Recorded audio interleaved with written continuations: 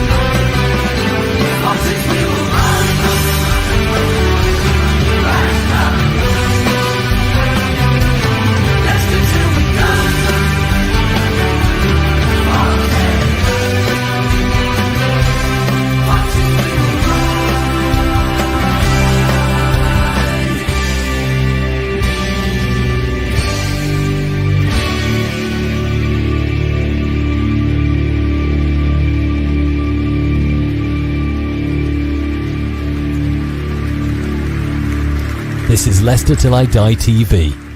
Watch and subscribe on YouTube and listen on your podcast platform. Hello, good evening. How are you? Or I should say good afternoon, good evening, good morning, good night, good day, goodbye. Hello, wherever you are in the world. As I always say, one of those will apply to you. Fooling you today because I've started a bit early.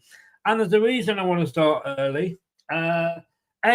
I've decided not to put my washing on yet because I think I might have shit in my pants in a couple of hours' time. So I might want to add that to the washing as well. I'm rant. I will warn you now. Incoming rant. This is LTID TV from Leicester Till I Die, and I am about to have a rant. Are we any better off under Ruud van Nistelrooy than we were under Steve Cooper? Because quite frankly, with what Ruud van Nistelrooy keeps doing, how can he not play Buenete? How? He's our best player, really, all season. Why is he sticking with Vardy? Vardy's 38. He couldn't hit a fucking barn door with a banjo in the last game. What is he doing in the starting lineup? And Ayew, Jesus Christ almighty. We see every time he starts, he is fucking shit. And yet there he is. Mavididi, why? He can't work out what team colours his teammates playing. He's got a better chance of passing fucking wind and following through than he has of passing a shot onto a teammate.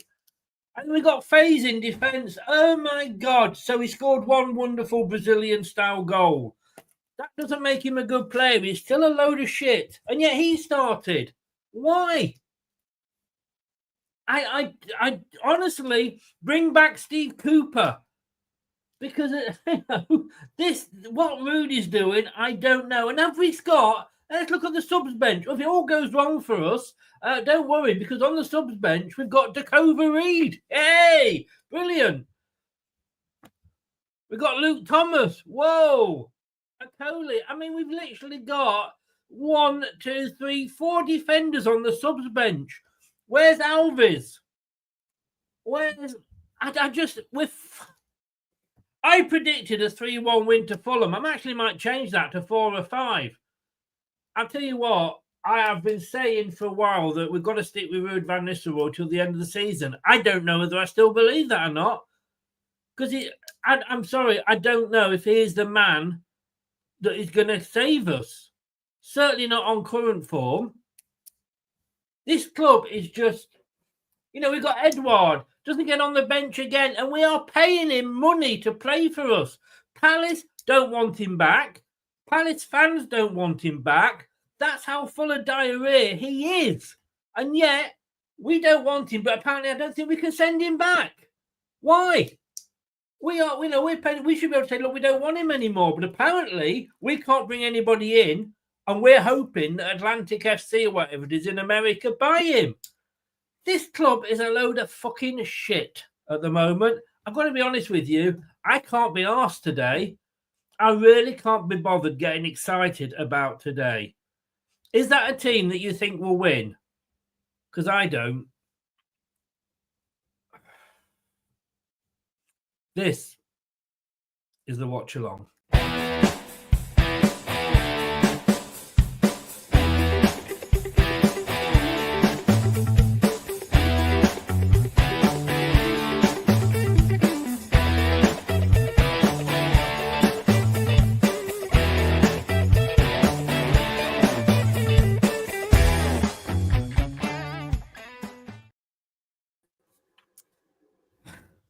and chill.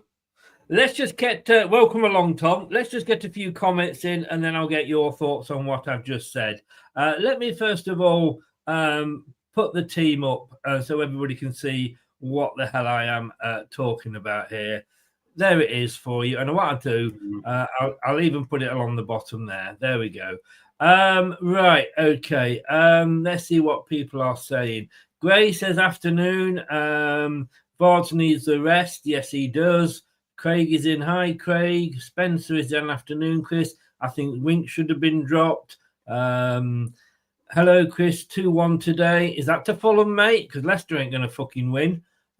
Shock horror. Wait for it to go to the top of the stairs. Chris is early.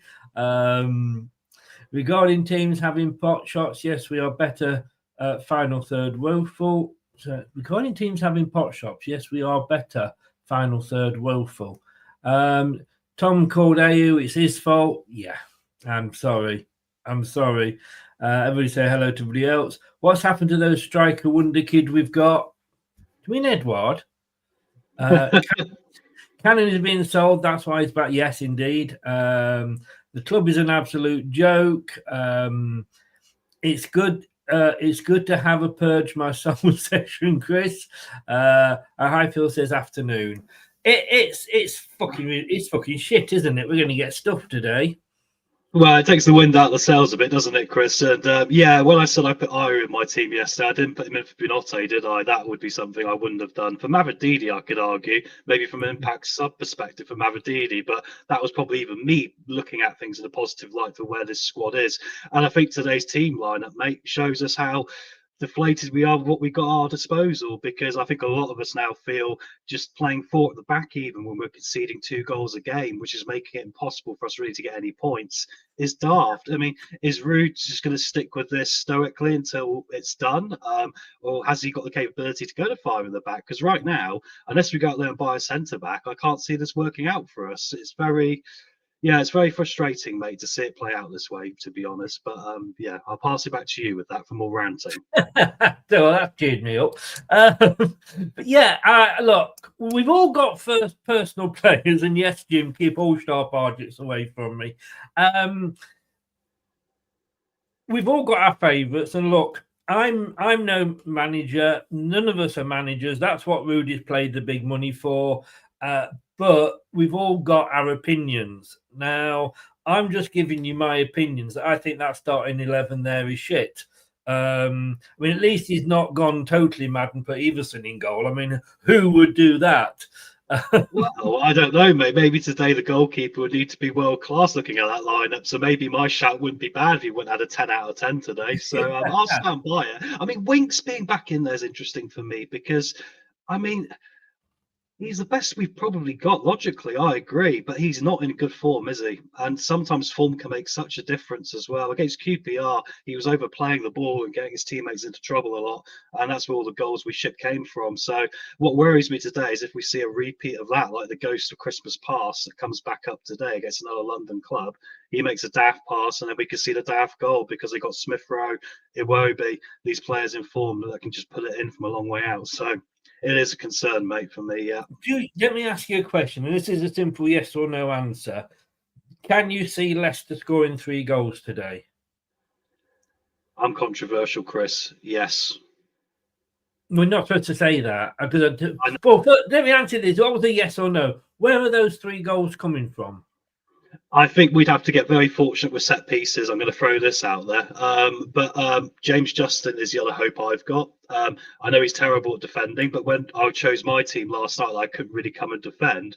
My reasoning behind having 3 centre-backs was to say to Justin, look, you're our second top goal scorer. We need goals. Get you up the pitch and try and get you towards that goal more. I know it might be desperate, but we're playing for the best we got right now, Chris, and we ain't got a lot to work with. So we've got to really push what we have to the top, and that was my logic with this. So, I mean, I think we can.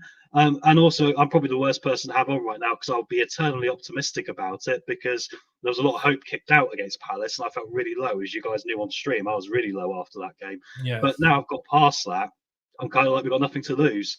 So as long as we throw things out. The reason I asked about if we can score 3 goals or not is because, look, FaZe is going to cost us a goal. He always does. Winks is going to give a dreadful back pass that is going to cost us the goal. So we're going to be 2-0 down, from the get-go. So we've got to think about scoring 3 goals. And I don't think there's 3 goals in that team. I mean, can I just say that I am prepared for the game? I have actually got some cider tonight. It's a bigger bottle than normal.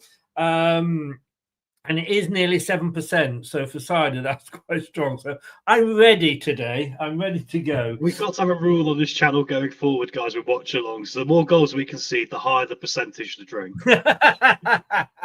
Because then the comedy and the humour and the fun we could have would make up for all the rubbish. It's going to be fun at the end because I think there's going to be 5 of us in. So that's going to be really interesting. You mentioned about Vardy quickly, Chris, before you go on. I know Vardy right now is a bit of a dirty word, and he's not helped himself. He's been a little bit flat the last few games. The only thing I will say about Vardy playing is, excluding Cannon from this, Daka doesn't have that ability to lead a line. He's not mentally got it in him. He's shown that. He needs to be played in by players that know better than him almost. Whereas Vardy playing at least lets me think, okay, El Khanous might have a better chance today. So it's a bit of a sacrifice at the moment. He's the best of a bad bunch, but I still think Vardy is the right choice for now.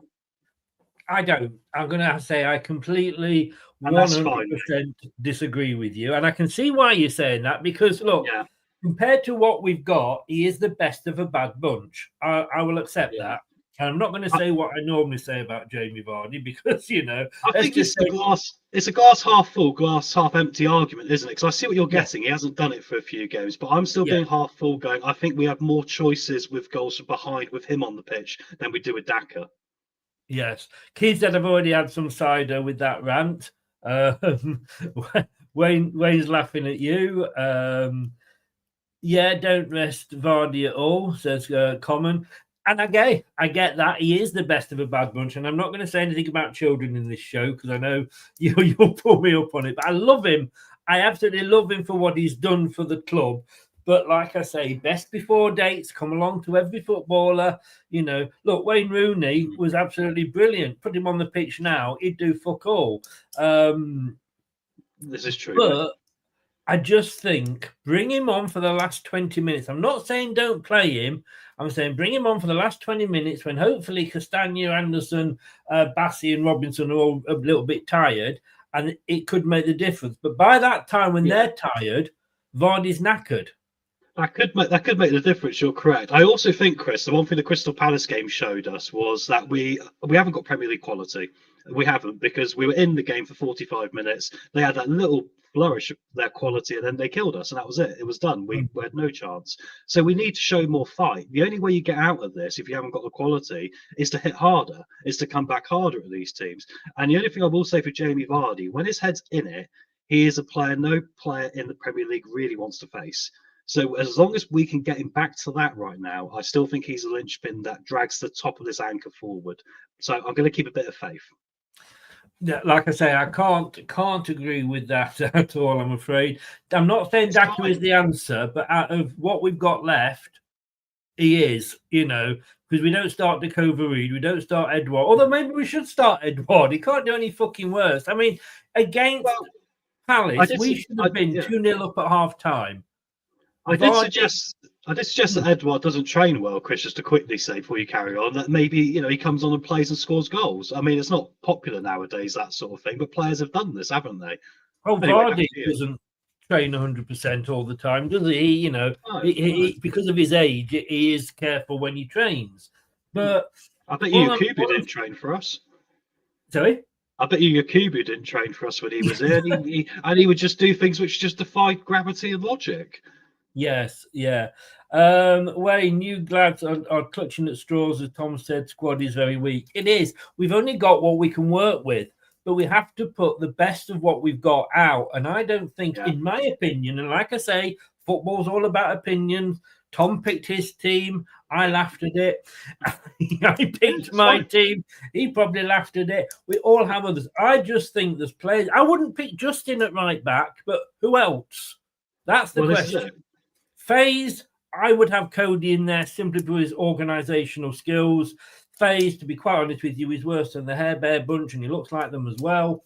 Winks, why is he still in? He's costing us goals every single game. Ayew, He's great when he comes on towards the end. Do not get me wrong. When he comes on, 20 minutes to go, he does a job. He is not a star. He doesn't. You watch, he'll go score 2 goals now. And look, I'm happy to say at the end of the game that I got this all wrong. This is just my opinion on what I'm seeing. They may go out today and prove me wrong. They haven't yet this season. Ayew, I just think the best form of defence sometimes is attack. Yeah. Put them on the back foot. Who's going to do that more, Ayew or Buenete? For me, it is Buenete. Now, I'd agree with that, Chris. Under Rude, I mean, I showed you the other day, didn't I? Apart from we've only won 1 game under him in 7. Now, bear with me on this because you'll know probably where this is going. It takes a while because this new Leicester City website is so slow. Yeah, it's not good. You're not just me then. It does take. I like the look of it better than the last one, but it just takes so long to bloody load everything up. I'm still disappointed that Cannon's not on the bench today. Bear in mind, I noticed he was on the squad list. I'm just kind of I think if he's on the squad list, that's because he's back with the team, but I don't think he's registered. I'm guessing they're not going to use him just in case they do loan him out, because I guess if he plays for Leicester, he can't play for someone else. That's the problem, because you can only play for 2 a year, I believe. Yeah. Plus, like I say, you can change. He won't have been registered for the squad with the Premier League, and we're not going to re-register until the end of January. Because if we re-register now, anybody we bring in afterwards, we can't include. So he's not registered to play for us. Now I'm just going to go through this here. Drawn, won, lost, won. This was under Cooper. Okay, so we got 1 draw. I'm just going to go through the first 7. We lost. I'm not going to include Tranmere and all those. We lost. Okay. Crystal Palace, we drew. Everton, we drew. Arsenal, we lost. That's 6. Bournemouth, we won. Cooper's first 7 games, we got 7 points. Ruud van Nistelrooy, first 7 games, we got 4 points. We are actually worse under Ruud van Nistelrooy than we were under Steve Cooper. Yeah, it's a fact, isn't it? It is a fact. You're right, Chris. Yeah, and in some ways, maybe this is our karma if we did act too early. There's times in the past with Claudio, other fans have labelled us, as Judases and saying we've thrown people out way too early. Even with Brendan, there was a bit of that. I think we should have stuck with him, wasn't there? There's a bit of that. So maybe this is our karma if that's the case. I still believe we made the right decision because ultimately we weren't united. And I think I know we're not united, but never mind. No, but you know what I mean. United as a fan base. It was a bad choice of words. I should say we're not City. We're not City right now. We're not the Leicester City we know we love. We're not really. We're not the Foxes never quit. Never give up Leicester City that we love. And I felt like I said after Crystal Palace the other day, we were in a real low spot with that, and I was kind of like.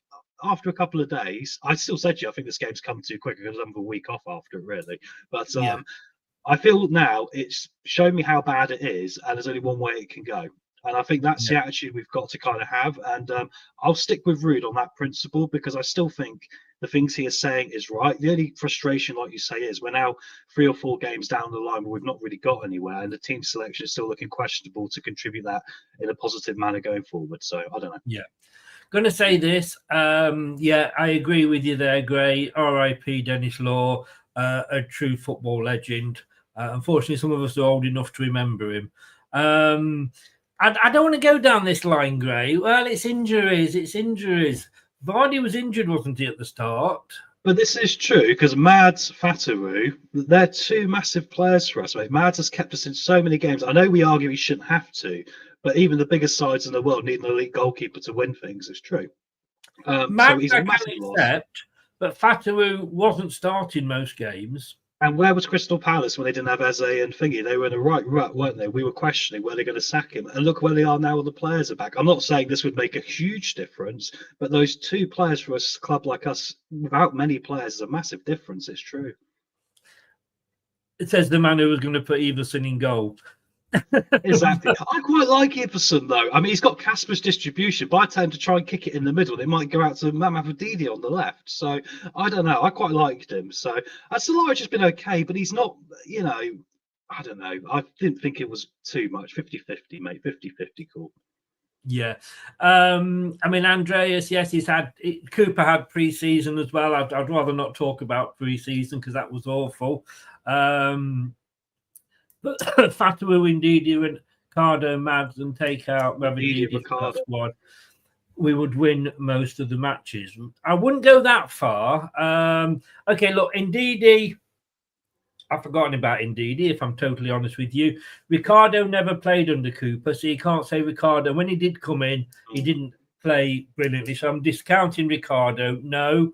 But Ndidi and Mads, possibly. I'll say this: if we had those four players, I think we'd be where Ipswich are now.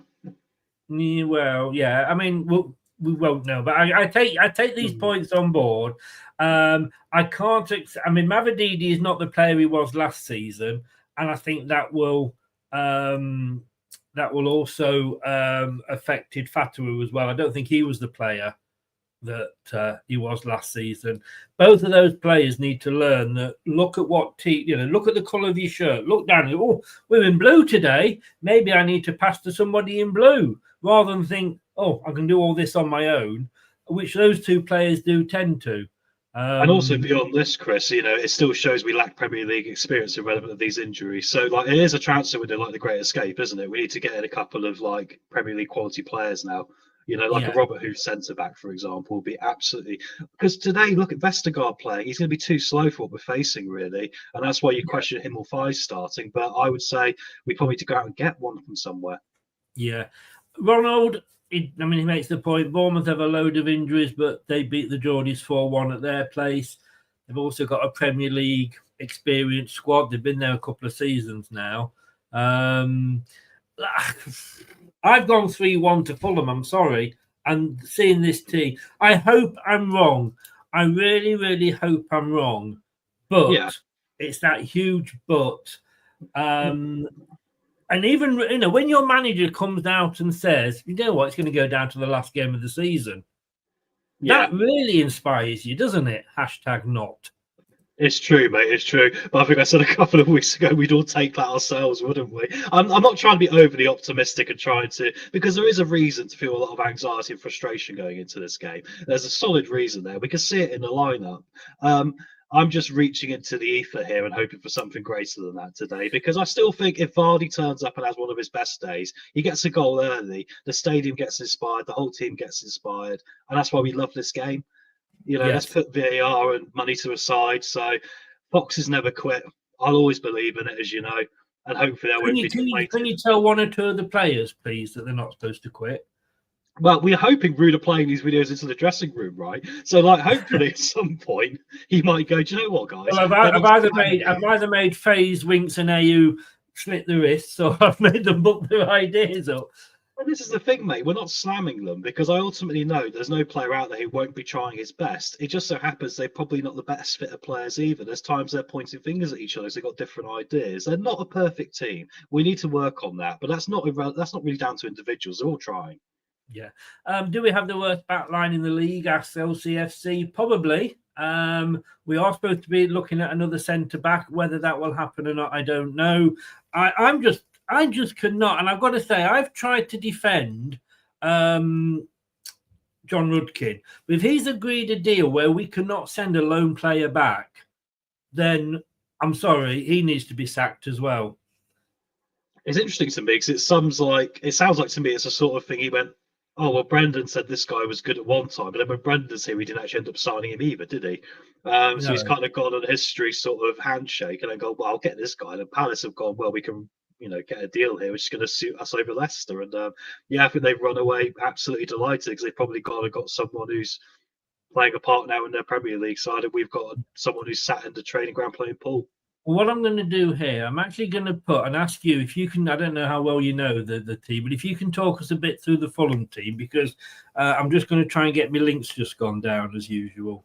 Yeah, no worries, mate. Yeah, so it's the usual Fulham side table. So we've got Leno in goal. We've got Castagna, of course, ex-Leicester, looking at right back there.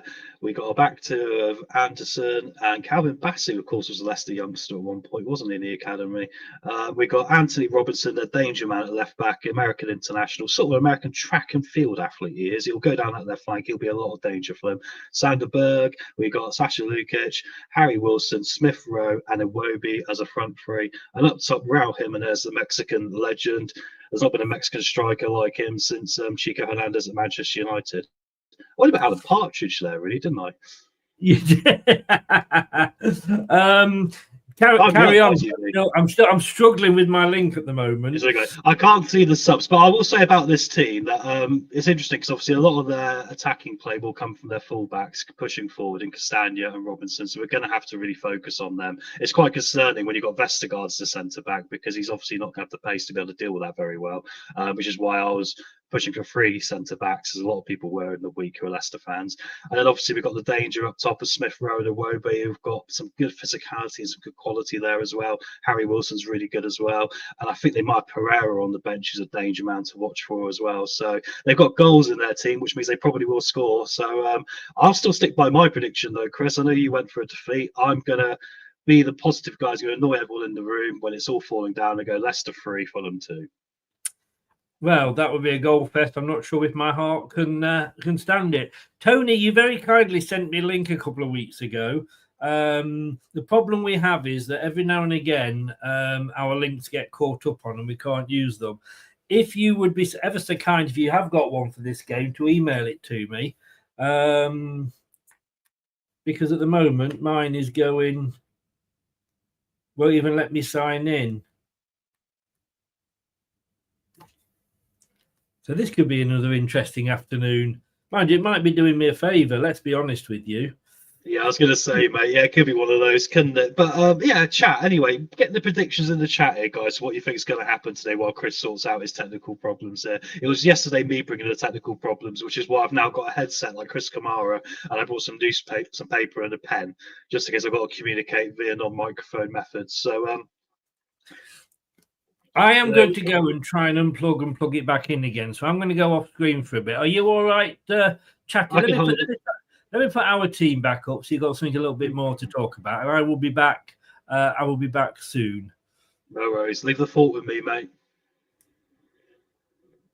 And there we go, guys. Yeah, it's like I say, getting your chat, your predictions. And what do we think about this team as well, guys? Get some comments in there. When Chris comes back, we can load him up with a load of work to do because I can't click them. So it's going to be interesting here. But yeah, I'll talk about my team from yesterday, which caused a bit of controversy because I didn't get to really defend myself much yesterday in the chat. But I would have dropped Stellaris for Iverson. Excuse me, I'm coughing. I had hiccups just before I started this stream because I saw the team and I spat my drink out. True story. So I spent the last 25 minutes trying to battle hiccups while doing this at the same time. But yeah, I would have gone for Iverson over Stellaris because we've conceded goals in the last few games. Duran got him for QPR, you know, from long distance as well in the FA Cup game. So I didn't see any harm in swapping them over, giving Iverson a chance because he's had a run before in the team, had a good run at Stoke before. And I thought his distribution might be more interesting. And you know, why not? We already tried Ward. We tried Ward. Why not give Iverson a go? Obviously, the back four is interesting. So a lot of people like to see Koulibaly play. But ultimately, he's only been there for one day. So he's going to have a classroom day today, sat on the bench alongside the coaches, just keeping an eye on things. But so Justin's going to have to stay at right back. I was saying before, I really want to encourage Justin forward. He's our second top goal scorer. And when you're desperate for goals, you've got to try and get goals, right? So we need to find a way to get him more forward, which is why seeing Vestergaard and Thies together without Cody, perhaps a three at the back system just to adjust it would make that more solid. And then Christensen, obviously, on the left. He's been better than Thomas, hasn't he? Thomas is probably more rawer. And it could still probably do a relatively decent enough job at a championship level, but he's not really Premier League yet, is he? Hopefully he can work on that. Winks had a really few difficult games for me, which is why I found it difficult to pick a defensive midfield option for this game, because Hamza had a terrible game at Newcastle. Didn't look like he was really into it. And then you've got Skip, who doesn't really look comfortable there. He looks better alongside Winks. The two don't really play much together. And Didi's injured, which actually has become a huge loss for us in the circumstances. And then, of course, you've got Samari alongside him, who's had a bit of a redemption arc, but also in the last few games, if you look back at the goals, he could have got slightly closer here, slightly closer there, in order to, close it down and stop these things from happening. And when you're dealing with fine margins like we are, you can't be giving up these goals, which is why a lot of our worries, I think, and my worries came with team selection around this defence. And then moving forward, Ayew comes in instead of Biote, which I think is quite controversial because I could see it for Mavididi because they're the same side usually. And maybe Mavididi becomes the impact sub and comes off the bench and a bit of pace when they're a bit tired at the end. There is a narrative you can put out there which makes that work. But I don't see it for Binotte because I think they're the different side. And I think with that, it makes it more difficult as a transition. Hopefully I'm wrong and they've got a plan in mind, because the difference is between us as supporters and commentators on this and social media people about this is Ruud works with them all week. So he would have seen this team all week and probably worked these three as a top three together in order to put them out there. So, and then we got, of course, a bit of an elephant in the room on this channel for the last couple of weeks, Jamie Vardy up top there. And Vardy, he's a guy, that gives it his all where he can, but he's had a couple of lackluster games, and we're hoping today he can push on from it. But I can understand there's a lot of people wanted Daka out there, or maybe Cannon. And it looks like the boss man's back. How are you getting on, mate? Everybody seems to be down that is using my the same things as me. I think the problem we have is that every now and again the Premier League catches up with us. I may be having to try and do something else. Please do carry on for just one more second. No worries, mate. No worries. And I see on the bench there, the problem we've got as well is we've got no real bench options, have we? I mean, I brought this up about Cannon. I mean, I'm mentioning it briefly about how we can have him, on the squad list, but we've not really registered him. Maybe we want to sell him, maybe want to loan him out again. But these type of forwards are quite hard to find and relevant of experience, complete forwards, something's a bit different to what we normally have at Leicester as well. Something if we were to go and buy might cost us 25+ million pounds to get someone at a second division level who's hasn't got experience. So I find it interesting from that standpoint how we've not really gone, do you know what, just give him this year in the first team for the rest of the season, because then you're in a position where at the end of the season we can still sell him, if we want to, and there'll be championship clubs interested. Or if we get relegated to the championship, we've got a goal scorer there if Vardy leaves, who has scored goals in the championship, and we're seeing it now. So we're kind of hedging our bets there. So I'm a bit surprised that decision hasn't been made internally. But obviously, there's a lot of player power nowadays, and he's not had a run into the ground start with Leicester that he would probably like. He's sent out on loan and other things, after making a big money move from Everton. And then, of course, you look around and go, well, Daka's a bit flat off the bench now with supporters. Same with Decordova-Reid. Cody Ball counts as homesick, which is difficult because we'd love him to feature as a prospect, but he looks like he's going to have to go home, which we understand. We've all probably been there. And then there's Skip and Thomas who've underwhelmed as well. So there we go. How's Chris getting on there? Right. We could be about to be going back in. I have got it on the radio as well here if I had to do so. You need to get your login. I need to get myself sorted out, mate. So I'll go back and I'll speak to you guys at half time. Thanks for listening to me waffle there for 15 minutes, guys. No, thanks for waffling, mate. Thank you for waffling. See you later. No worries. I'm Anna Partridge. See you later. Bye-bye. Right, let's have a go. This has completely thrown me out.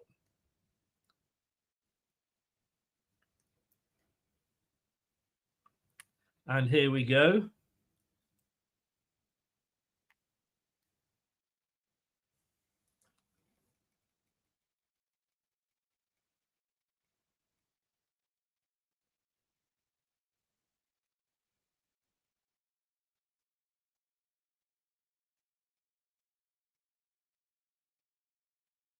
They're in the tunnel, the players.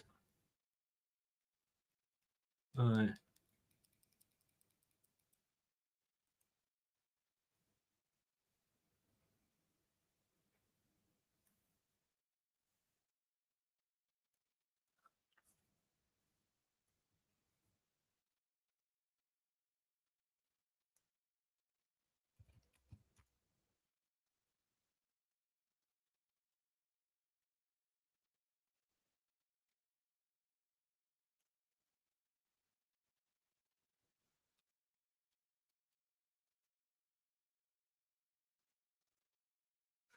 So here we go. The players are coming out.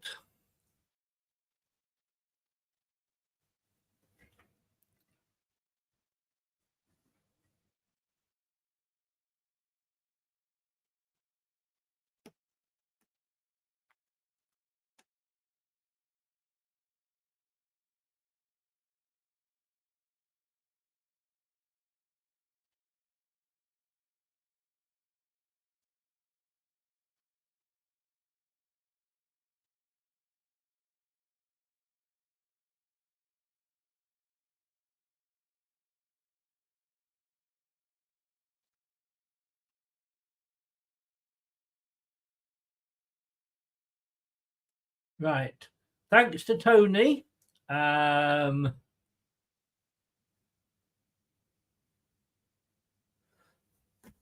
think I'm okay. Tony, you, sir, are a gentleman.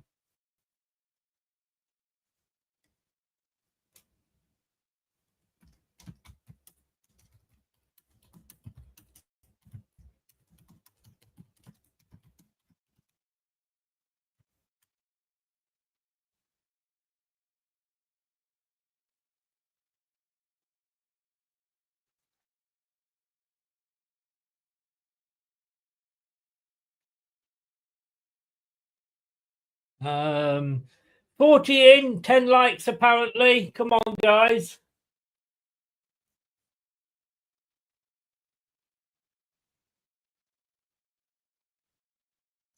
And here come the teams. Michael Salisbury, the referee today. Good luck. I think we might need a miracle.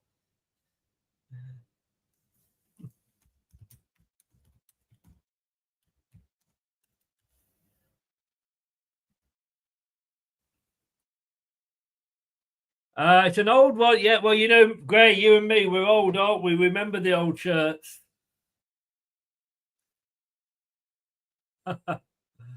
Oh, you're all confident. You've missed the show, mate. You've missed the show.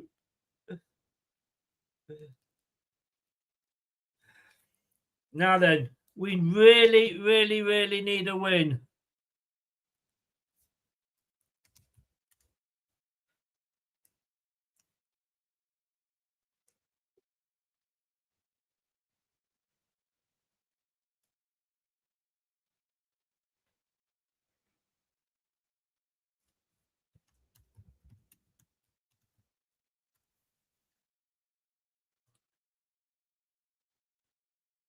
I just don't know about this team.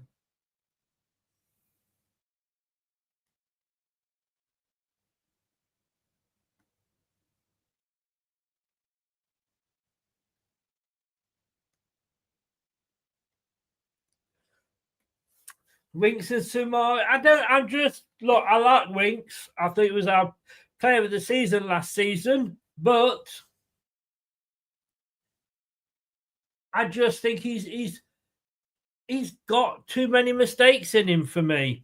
Look, if I don't talk to you or bring any of the comments up during the game, the Gray is in, and thank you, Gray, as always.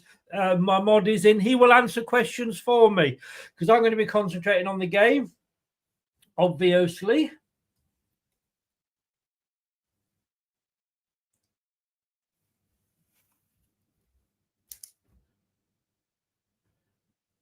Brunetti has caused more chances, created more chances than anybody this season.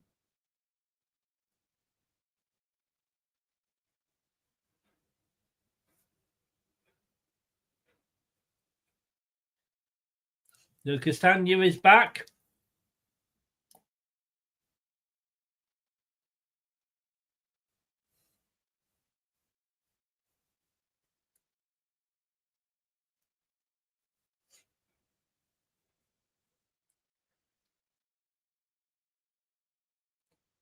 Emile Smith-Rowe, 100 Premier League appearances.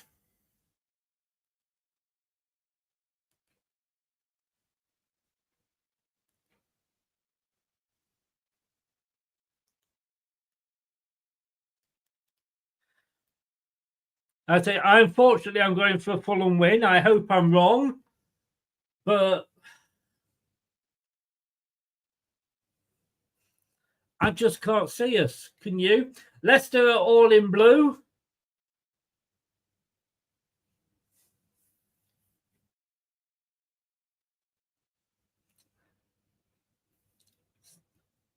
The world is smiling, apparently. Leicester all in blue, kicking from left to right, as they always do. Fulham, white shirts, black shorts, white socks, kicking from right to left.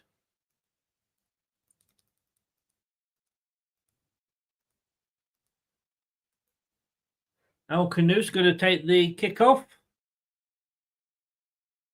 So it goes all the way back to Sir Logic. Well, we start as we mean to go on, eh? Fulham, of course, started off the season really, really well.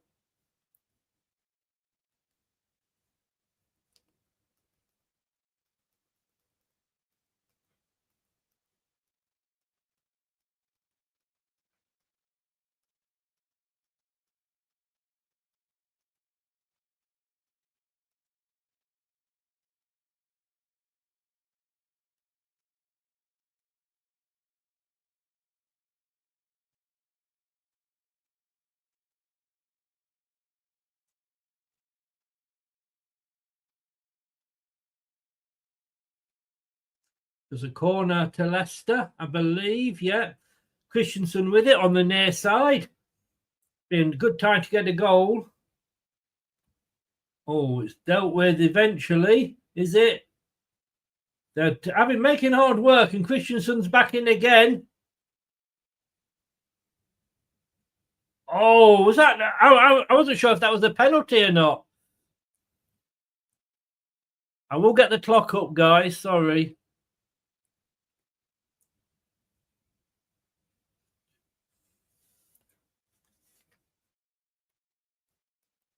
I thought there was they've obviously checked it and it hasn't, but I did think there might have been a penalty shout in there.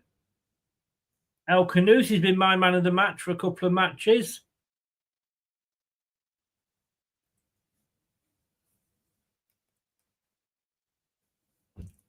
Phase.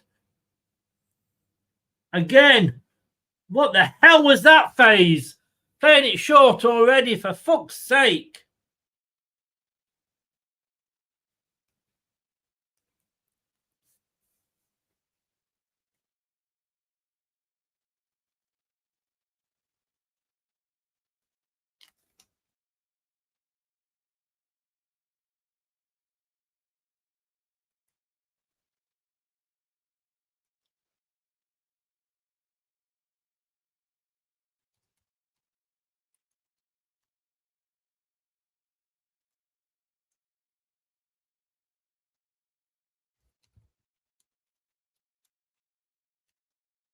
Justin coming forward.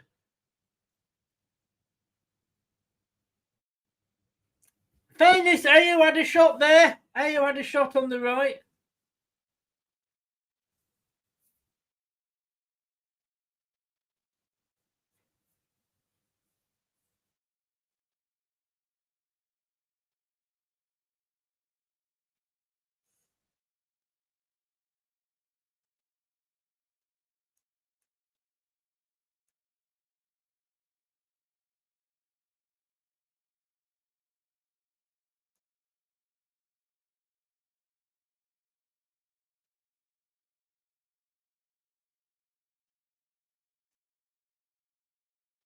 Justin with a loose touch there.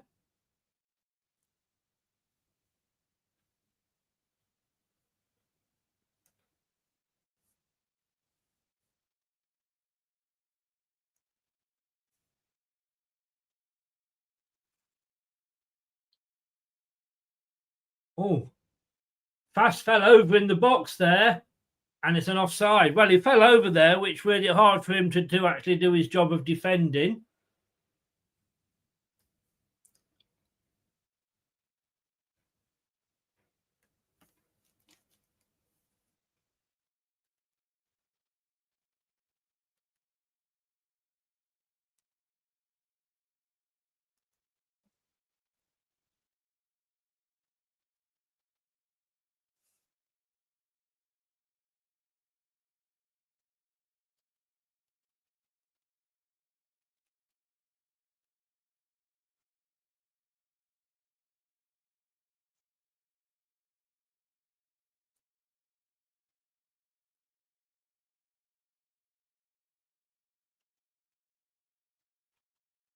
Right, here we go.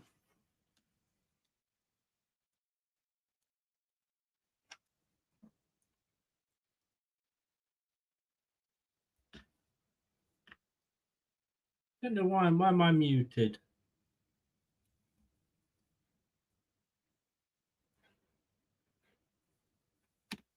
So Fulham coming ahead.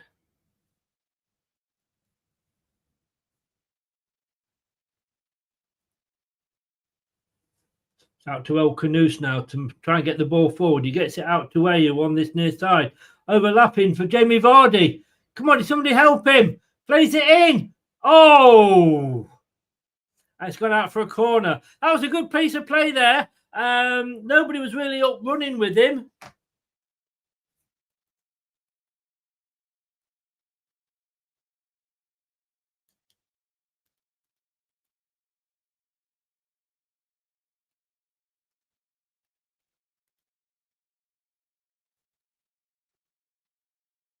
There's a corner to Leicester, second one of the game.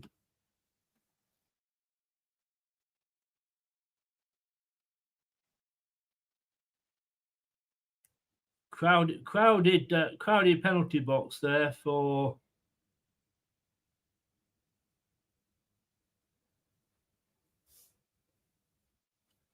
the clock is all over the place here.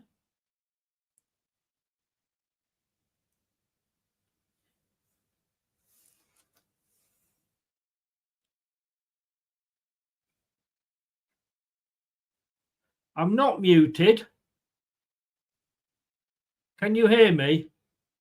Oh no, this is muted. Sorry. What I'm trying to listen to.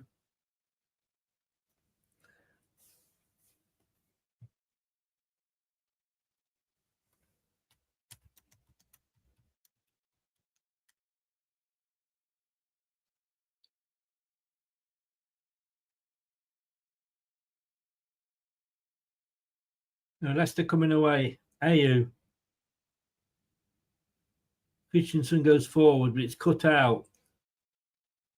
Leicester battling for it. Don't get the free kick. No, the Leicester player went down.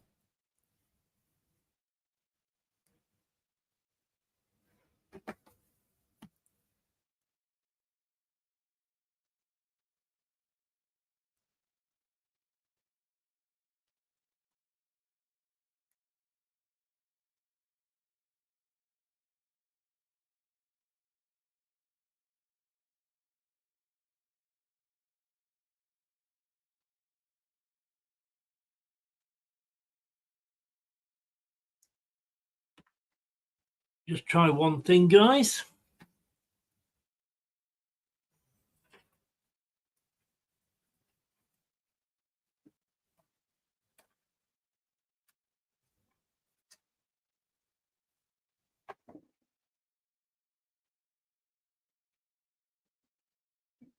Fulham, though. Oh, blocked shot there from the Fulham striker. 10 minutes gone, still 0-0. For the moment, Leicester are under all the pressure. Faze leaves it for Stolarczyk. Good shout there, I think, from the goalkeeper.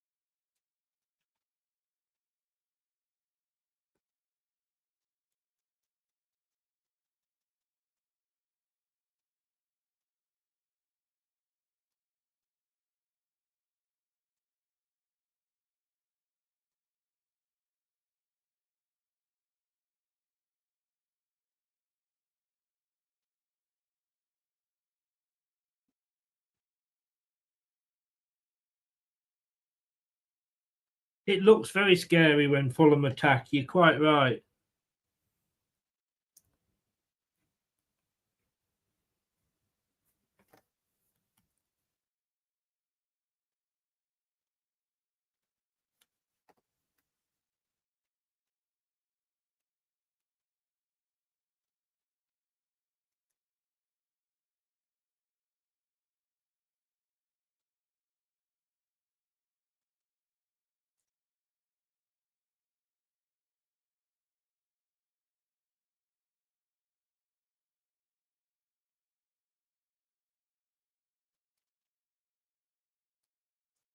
I'm going to be back in a second, guys.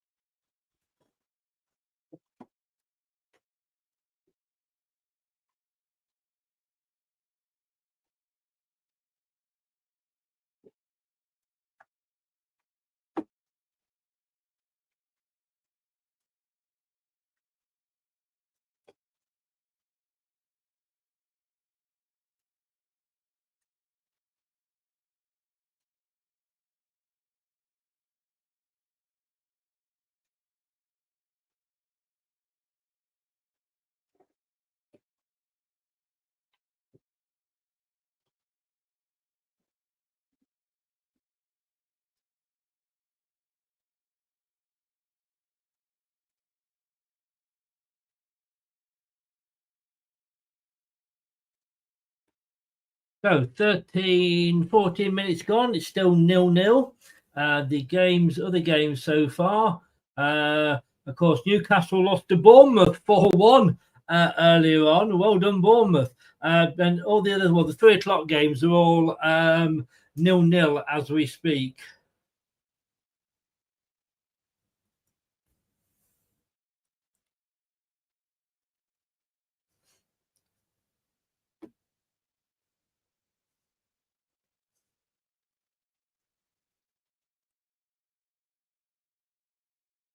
So Fulham have the ball at the back.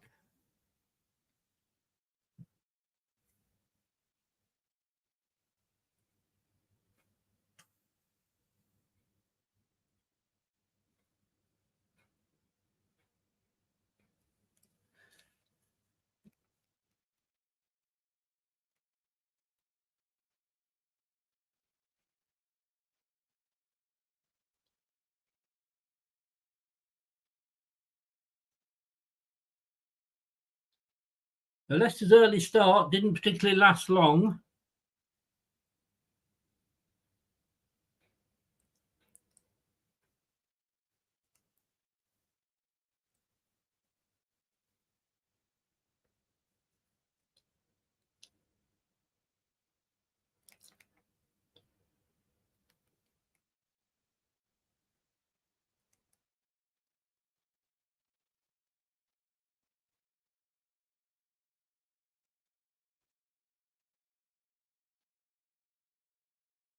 There's an offside there.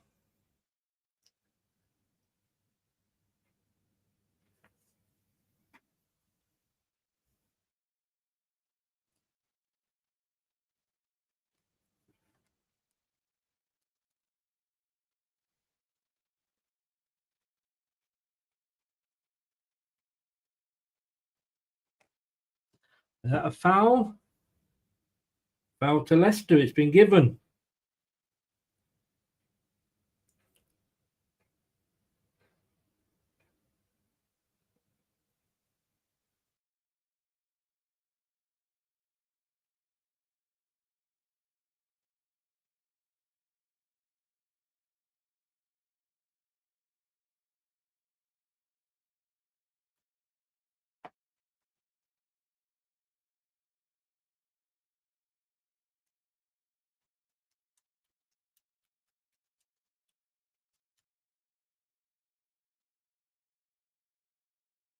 Headed back in by Justin, but it's only straight as far as a Fulham player who now have it on this near side, playing it back to the defenders.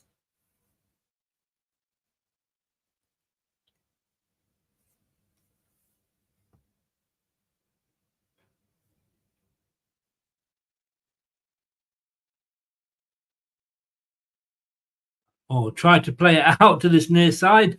A bit hard for his Fulham teammate there. The 17 minutes gone, it's still 0-0.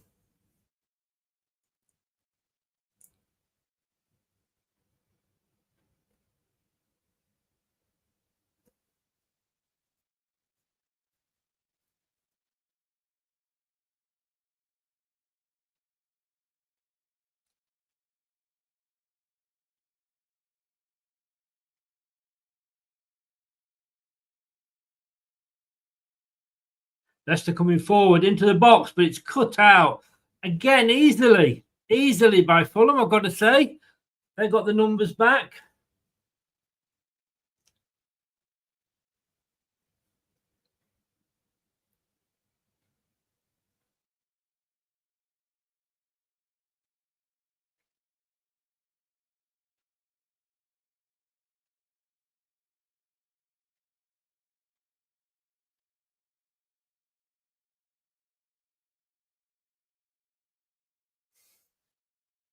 Fulham dealing pretty much with the Leicester threat very easily at the moment. Oh, Ayew trying to play out for a corner and does nothing more than give a corner to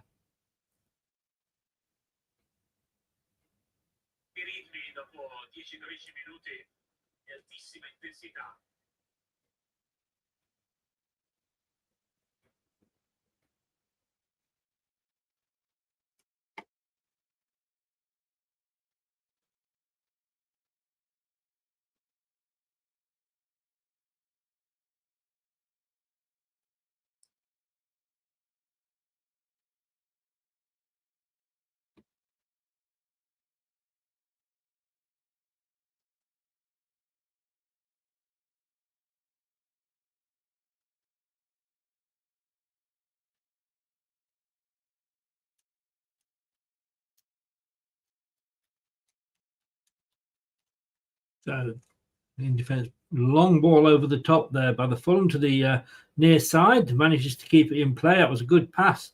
Fulham have it in our half. Turning it round.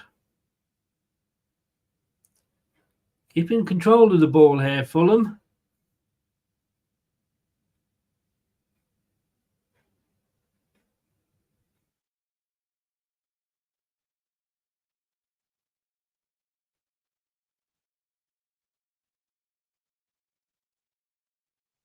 Doing what they have to do at the moment.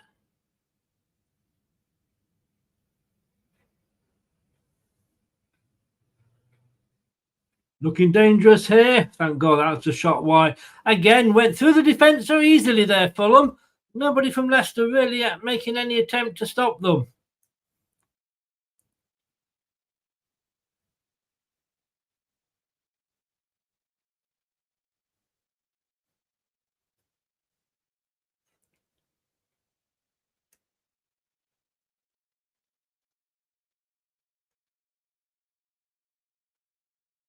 In fact, it might have come off base for a corner.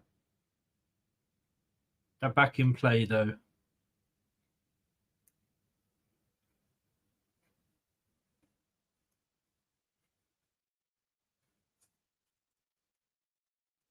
And again, another attack snuffed out by Fulham.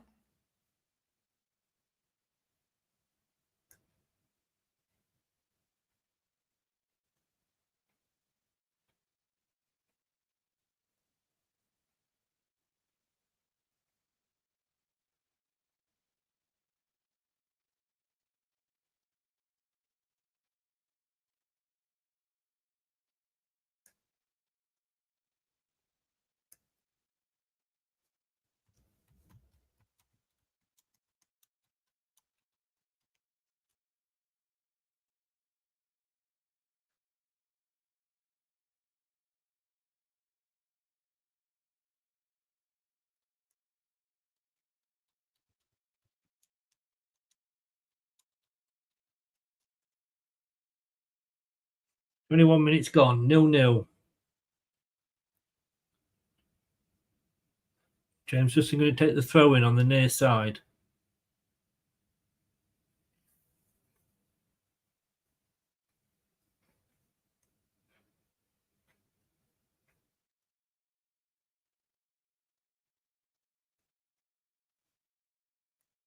Fulham come forward again, headed into the box. Oh, dealt with well by Leicester, but give the ball away.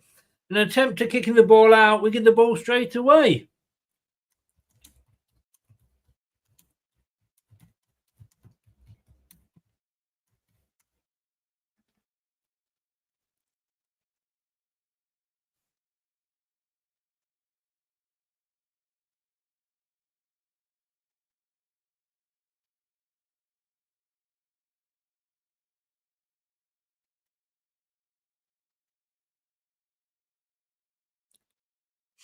How is everybody feeling?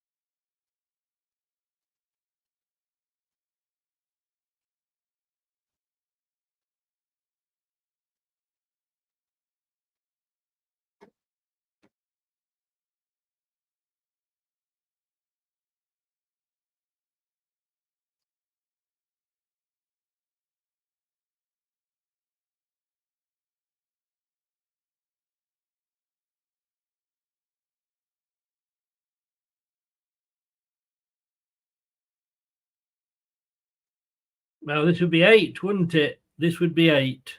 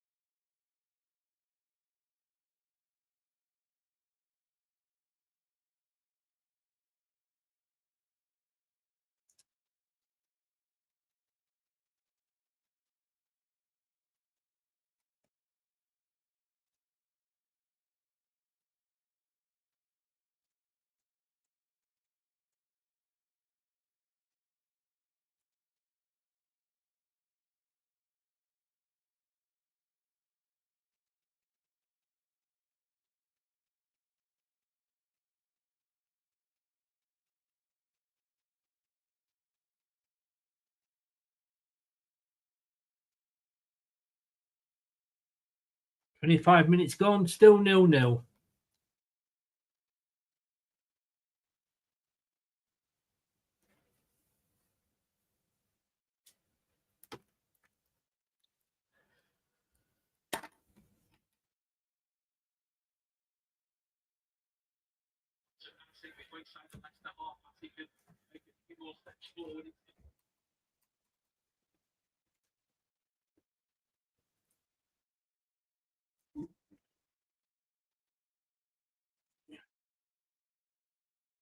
Going back now.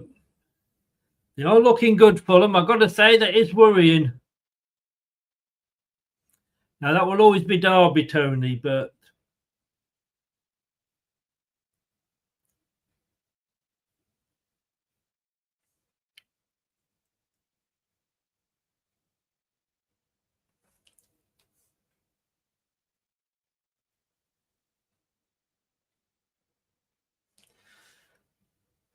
ball comes in.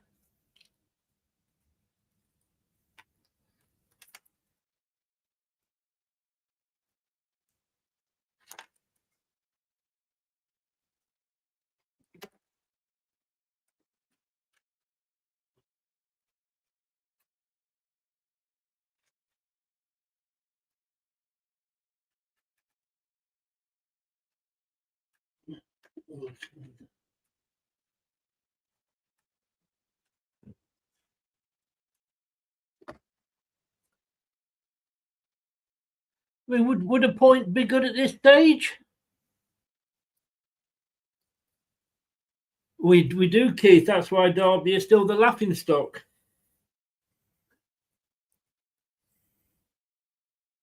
Although we've got to say we've got more points thanks to Steve Cooper.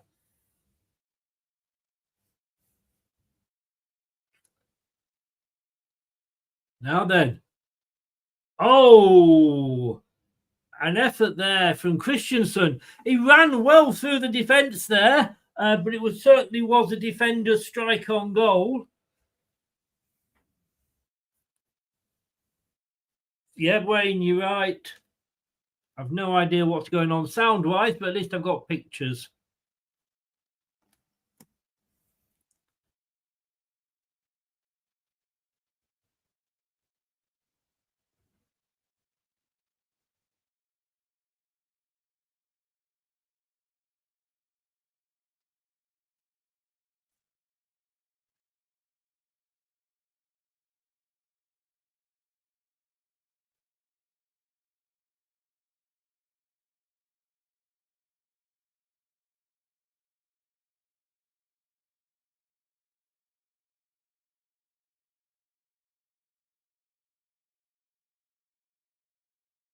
So Fulham have a throw in midway in their own half on the far side.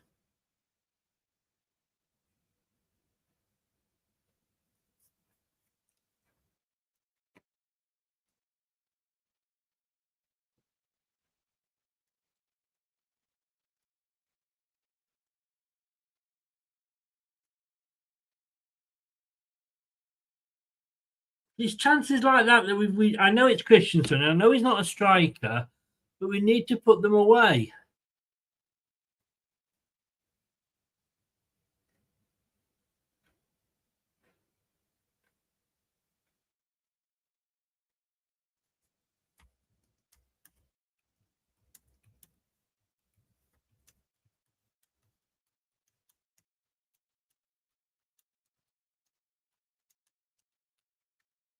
Oh, that was a hopeful punt up there, shall we say, by Fulham. But Archie was able to come out and just collect it.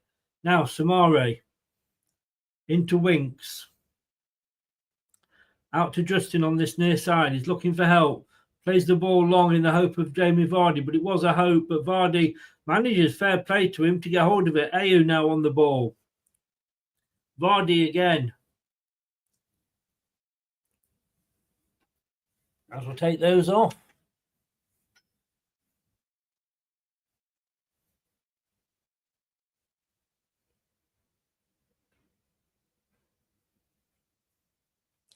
That's fair enough, Ben. Welcome along. Thanks for joining us. A ball into the box, but it's cleared easily there by the first player. Oh, it comes back to Leicester. Then we can't get it in. Samari doing his best there. It's a free kick to Fulham. That was a high foot. Oh, without phase, who knew?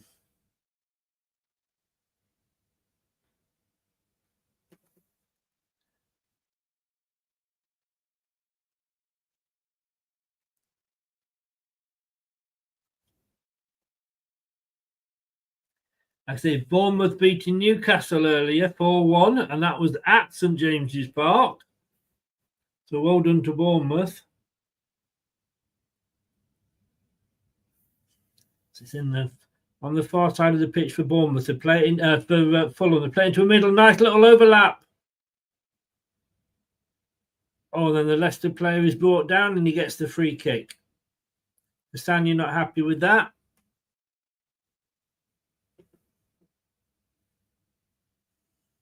Cheers, Ben. That was good defending by Samari there.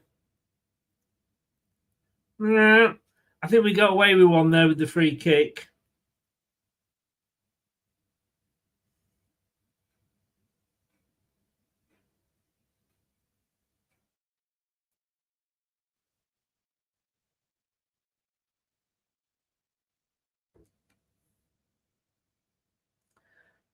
Long ball upfield for Leicester from the goal kick.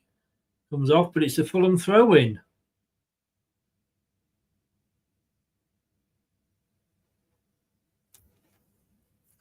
It's all the way back to the Fulham keeper.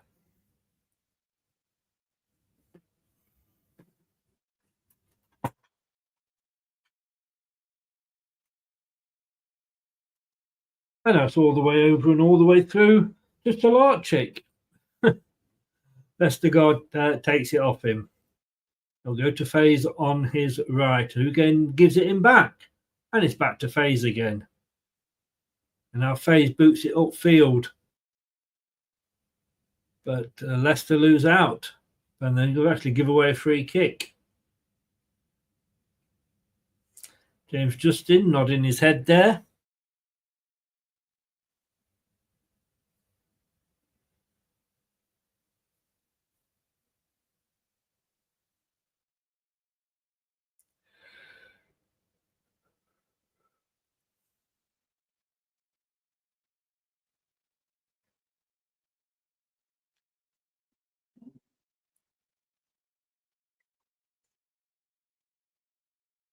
Don't forget to stay with us after the match for the post-match reaction. It's an instant reaction. So we don't have time to think. We just basically say what we feel, which is sometimes that's, to be honest with you, they're the best reactions, aren't they? But Fulham have it down this near side. Ayew goes across to try and cut it out. It doesn't work though. We've still got it, Fulham. In the middle now. Back there, they're playing 1-2s. Number 17 going down there. Iwobi for Fulham. Chips it in. Oh. Not sure that was a cross or a shot. Isn't that again? Unfortunately, I've got to say. I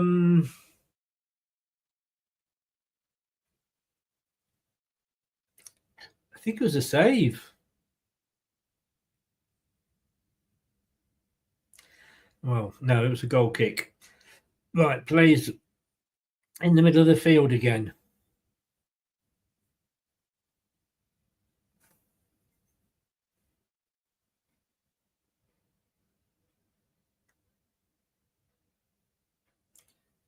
Oh, Fulham there, but still got the ball in the box. Can they get it across? He's played it out. Is it going to be a shot on here for them? No, they're playing it about, but we can't get it clear at the moment. Oh, and it was just wide, literally just wide.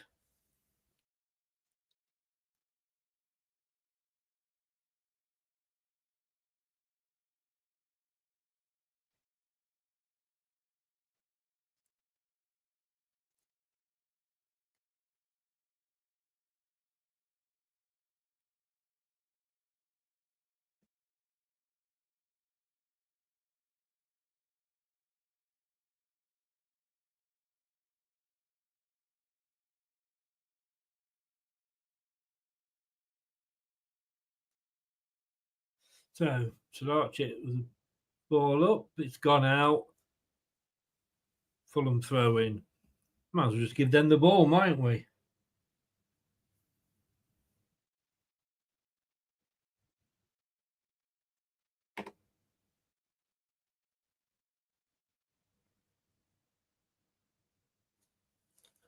Fulham now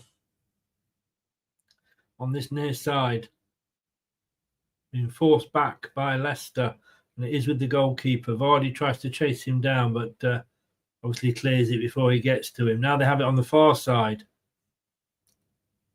Nice little movement here from Fulham. Samari gets left behind. Fulham here, looking dangerous. Fulham, they've got, surely, no, good defending there. Oh, and then just to the left of the goal. Fulham at the moment, they're making us look second best here.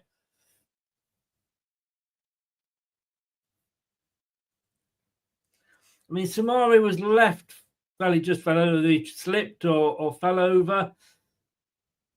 And then there was a good block by Faze, and then the shot came in. I think Solarczyk had it covered for Iwobi, but either way, it was pretty close.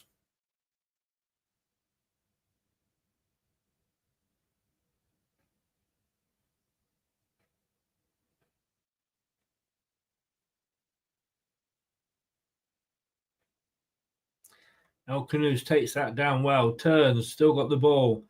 Plays it out to Justin on this near side. Justin goes back to Faze. Across to Vestergaard. Christensen, he'll probably end up going back. Yes, he does end up going back to Stolarczyk. Well, Keith, you know, out of the two teams on the pitch.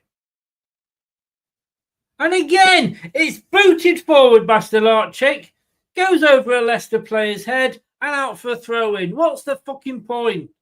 Boot it down the middle of the pitch, for God's sake. Stolarczyk's distribution is awful.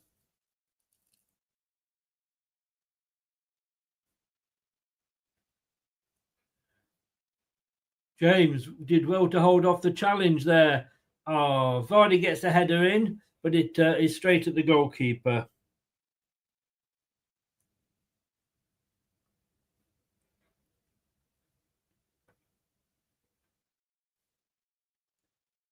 At least we're getting out on target. 38 minutes gone. 39 now. Methinks you've been a tad sarcastic there, Keith. It's back with their goalkeeper.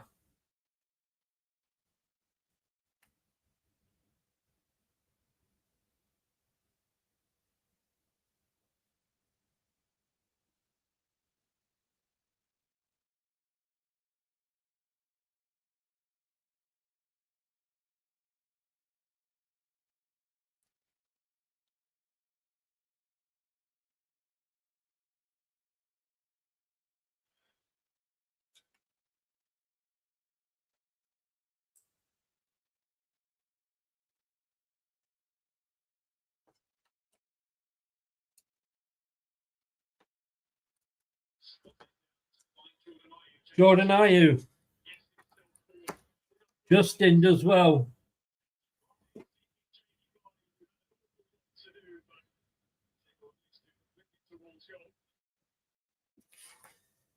Vardy through again, but their goalkeeper comes out and smothers it well.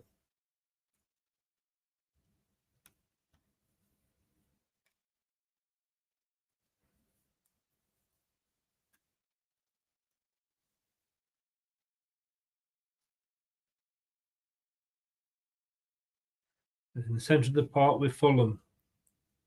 Not a few chances, Leicester.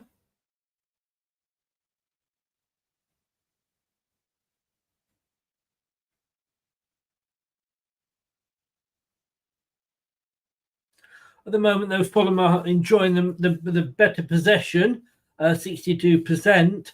I have to say, though, the expected goals, 0.26 for Leicester, 0.25 for Fulham.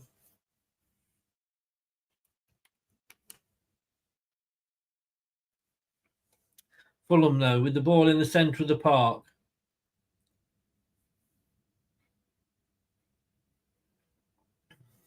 Anderson has it. Plays it across to Bassi. Mr. Mitch Shirley's looking good. Brings it on out to Iobi.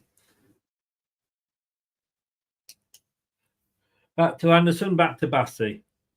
Goldfinger. But it's an overlap here for Fulham. Oh, Justin coming back. Yeah, giving away the corner, I think it was. But he did his defending job. He did his defending job. 44 minutes, and we are definitely in that time for Leicester now.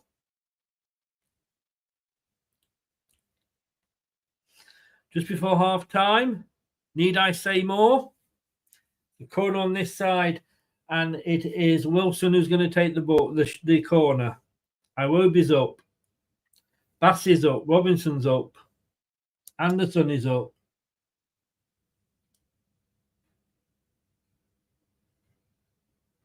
Oh, that could have gone anywhere. It was a corner to the edge of the box, booted in. It was like pinball in there. I don't think anybody really knew.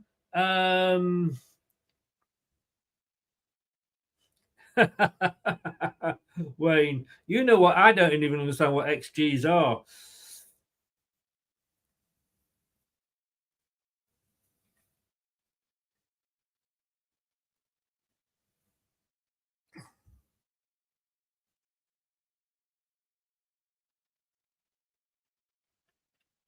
Good overlap here by Fulham.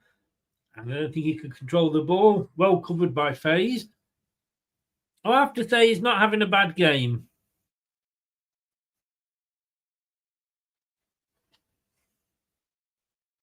Oh, that was that hit El Canoes there in that bit of a ping ball moment.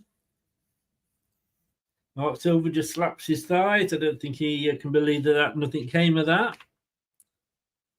Yes, I know XG is expected goals, but I don't know whether 0.2 is.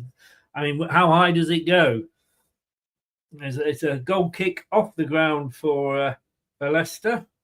The Larchick towards the far side again will actually stay in. No, but number 7 is headed by Fulham and back by FaZe. Now then, Vardy tries to get the ball, but it is distributed well by Fulham. They did well there, Fulham, I've got to say. Oh, that's going to be a free kick, surely. Vestergaard.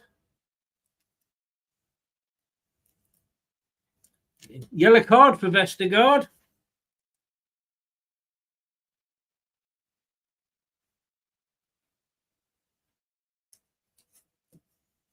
I think he probably took one for the team there.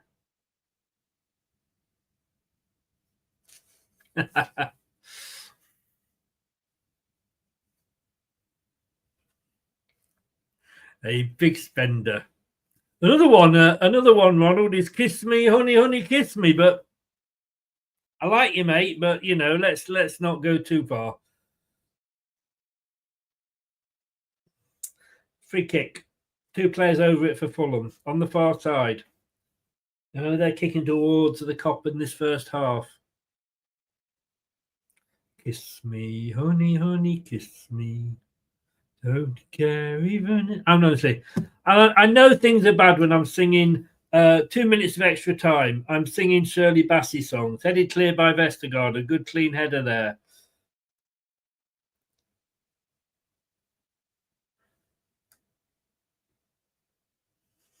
Comes back in though. Leicester, we've got it away, but only as far as another Fulham player. But now, well done. Well done, Vardy. FaZe with the ball. Oh, plays it out, but only as far as a Fulham player on the halfway line. Why, Elliott? No, that's not Welsh, is it?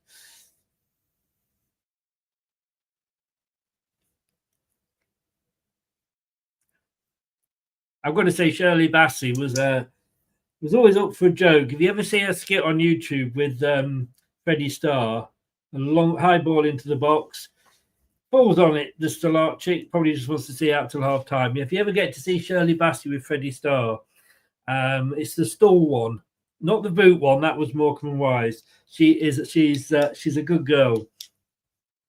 Or was. I think she's passed, hasn't she?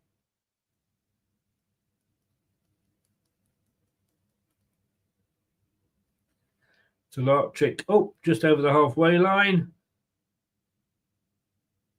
Oh, that was a little bit dangerous there by Vestergaard, but he keeps hold of the ball. Not sure what he's doing with it. Nothing at the moment. Now he boots it upfield.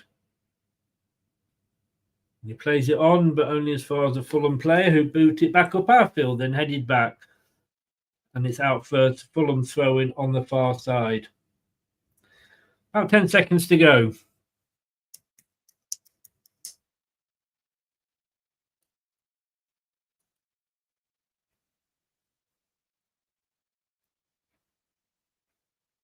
No, that's the half time.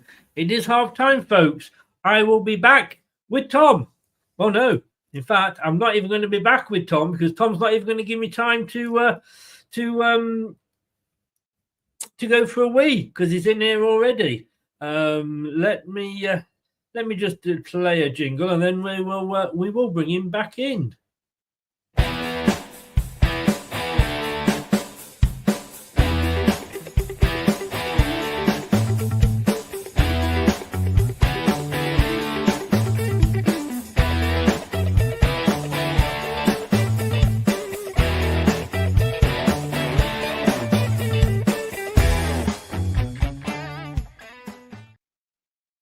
Tom, how you doing? Let me get rid of that. Yeah, how you doing, mate? Not too bad, mate.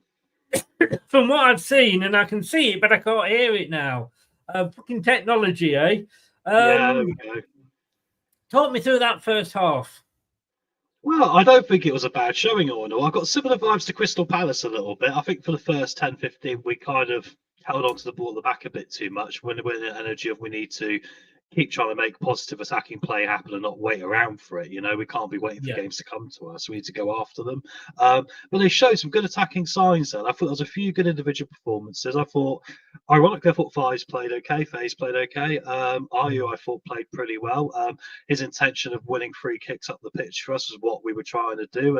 He probably should have had a few more, actually. I thought the referee was a bit harsh on him early doors. But I'm quite positive with that, Chris. I mean, we've got it ready to go. Like I say, as soon as the goal goes in, we'll get the percentage ramped up. But no, I'm relatively okay with that. But there's still that lingering ghost in the background of, we've done this before, we might throw it away second half. But fingers crossed that won't be the case.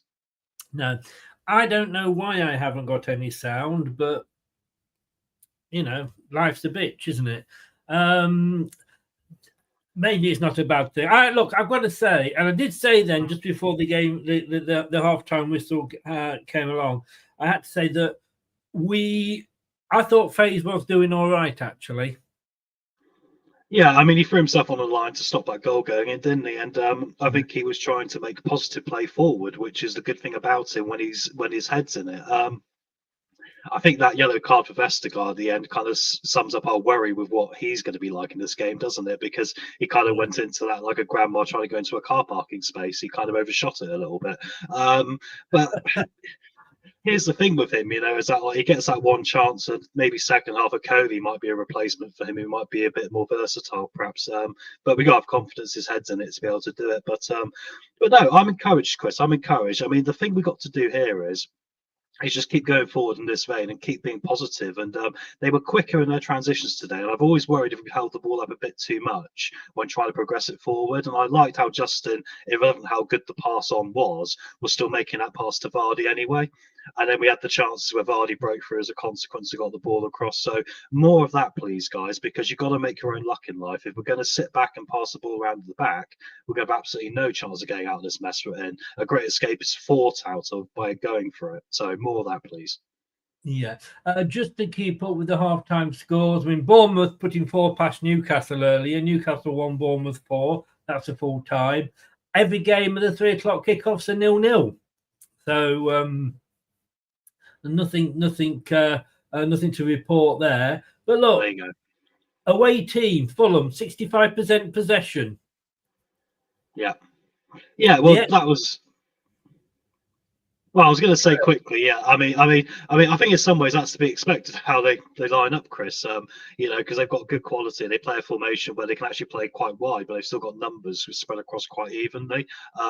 So it's something we don't usually face either. So I'm not too surprised by that. It was looking with about 20 minutes to go, 15 minutes to go towards half time, and they were going to have probably 75% possession. So I'm quite glad we took an assertive nature at that point, trying to push the game forward. So, I mean, stats only mean so much, like we always say, right? Ultimately, it's your intention of what you're doing. And if we are going to win this game, we're not going to outplay them team for team because they are better than us. But what I've seen in the first half of us trying to counter and break quickly and make an effort, and try and make a positive attacking effort, which is what we really need, is encouraging. And I hope we can do that and maybe break against them and win with 60% possession in their favour.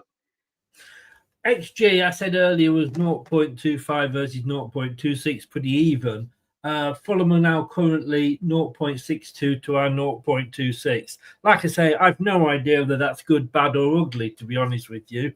It looks like a 0-0. Let's have a look at some other stats here. 4 shots for us, 9 for them, but they haven't had one on target yet. 11 touches in their box for us, 16 for them in ours. I mean, we are kind of, I feel, living on the knife edge a little bit. There's a bit at the end where it was a bit ping pong in the box. Yeah, and it's those moments you got to put your body on the line because it might happen now and again. There was a couple of moments still in the first half to be super critical. I was looking at it going, I wish they just kicked this into touch because there's 10 players back here just outside the penalty area trying to get rid of this. And there's nowhere to play out. So just Yeah. someone hit it as far up the pitch as you can towards the byline and get rid of it. And but they weren't doing it. They were trying to play out again. So still need a bit of work with that. You've got to choose your battles, haven't you, in life? So you've got to choose your battle there of, are we going to give away a goal by trying to be too fancy, or are we just going to kick it into touch and then we can go, right, get out quick and reshape yourself and get ready.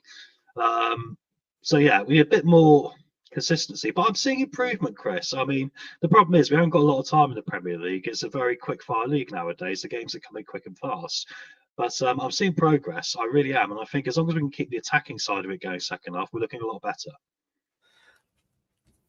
Got to say, you mentioned Still Archie before. What is it? Because Casper had this problem. Why can't players kick straight down the centre of the park? Now, I know they're going to say, well, it just comes straight back at you. But at least it keeps it on the pitch, because all we're doing at the moment is every time he takes a goal kick, it's going out for Fulham throw-in. Yeah, it makes you wonder if they're going for a distance over accuracy a little bit, doesn't it? It makes you wonder what the training sessions are looking like. But yeah, there's also a part of me, Chris, that goes, I don't mind seeing that, because how many times have we seen Southampton this season just rolled it out from the goalkeeper at the back because he might make the same mistake kicking it out? But ultimately, it's giving us a chance to win the ball in the 50-50 up the top of the pitch. So it's not a perfect system, but we're not a perfect team right now. We're going to have to get through more effort than quality. So I don't mind the effort of trying to put it forward a bit further up the pitch and trying to duel for it more, which I think Ayu's brought really well this half as well, and Vards as usual. So yeah, more like that, please. Can you see... well, let me ask you this then. Will a point be good enough for us? No, it's not in the grand scheme of things. It needs to be one of those games that if we're deserving of a point in the context of the game, how it plays out, we go and nick 3 points anyway. It needs to be one of those for us. We had that. I said this about the Ipswich game when we had it, where we got that point off them, and I said, even though it's a point we've got now, is it 2 points we've actually dropped in reality? And looking at where we are now, it was 2 points we dropped. So I would say, for me, it would still be a failure if we don't win this game. But I think we're in a position where on quality, we're almost with them as long as we can put the work rate in to be better than them. So let's do that second half. Let's go out, not leaving anything wanting. Just make sure we are completely clear conscious. We gave it our all, and then whatever will be, will be. Do you think, though, like a point is well, it's obviously going to be better than no points, isn't it? Yeah, of course, yeah. It is. And I mean, the other night I looked at Southampton Man United, and like I say, for a while I was like, what the going on here? Then Man United, what in fairness the top teams do, don't they? They go and they have a look at, they soak the pressure up, sometimes go a goal behind, but then quite often will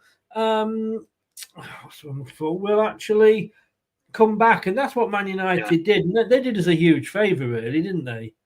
Well, yeah, exactly. It's always been what I said about Liverpool this year. The reason Liverpool are top of the Premier League is because they've got the best resilience of any team in the Premier League. Apart from Forest at home, and even against Forest away, they probably could have won the game. They always come back, and I think it shows you, Chris, as well in the Premier League for how good of a league it is, and how good football is, and how big football is over here. There's only really probably 5 or 6 wingers or inside forwards in this league who can do things like that, and that's people like Mo Salah, who just literally can just turn the game with individual quality. And it's because they got the combination of skill and vision. And I look at today how we're playing, and I go, the thing I'd like to see is us playing into the space we want Justin or we want Ayew to run into. Trying to encourage more of that thought process rather than just passing it to feet all the time and losing a potential transition. And the best players in the world can do that. They can think like that. They can think beyond just where they're stood. They kind of let the ball do the work for them. Yeah. So I think that's it. We've mentioned we've mentioned Faye, so let's just talk Winks. Again, I don't think he's had a particularly bad game. He's done nothing outstanding. No, he's a safe pair of hands in some ways. He's not been very safe the last couple of days because it's been a bit slippery. But today I noticed one position where he picked the ball up, he looked forward, didn't have the confidence to make a semi-risky pass, and ended up passing it back to Fies, who then made the risky pass, which was interesting because I kind of thought we could have gone for that one, earlier. So I think he's got a little lack of confidence there. And I wonder if his shift from Tottenham to Leicester hasn't really worked well for him, because perhaps Tottenham play more expansively than we can currently, which is what his struggle is. And AU? I think he's played really well. I think he's been a physical presence we needed up there in the circumstances, because they got a lot of physicality, and I think he's held up well. He's tried to win us free kicks and set pieces up top of the pitch, which is a part of the game we're going to have to utilise if we're going to stay up, Chris, because we're not going to be able to do it just by running the ball through. We haven't got enough quality to do it. So I think he's done very well at that, and I hope he can carry that on second half, because I think that odd set piece he wins might be the difference. Do you so do you stick with this team? I mean, all right, now let me go back and ask you this. Sorry. Would Wenete have done any better than AU? I don't think so, because he's not as physical as AU, really. I think he's a bit more lightweight, so I think actually it was the right decision, ironically. It's the one I questioned myself on the most when I was putting this team together, but I think it's the one odd thing that seems to work the most. But no, I think Benotti's got a part to play second half here, because he'll come off the bench, Chris, and replace one of them. And hopefully he can be that spark we need just, to get that little edge. I mean, this is the thing. We're working on limited resources, but we're starting IU. We've kind of been clever because we've got one in reserve, which we wouldn't have if IU were maybe coming off the bench. So I'm quite happy with this arrangement, and I'm hoping we can push on and get the win now. Brilliant. I will let you go and get ready for the second half, mate. I'm going to go and have a wee. So I'll see you at full time. I'll give you 5 minutes next time. Yeah, yeah. Only because once you appear, I know, and I've still got 2 or 3 minutes left, thinking, well, will we score, whatever. I won't give you spoilers, but I know what you mean, yeah. Yeah. Brilliant, mate. All right, I'll see you later. Cheers, Take care, cheers, buddy. man. Cheers. Bye-bye. Bye-bye. All right, that was Tom there. He will be back later on after the game. Until that time, I am going to go and have a bit of a point in Percy moment, and I will see you in a few minutes, he says.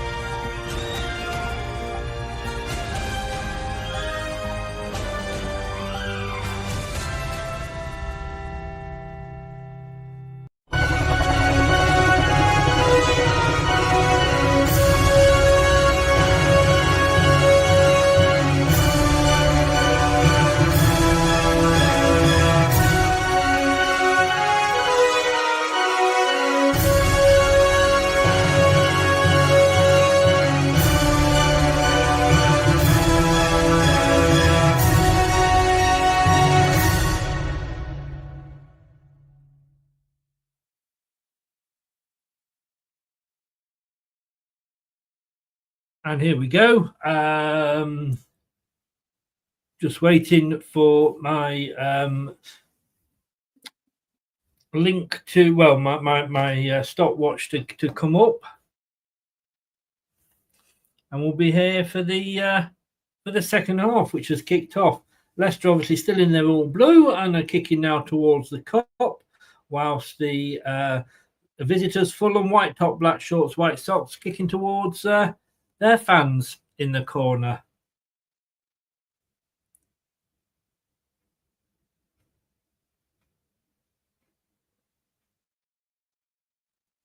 And here we go. And I've still got no sound.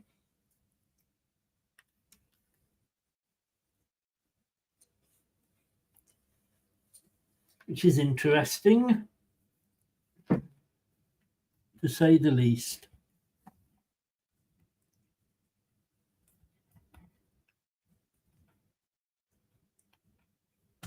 So how's everybody feeling after the half time? Can we get this back? Can we actually win? I don't know, because I've frozen now, for fuck's sake.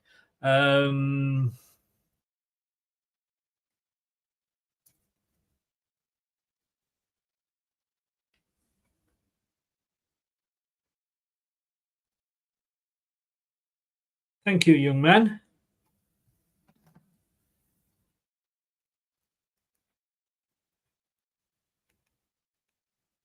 And now I've frozen altogether. You know what? You've got to love technology, haven't you? And it's Fulham 1, Leicester 0, 47 minutes. Don't you just fucking know it? Leicester City 0, Fulham 1.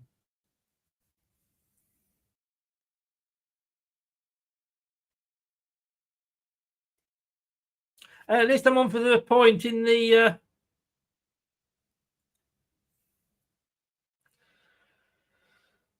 Oh.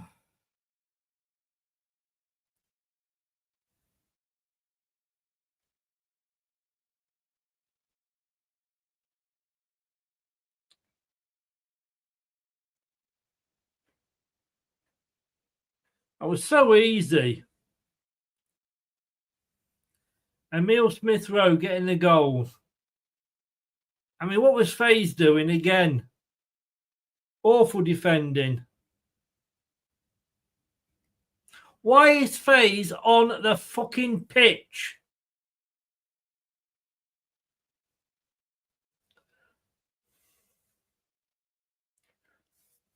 Get FaZe out of this club ASAP.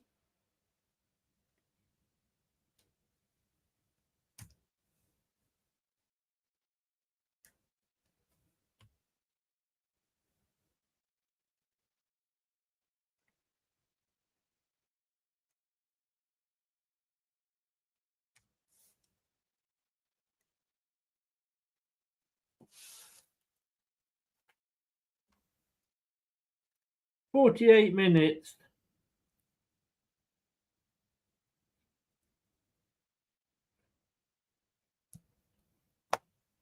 When I say take FaZe out, I don't mean take him out of the club. I mean, take him out. Somebody shoot him. He's just fucking shit.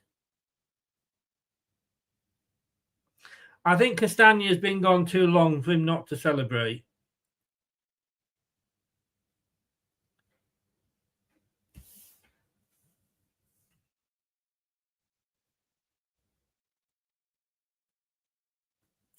Well, couldn't see us scoring at 0-0. Can't see us scoring now.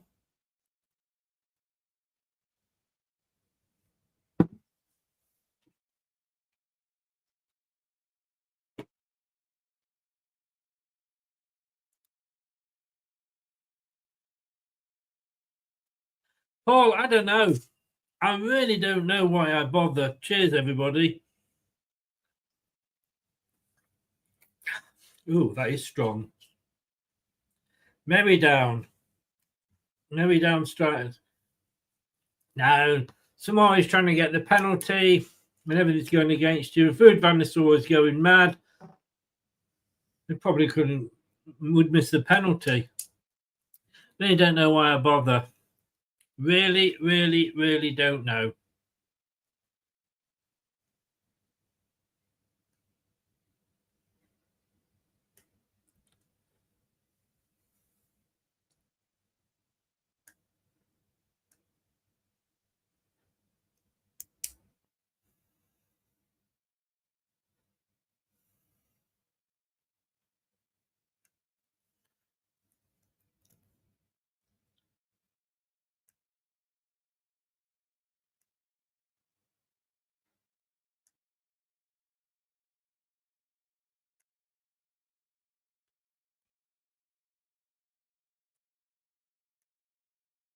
At least, you remember when that Nigel Pearson, at least every game we actually put up a fight.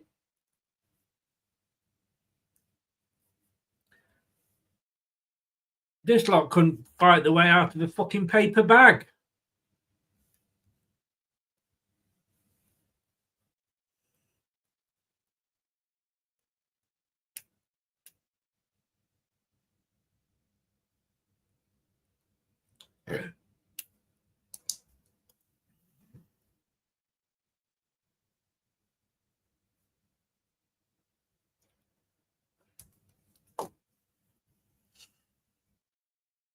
It's a corner to Fulham.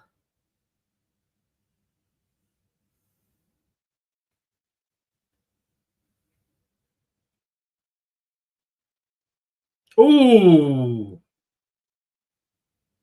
that was a header, and it was only just wide.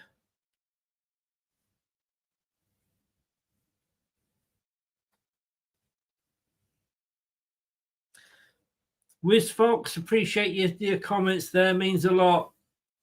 Look, I do it because I'm a Leicester fan. Doesn't mean I'm going to enjoy it. I do it because I'm a Leicester fan, and I do it for other Leicester fans. I know what you're saying. Faze with a long ball over the top. Avadidi's on, so we have made a substitute. I missed that. Into the box and straight into the arms of Leno. So Vestergaard is off. No, he's not. Vestergaard got the yellow card.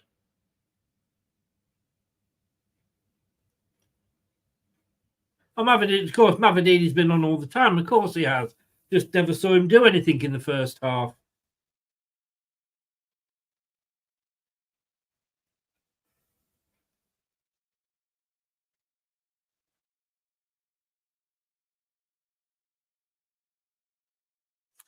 No, the question I've got to ask you, told you, is when was Faze actually ever turned on? I cannot remember a time when he was turned on.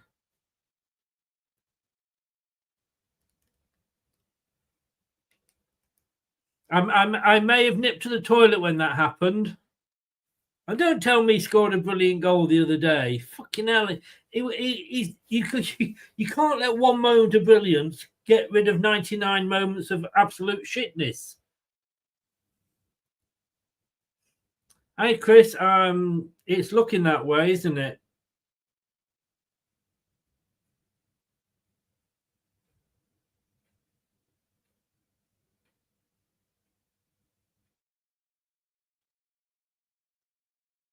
So the free kick comes to nothing. It's headed clear, and we're literally back on the halfway line now with Christensen.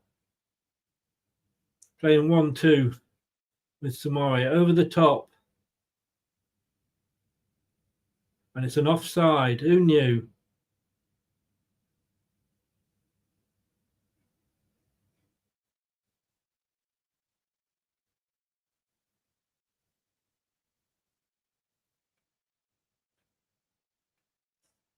Mavadidi into the box. Sharp, so it's a good save. Now, it might be me because I've got no sound, but did Mavadidi do much in the first half? Maybe it's just I'm seeing more of him on this side. I don't want to be unfair to him. And that's into the box. But Fulham, guess what? Fulham dealt with it easily. I know what you're saying, Paul. They're breaking a great break here by Fulham. Oh, that's high into the box. But good defending there. I think that was James in the centre. Anyway, El Canoes on this near side.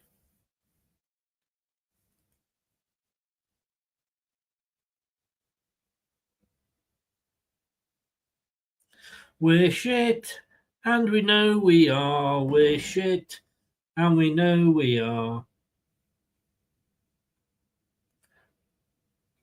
Can't even get a free kick there, but we managed to fight and keep hold of the ball.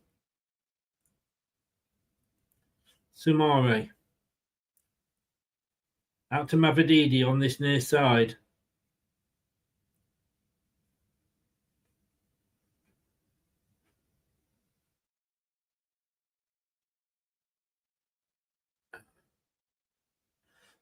Long shot from Winks. It was a bit of a daisy cutter, and Vardy wasn't close enough to follow it in. Gray actually shouldn't have been on from the start.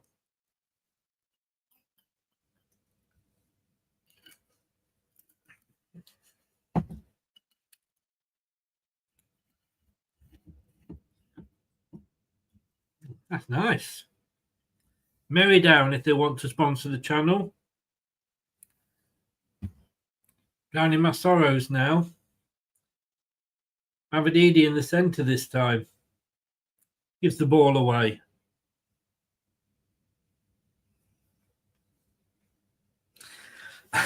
Great. Thank God I looked at that before I actually put it up on the screen. 69 of you in. Get liking the channel, please. Or liking the video, I should say. Fulham, it goes all the way across. We were lucky there. Absolutely lucky there from Castagna. A lovely cross, but it was too hard and it went all the way through. Vardy's knackered.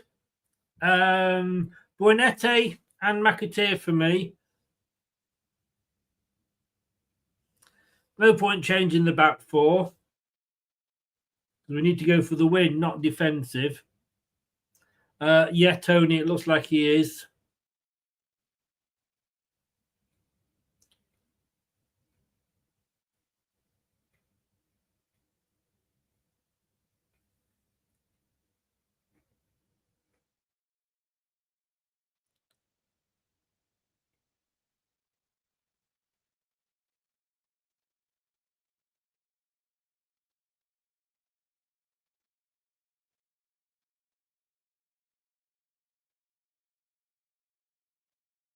Fucking hell, Leicester, we're getting in our own way now. Samori and Mavididi. Who at the end tries to chip it into the box. Will he pass the fucking ball rather than shooting for goal all the time? More than likely, Chris. Great name, by the way. It's a corner to Leicester on the near side.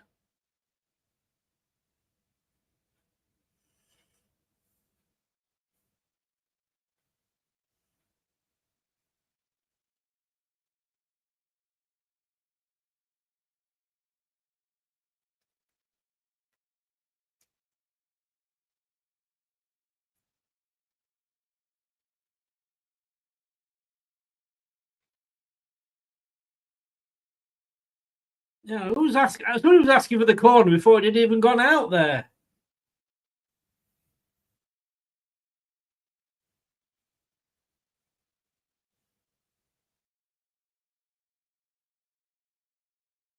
El Canoes again, probably our man of the match so far.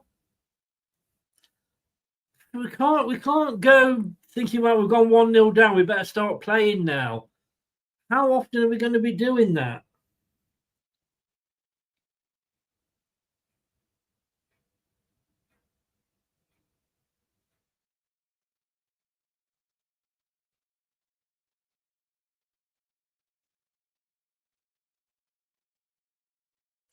Well, he gives away a free kick.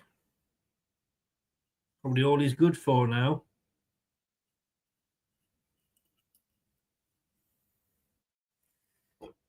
Six attempts for Leicester. 4 have been on target, though. 12 for Fulham, only 1 on target, and of course it went in.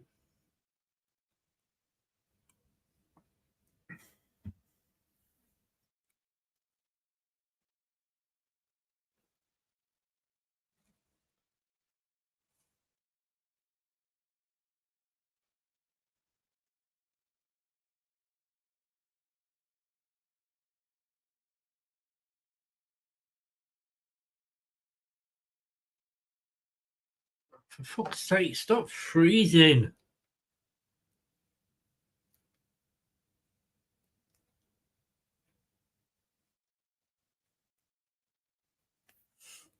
Are you with the run? Didn't come to anything. Who knew?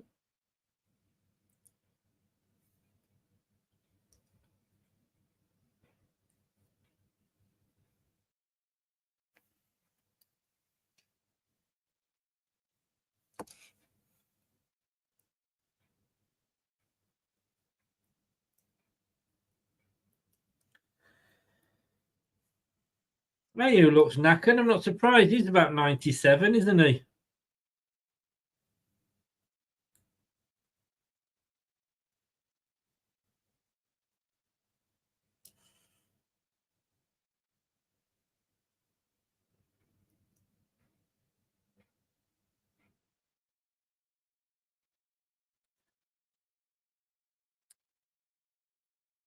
Throw into Fulham on the far side, just inside their half.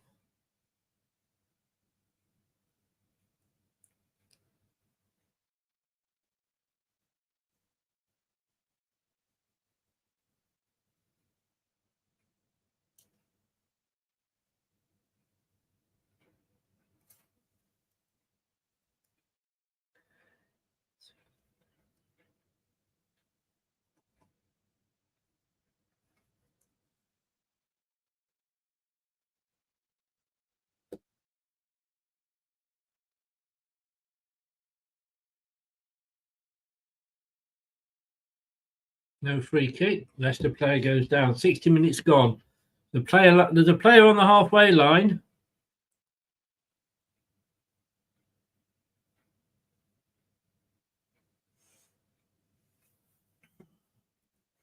In fact, there's two players, I think, on the halfway line.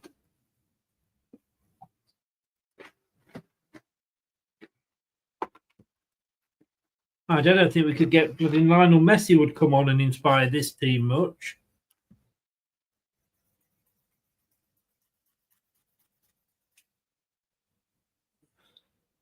Vardy back defending.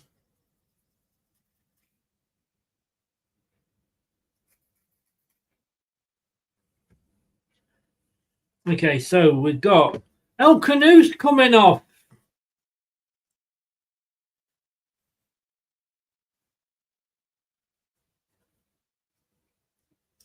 And Winks. And we've got Skip and McAteer.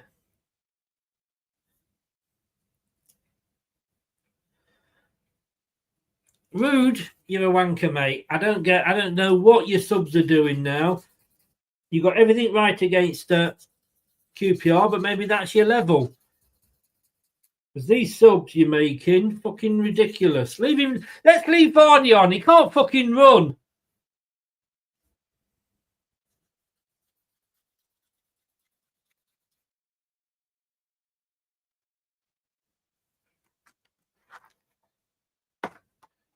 Fulham are shouting for a penalty. It's not being given, although it will, of course, go to VAR, I'm sure.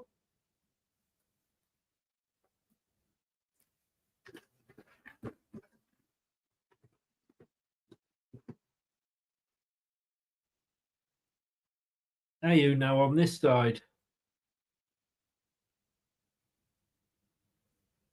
I mean, has he thought about bringing Brunetti on? Our best player, though, far this season. Armchair, you know, you...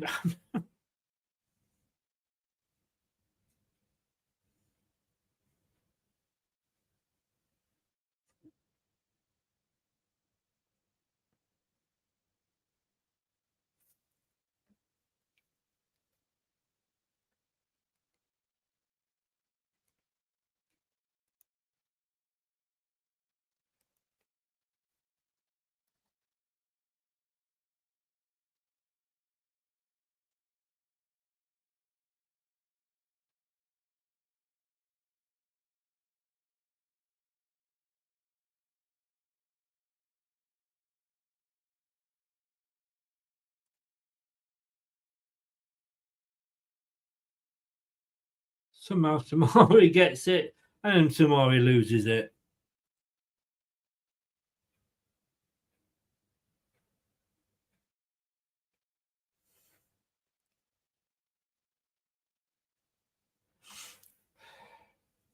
The board?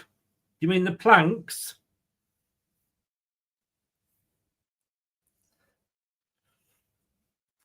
When I was a kid and we used to play, I used to have to walk the plank. Couldn't afford a dog. I'm here all week, by the way, everybody.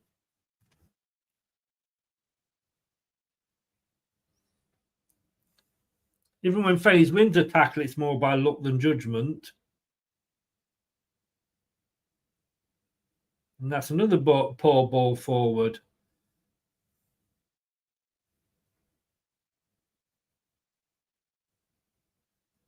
Ryan, I don't know who you support, but yeah, I think so.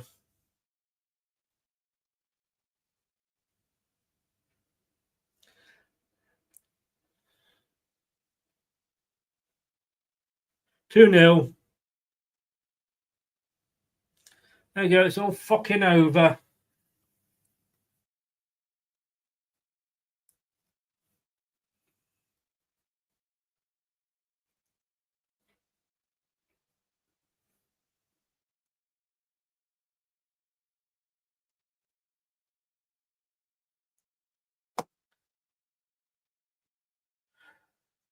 Tell you what, our defence then, I've seen prostitutes gut, it's the word as open as that.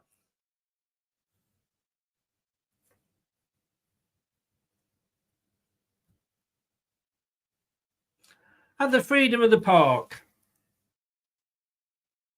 Or the freedom of the KP, I should say.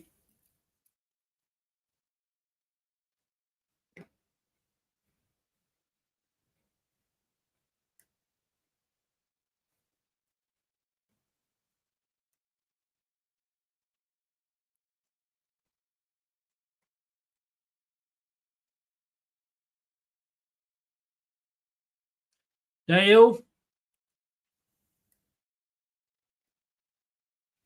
is going on a timeout because what does it say in the bottom there? No spoilers. I'm not in the fucking mood for wankers in the chat giving spoilers.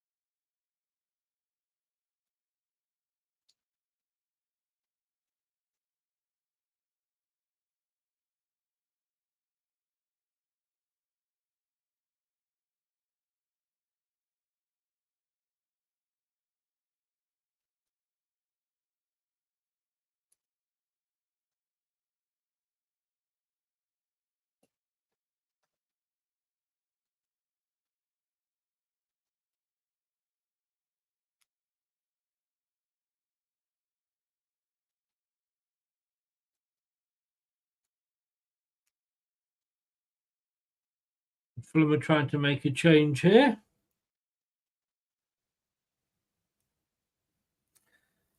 And Leicester making another change on 69 minutes. Finally, Brunette is coming on when it's too late.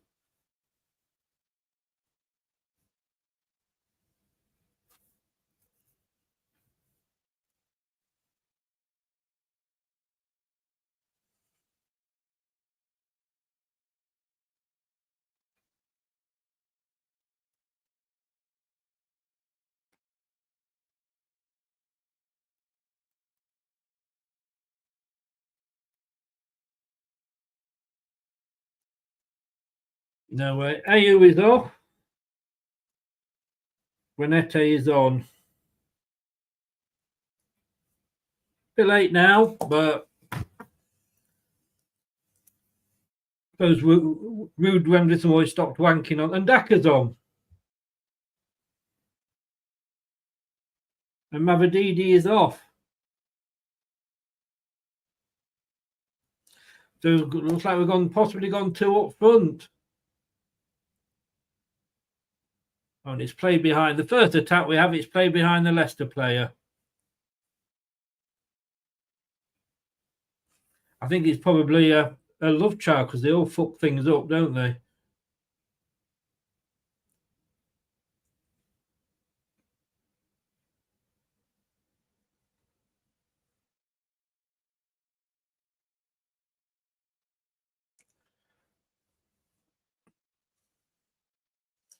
I'm guessing, I think it's Mavadidi who went off. Anyway, he was walking as far as I could see.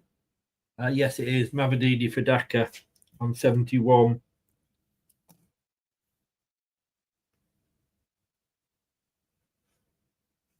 Take your hands out your pocket, Rude. Stop wanking.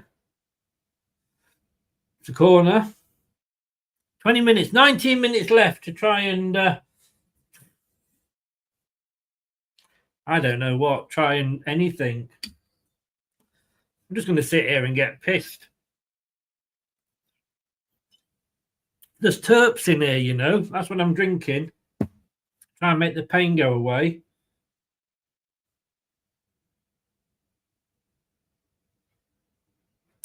Ball comes in. Headed back across well. But nobody there. Skip heads it back up and under. Then he misses the kick. Oh, did well there.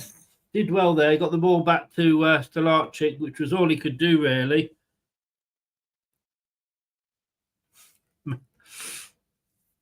On the Mets next, Tony.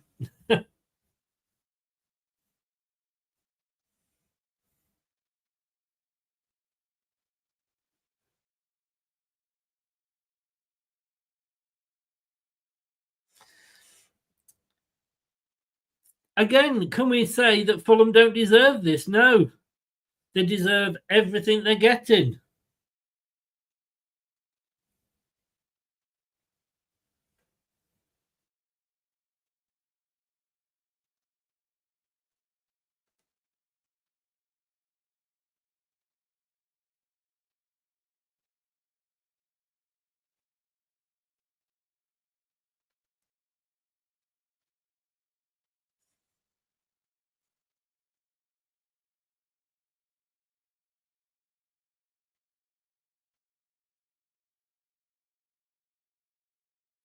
Oh, easily given away there.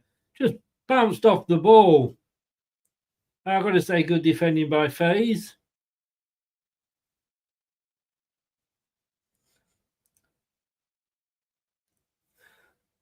Then Brunetti twice knocked off the ball. Doesn't get anything.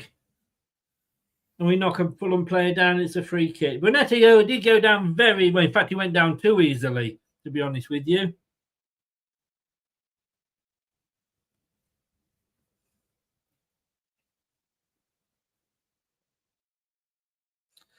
Surely he just ran into the player there. Yeah, Brunetti's going down too easily.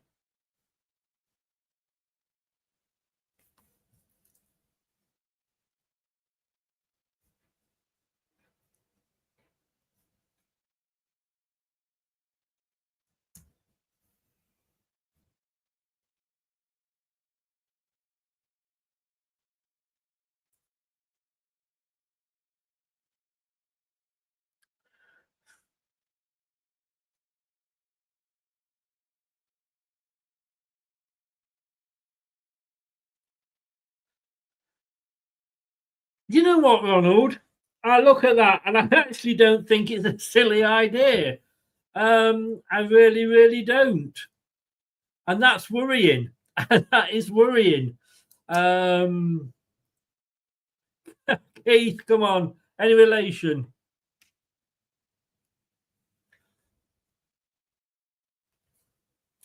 Keith, well done, mate.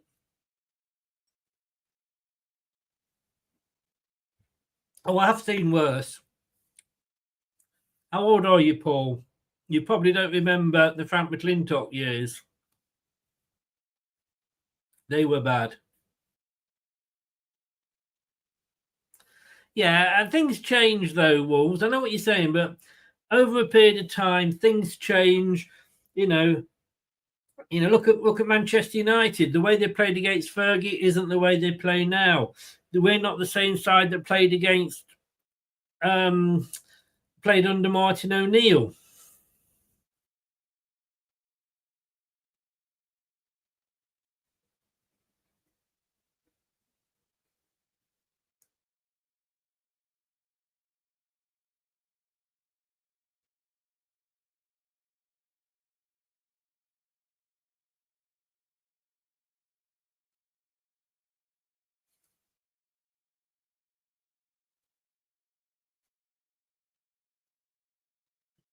Leicester on the far side. And do we get a 3-0? We've won a throw in. It's probably all we're going to win all fucking game. Less than 15 minutes left. 2-0 down.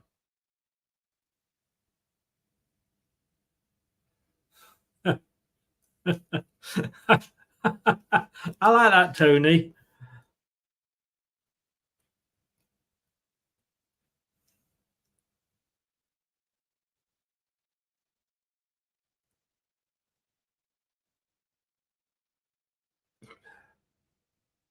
Neat little triangles of play here, but what's it getting us? Nothing. Brenette nearly giving it away. Thank God FaZe was awake.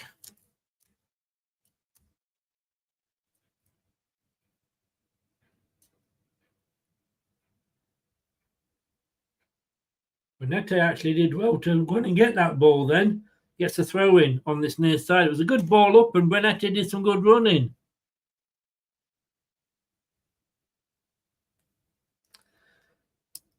Have we performed well either half here, Wolves?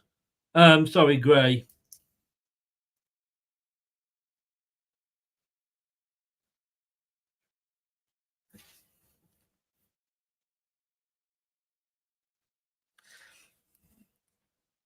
No, I mean, I do take your point, but there's been as bad. There has been as bad, Wolves.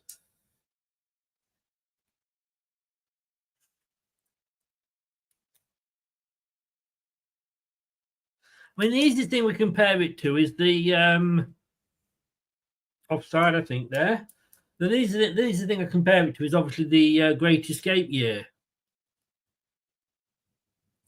And that, to be honest with you, we actually had some balls.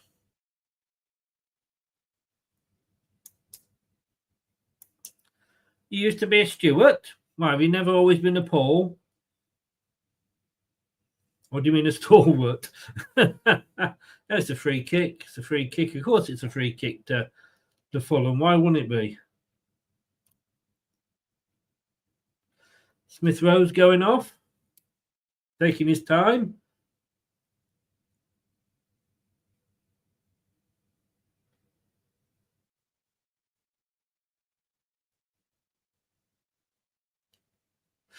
Sorry, just during the goal again, the second goal. Do you not, Kearney is on.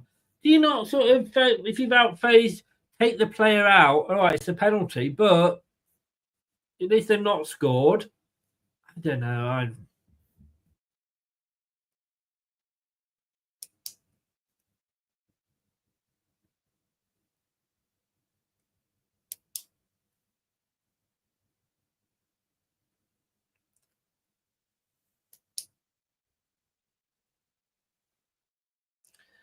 10 minutes.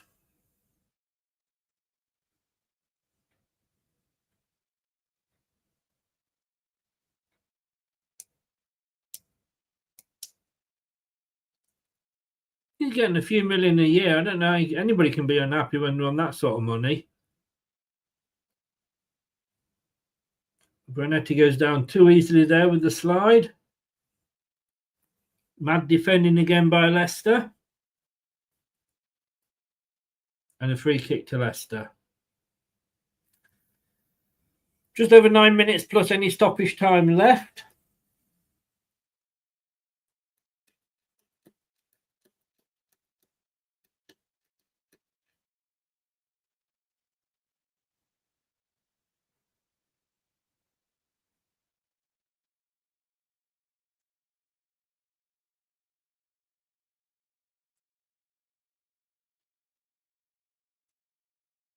Oh, tried to come over the pitch to Christensen, but it didn't reach him.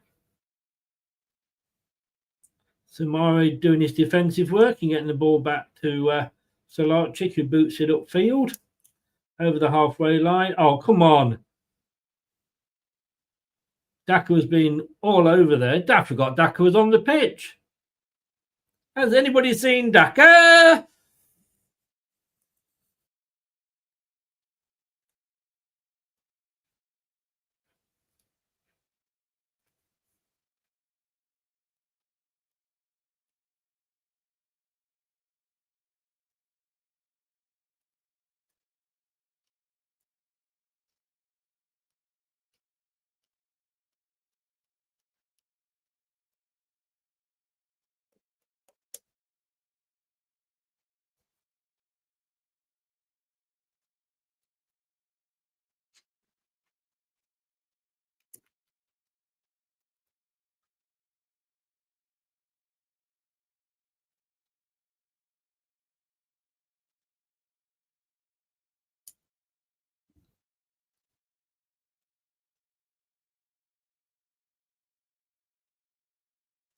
If we get a goal now, it won't mean anything really, would it?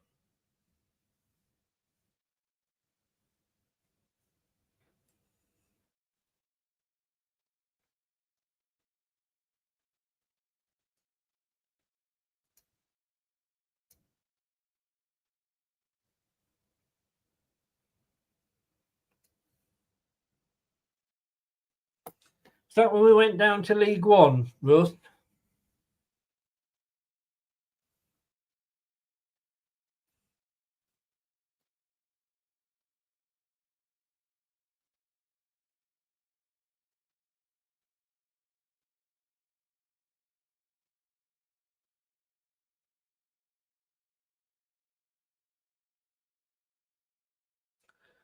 Samari.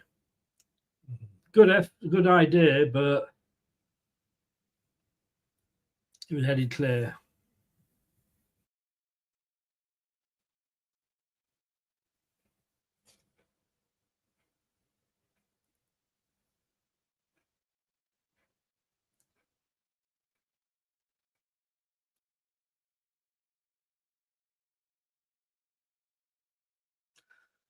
Under Cooper, this side scored a goal in this game.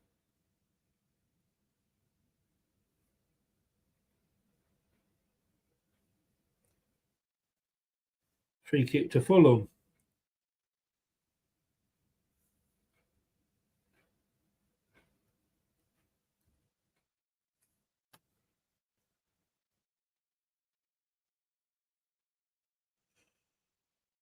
No, you're right, Gray. We won't come straight back up at all.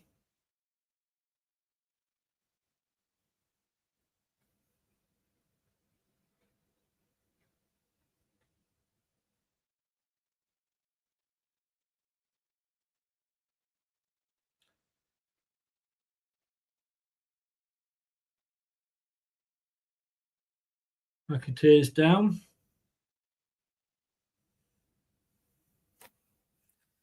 Mate, Wolves, I mean, if you're trying to be optimistic over this team, I wish you luck, mate. I doff my bottle to you, sir.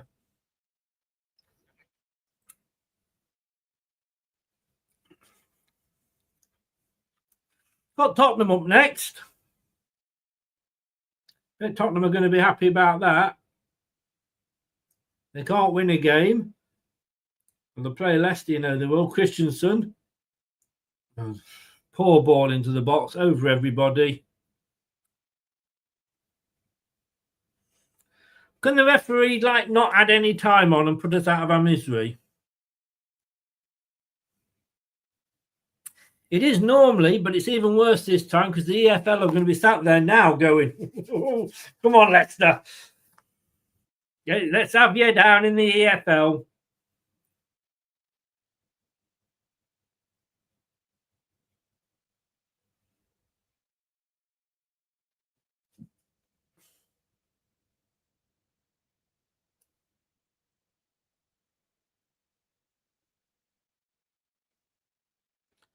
Could have been a third. Could have been a third at the end there.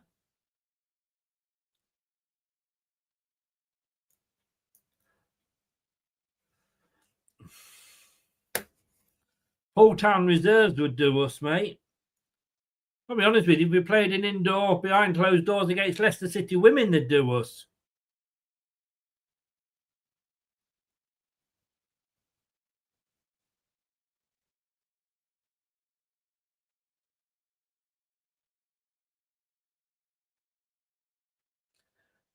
Renette on to Vardy. No, of course he's not going to score. He's fucking shit.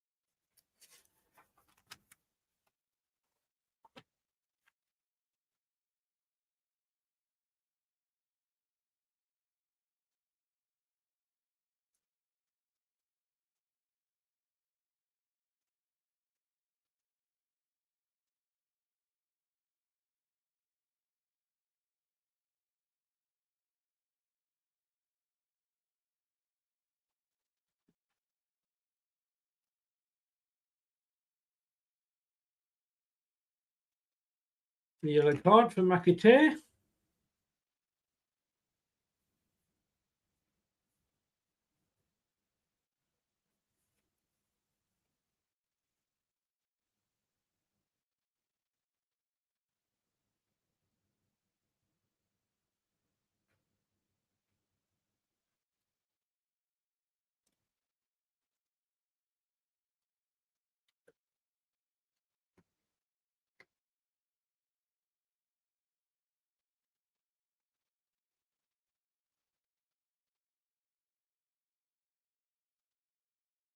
Yeah, and we lose it in the middle of the field.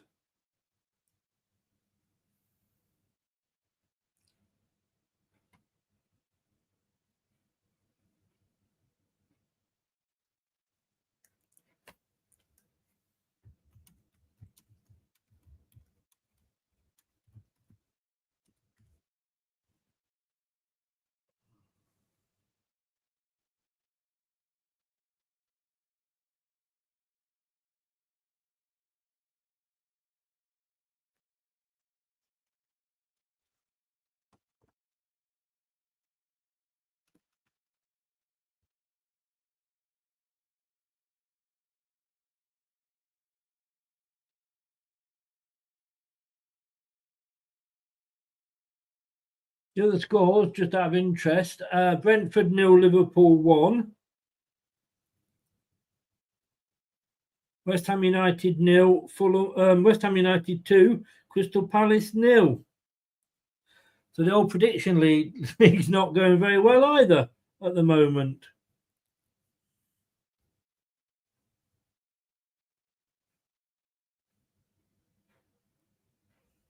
A couple of last-minute substitutions for Fulham.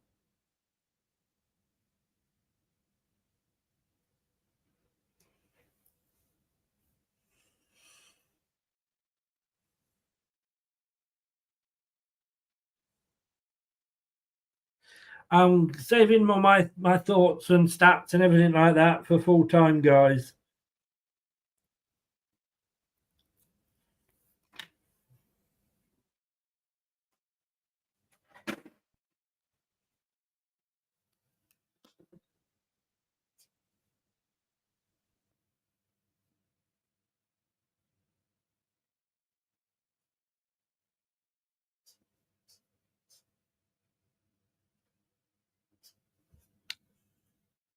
Four minutes added on. 4 more minutes of this shite. Why?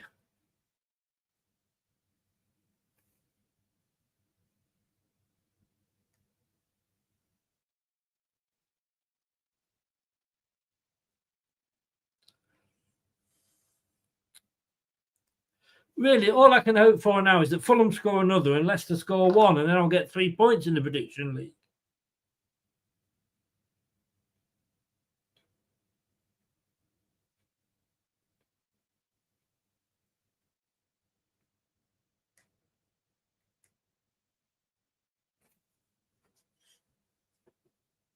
Oh, Liverpool have just scored another one. It's 2-0. 3 points for Brad in the prediction league. I don't know. I don't know who is left to blame.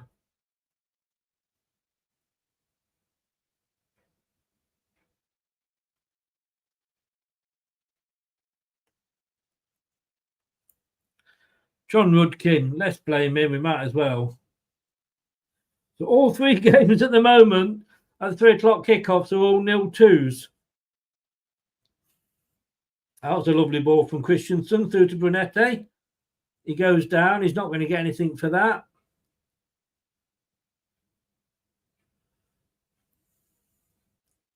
Samari to skip.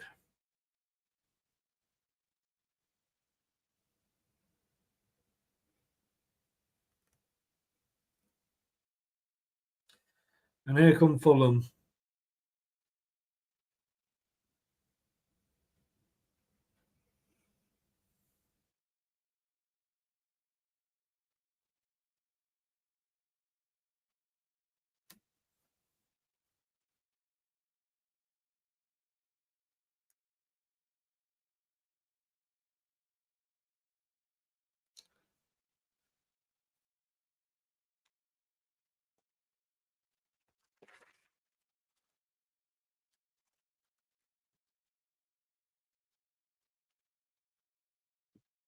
I've got to say, well done, Brad.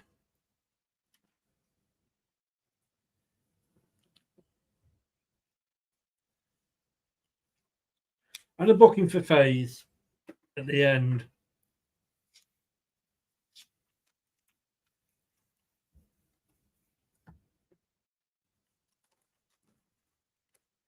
Get a booking in the 93rd minute. That's good, isn't it?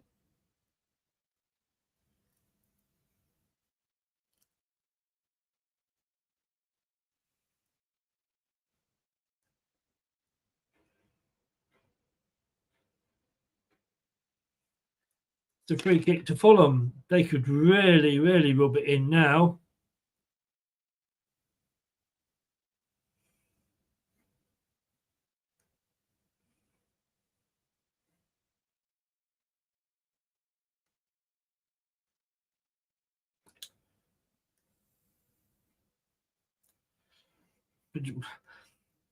Just, I mean, it's sad. If we were one of Top's horses, we'd have been put down ages ago.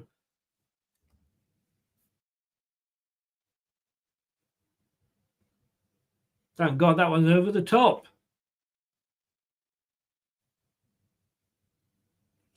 There it is. It's all over, guys. Thank God. Put us out of our misery. I'm going to go probably slit my wrists. I joke, by the way. And we'll be back in a few minutes with the post-match show. Don't go away. This could get a little bit interesting. See you afterwards.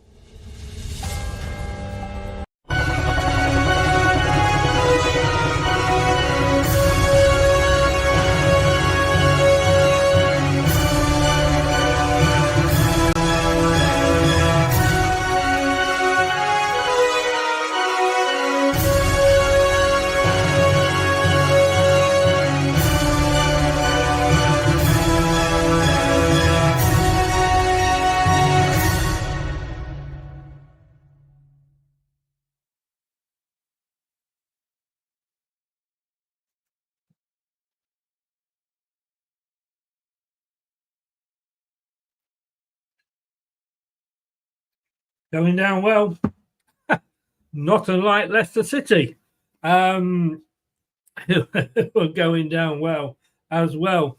I've just realised we've got no Wayne in. It's his grandson's birthday, so I've done all the wrong things. So bear with me, guys. I'm going to be back in a second.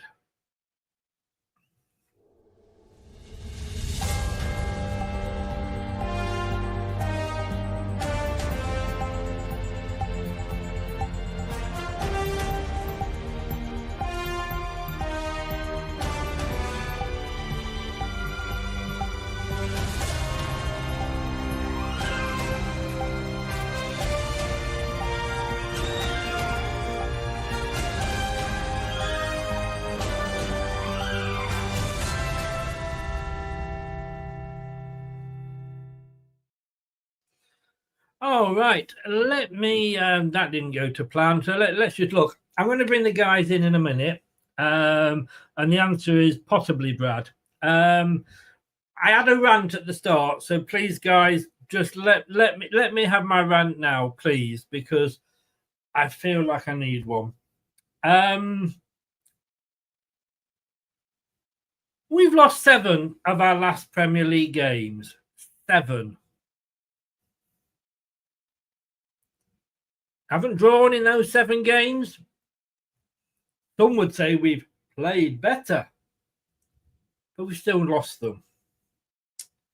We've now conceded 2 goals in 8 games under Ruud van Nistelrooy. And we've had 5 of our last 7 games. We failed to score. I mean, I just keep adding numbers onto this after every game.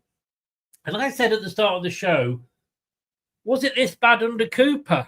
No, it wasn't. And I don't care. I don't care if football is better under Ruud van Nistelrooy. Oh, we're playing some nice passes and some nice triangles. I don't give a shit about the nice passes and the nice triangles. The fact of the matter is, we ain't winning. And we ain't going to win the way we are playing. Now, when we picked the teams, myself and Tom in the preview yesterday, we both went for the same formation that Ruud and Cooper and every other fucking manager in the Premier League picks. Brad actually went different in the chat in the Facebook group and went 4-4-2. Maybe we need to start looking at that, and maybe we need to change the formation, or do we need to change the manager? Now, a question that was asked earlier. I'm going to put this up here. Maybe the best thing that can come from today is we get rid of Rooney Mark II and get Dyche in for the rest of the season. There would have been a time, Ronald. There would have been a time I would have laughed at you. But I actually looked at that and I went, ooh. And that's how bad it has got. Let me give you Cooper's first 8 games. Drawn 3, lost 3, won 2. 9 points from 8 games. Let me tell you, Ruud van Nistelrooy. Won 1, drawn 1, lost. 4 points from 8 games. We are actually worse under Ruud van Nistelrooy than we were under Steve Cooper. Look at that team that he's picked. Now, I'm no manager. I am but a mere fan. Faze, what the fuck was he doing in the team? Cost us the first goal. He might as well have not been there. Put a traffic cone in there, as I've said in the past, and it would have defended better. Winks. Fucking waste of space. Ayew. What the fuck? And I'm sorry, I know Tom will disagree with me on this because he's picked a few players that have actually, he was saying that we're doing well. And Vardy, why was he on the pitch? Why was he on the pitch? 90 minutes again. What did he do? Fuck all. He looked knackered. He got himself offside. Well, we know he's good at doing that because his brain must be going. And then, when he has got the chance to take a goalkeeper, run a goalkeeper down, he's lost 2 or 3 yards, so he can't do it. He could stick a whole fucking petrol tanker full of bloody Red Bull and he wouldn't be able to do it anymore. When he does get a break and the ball's passed through to him, he can't even lift. He hasn't got the strength to lift the ball over the fucking goalkeeper. I'm not saying Daka's the answer, but Vardy's not the answer at the moment. He's got 20 minutes in on him. That's the most he's got in him at the moment. We just fucking shit. Not one of those players today deserve to wear that shirt. And Ruud van Nistelrooy does not deserve to be stood in the dugout managing this team. I'm sorry, it's as bad as that. We are down. We are down. And you know what? We're not going to come back for 8 months, for 8 years, 10 years. Because when we get down, we'll have a management plan forced on us. We'll have a transfer embargo forced on us. We'll have a points deduction forced on us. We will be down and we will be out. The whole club, and you can blame Woodkin, you can blame Top, you can blame Susan Whelan. At the end of the day, the only people that make this team play well or not play well are the manager and the players, and they are both shit at the moment. They need to go and get out of our club. Bring in Sean Dyche for the rest of the season. Could he do any worse? Oh, so it's going to cost Top a few million. Actually, it was Top that said Cooper wasn't his, Ruud van Nistelrooy was his. Picked on the strength of 2 games. 2 games that you played against us, and he got the job. Where is this club going? I'll tell you where it's going. A status quo once said, down, down, deeper and down. I'm absolutely fucking pissed off. And we are not going to do a team rating at the end with all the players because of that fucking shit. None of them would get over a 3 for me. Honestly, I just do not know where to go. Mention changing the formation. It will never do, though, because at the end of the day, all the managers in the Premier League lick Pep's off. Do you know something? Don't know if anybody saw it yesterday. Burnley played Sunderland. Yeah. Do you know what formation Sunderland played? Brad will like this. 4-4-2. Yes, indeed, Brad. Wasn't that a game show? Oh, it was 4-2-3, wasn't it? No, that 3-2 what? Oh, fuck knows. But yeah, they played 4-4-2. Burnley, best team in the league, 0. Sunderland 0. Cooper should never have been sacked. Hindsight's a wonderful thing, isn't it? Rudy's taking advice from Vardy's best mate, Wayne Rooney. Tony, do you little naughty boy. Cooper has the experience. He would have kept Leicester up, which was why I said I wanted him in the first place, but I was also saying that he should go. Top is destroying his father's club. We'll come back and discuss all these points. I'll take Dyche in a heartbeat. Well said. I don't know whether what I've said that's well said, but there you go. Get Dyche in now before it's too late. Tell you what I'm going to get in. I'm going to get in the guys, and we're going to have a chat, and we're going to try and lift each other's spirits, and we're going to fail. I'm sorry, but that's as true as it is. Here we go. Do you remember when I used to play the We Won orgasmic jingle? I haven't got that anymore. Let's play this while I'm in the game.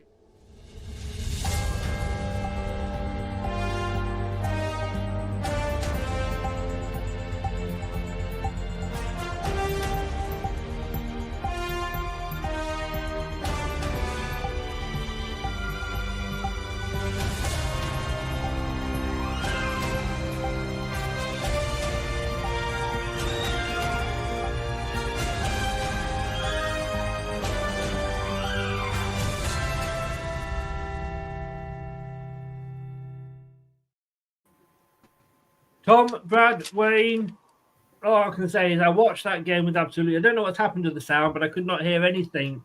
Unfortunately, I had to watch the game.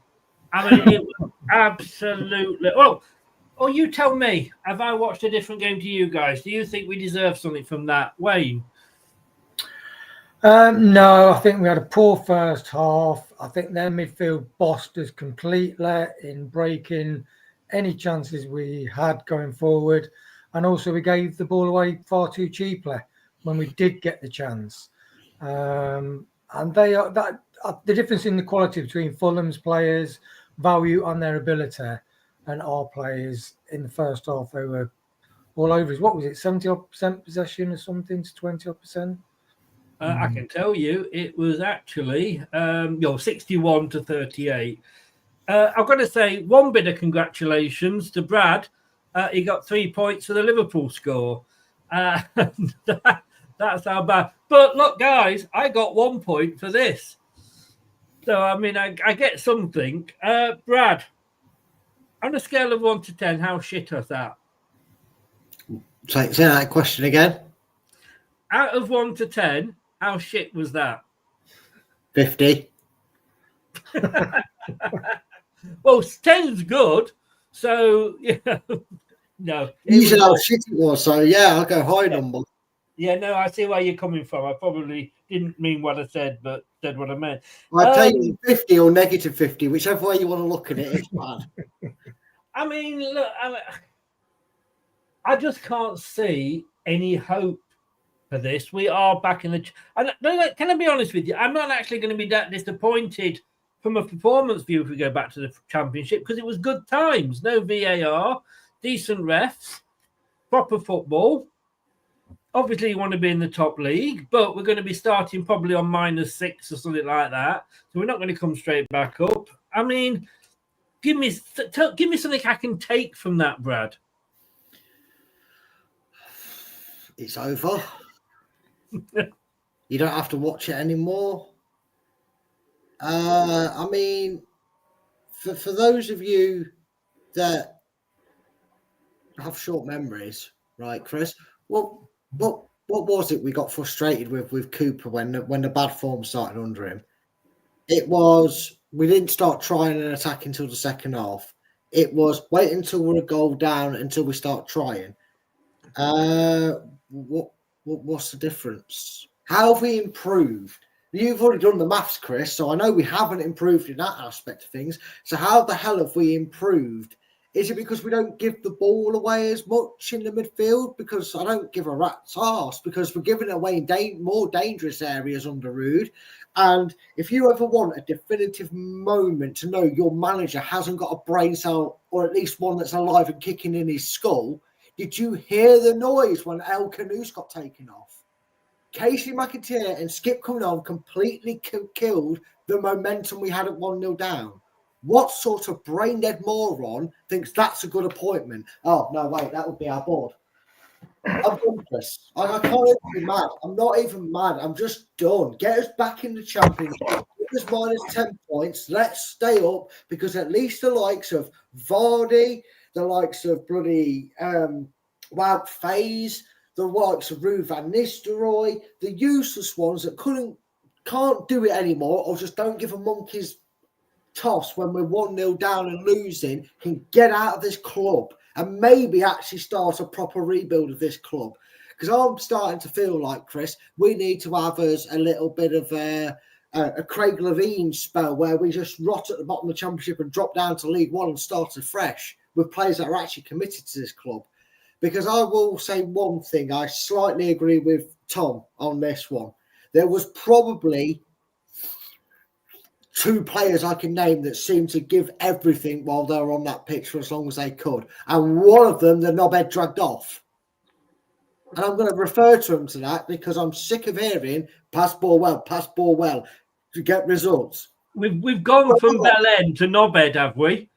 Well, we've gone from Bell End to useless foreskin cutoff. You should title it post-match rant, Chris. Yeah, well, making me look quite quiet, really. I mean, Tom's been writing his will there. Got an idea up and down. No, sod right you will, lad. Let's write a CV and we've got half a chance. Tom, I can see you have been scribbling away loads there. What do you want to add so far? Well, the last 20 minutes were so depressing, Chris. I was writing down options for Leicester City's future, and I'll tell you a transfer option I came up with right at the end. I won't do it now because I'm sure we'll get into that later. But in the last minute, while Brad was having his rightly so out there rant, I decided to come up with a Midland Super League idea. So I propose we set up our own league away from the Premier League and the Championship, involving Leicester City, Aston Villa, Coventry City, Nuneaton Town, Colville United, Burton Albion, Notts County, Birmingham City, and a classic Vauxhall Motors. What about Nottingham Forest? Well, they'll probably be in the Champions League by then, so they might not be interested. But I kept the 10th spot open for suggestions. Oh, in the chat, you mean as a separate one alongside whatever division we happen to be in? Hey, Chris, ultimately, we're the last Premier League side to win since the top 6 in the Premier League decided to try and pull away for a Super League. So why don't we do our own one? Because, we're not going to face the right competition in We this for still money, get are married we? from it, mate, even with Vauxhall pissing motors in it right now. Exactly. But it'd be much more fun than this, wouldn't it? Because, it's just utterly awful where we are right now. Because my point for writing that down is, for a very long-winded joke for a very simple point, is we aren't good enough. We went out there today and we played a formation which played well. We showed moments in the first half of being okay. I couldn't question the work rate again. It's like Scary Movie 1 was the Crystal Palace game. This is Scary Movie 2. They're both funny films. We're both on the receiving end of the joke every time. And it's not getting any funnier. It's getting worse. So I just go, unless we could do something drastic in this transfer window, I'd bring in literally 6 Premier League quality players overnight for no money against a PSR deal that's going to screw us over every opportunity and keep us right down under the foot as much as they can. We might as well go up a separate bid to the Super League as a joke. Brad, do you want to come back on that? You got your hand up, or do you need to go to the toilet? A bit of both, really, because I'm pissed off with the Leicester thing. I will just say this, right?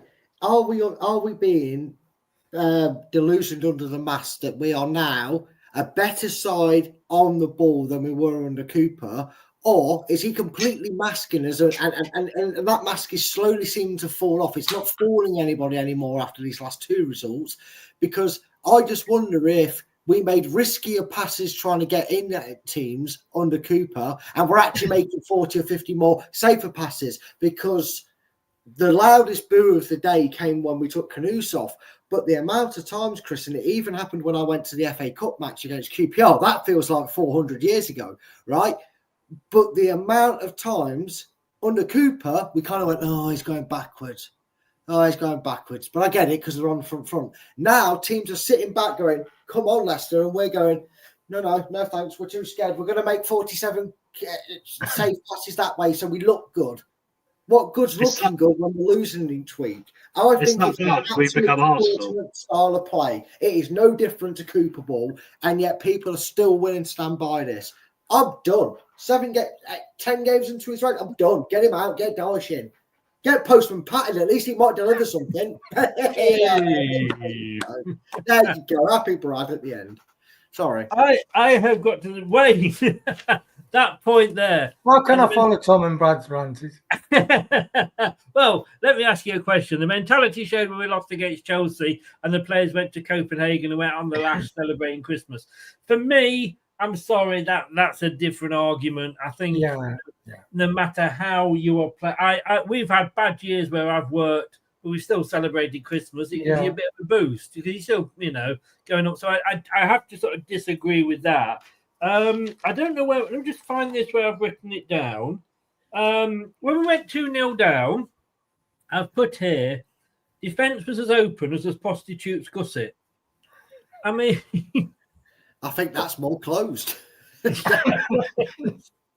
I mean, both goals. For the first goal, Wayne, you weren't at fault at all. Don't shoot me, Chris, please.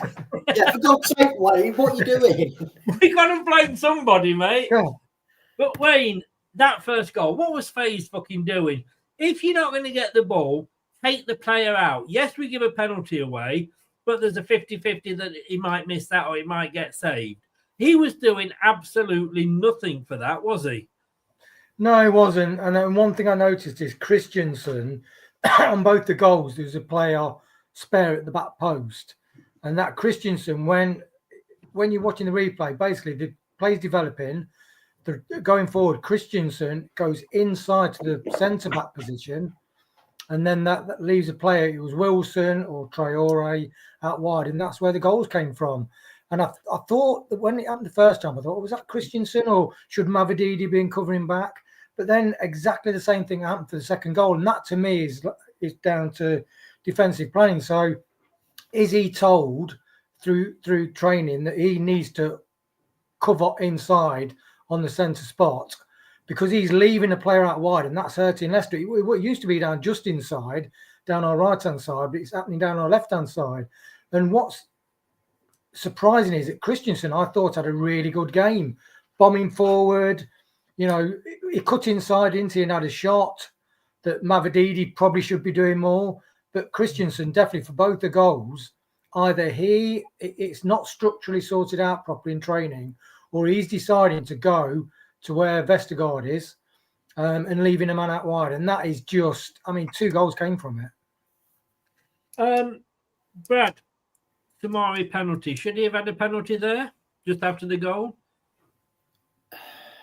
A few months ago, he probably would have got one. Annoyingly, because of it would have been a penalty a few months ago, I'm a bit annoyed.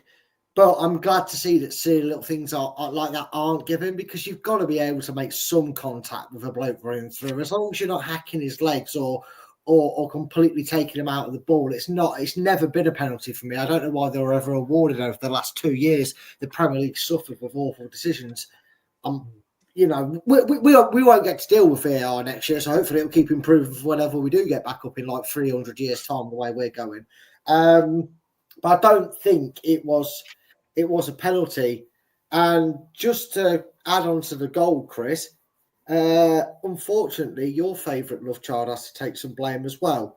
How is a 6'8" lamppost getting beaten to a low diving header to flick it on to Wilson to knock in the back of the net? Let me just come in there, Brad, because he's that tall, he can't get down that low. Well, yeah, but he's got a big body and gangly legs to throw in front of him, hasn't he? And my point is, I know, but my point is, Wayne says we conceded 2 goals like that. No, Wayne, no, Wayne, you're mistaken. We conceded 4 goals like that because that was carbon copy of how Palace tore us apart twice on Wednesday night. Cross across the box, nobody got to it. Stolarchik's in no man's land because he's got no chance of getting there. Tap in, empty net, tap in, empty net, tap in, empty net. It should have been a third. They had another opportunity, did exactly the same. Stickers on repeat. I feel like teams don't just come to King Power or have Leicester at their ground and not worry about this. They kind of just go, oh, yeah, what are you doing after this? Shopping with the missus, are you? Oh, sorry. Yeah. It's just Leicester, don't mind them. Yeah, few pints. No, they'll keep trying, but they'll fuck it up and give us the ball back and we'll go down one wing, cross it in and score. Watch this. Hey, there you go. Took us time, but we got the goal. I feel like we're the easiest team to play across the whole of England. I feel like teams would struggle more against non-league opposition and week in, week out than playing us right now.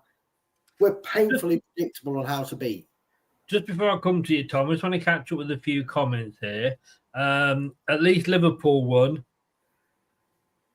Okay. Delete. Oh, yeah. Who did they? Oh, they beat Brentford, didn't they? That doesn't really affect us at all. No, nothing affects us, Chris. We're down. Well, Crystal Palace beat West Ham, so Crystal Palace are safe, aren't they? Mid-table. Yeah. I've been drinking heavily since 2:30. I thought we were brilliant. Well, who used to do that? This used to be somebody on TV used to go. Eric Morecambe. That was it. Thank you. Yes, I feel Eric Morecambe vibes coming on. We said increase the percentage during the game by the goals we conceded, didn't we, as a watch-along thing? So, for fuck's sake, I'd be up to about 25%. I've been drinking pure vodka by the time we get to the end of the season. John says, chin up, guys. You are in the Premier League. Not for long, mate. Not for long, which is exactly what LCFC said. Seems like Potter's manager's bounce has gone. Evening, guys. No VR. Chris, Championship more exciting. Good luck to Ipswich. We mentioned that one about the Christmas do. We haven't improved since Cooper left. We said that. We could give him 70 weeks and nothing would change. I needed that joke, Brad. Nice one. Holding that sign up saying we miss you, Enzo, was a disgrace and so unprofessional. Did somebody do that during the game? And I didn't see that if they did. The Christmas do, wasn't it? Oh, yes, yeah. And that wasn't even a player. That was somebody trying to cause shit. Probably from the Sun, or and I said News of the World, but they've gone now. Sun or Sunday Sun. I've always believed it's never as bad or as good as it seems. So I'm optimistic. Russ, I'll have a pint of whatever you're drinking. Selling Tom Cameron is a major red flag. Apparently, we need the money, apparently. Liverpool winning is good for us, keeps Forest at bay. I don't give a shit about Forest, to be honest with you. I say good luck to Forest. And if they were to win it over Liverpool, I'd actually be happy because it means one of the big six hasn't won it. But that's just me. Now I'm hoping Forest destroys Southampton. Life isn't real, guys. And finally, as long as we're not totally adrift, I still have a little hope that things need to change. But we can't keep on waiting for other teams to do us favours against the teams that were around. So, Tom, second goal. I mean, the guy had the freedom of the king power. I said it was as open as a prostitute's gusset, but that was probably being unfair to prostitutes. Yeah, it was very much a situation where, once again, an individual switch off in a quality league, you get punished, and that's exactly what happened to us, wasn't it? The interesting thing is, I felt for some reason I got a flashback to what Brad was saying, and I was like, the Walsall game in the League Cup under Cooper, we struggled through one of penalties, wasn't it? I don't think we've particularly got any better from there, as that being the worst Cooper element. But I also don't think Rude's appointment now, in the light of day, has been proven to be any better than what Cooper was. That's a fair sort of place to come from with this, isn't it, really? So, yeah, we haven't got the quality. So I really don't know. What I would like to do is, I'd like to do a deal with Chelsea, because Chelsea have got a lot of players in their B team that are probably available. So why don't we, bear in mind they want Mads to come to them maybe next year, do them a cut price deal for Mads and take 2 players off them on loan to the end of the season, KDH, and either Colwell, centre-back, or Chilwell. They pay their wages, we don't pay them, so they're taking the hit for that. And we give them Hermansen for 21 million quid. We knock 5 million quid off it at the end of the season. We're going to have to do something clever like that now, because we need Premier League quality. So we need to look around and form allies, because in this financial world as well, Chelsea have done deals with the Saudi League, which I think are handshakes they've already had with them. So we need to get into a similar mindset as well, because we get a lot of stuff thrown at the board about this because they've been naive. And they are naive. They would admit they're naive. But the problem is, if you're going to be successful in this, and the fans want that, you can't be naive anymore. So we've got to wake up. I don't want to wake up Brad because he looks like he's falling asleep there. Sorry. Let me just jump to you, Brad, for this one, and I'll come to you, Wayne, in a second. But I wanted to come to this to you because we've had this conversation so many, many times. That guy that does everything at the club. Oh yeah, Bob Rookin. Yeah, the guy that sort of eases tops poos out so he can wipe his off. Yeah. For those of you that remember the show. Look, I've tried to defend him. We apparently cannot get rid of Edouard until somebody buys him. Now, if John Rudkin has done that on a loan deal, then he needs to be not just sacked, he needs to be shot, hung and quartered, because we should be able to, as the loanee club, be able to say we don't want him anymore and send him back. Now, I know Palace don't want him back. That's how bad he is. But we're paying £90,000 a week or whatever it is for this guy's wages, which is the average Premier League wages, I guess, for him to not even make it on the bench. Why have we got to wait for Atlantic FC or whoever it is in America to buy him before we can actually get rid of him and do anything in the transfer market? I cannot answer that question, Chris, because I did not understand the rule changes in loanees. When did they start being so dictating of everything that, like you said, Chris, they've gone, no, we don't want him back. Well, we don't want him here. So I think there should be Rudkin should be just dismembered. Susan Whelan at the same time, she can get. He should be made to walk naked through the streets of Leicester like Game of Thrones. Shame. No one wants that scarring vision in the face, mate. I wouldn't wish it upon anybody. Wayne remembers that, don't you? He's a Game of Thrones fan. Well, honestly, Chris, I mean, how do you get a loan deal that wrong? It's a panic, but it was a panic loan deal because we thought we needed an extra striker in. when we barely played Daka as it is, so we obviously didn't need a fourth striker in. It's almost like we needed a right back in at that time, but who knows?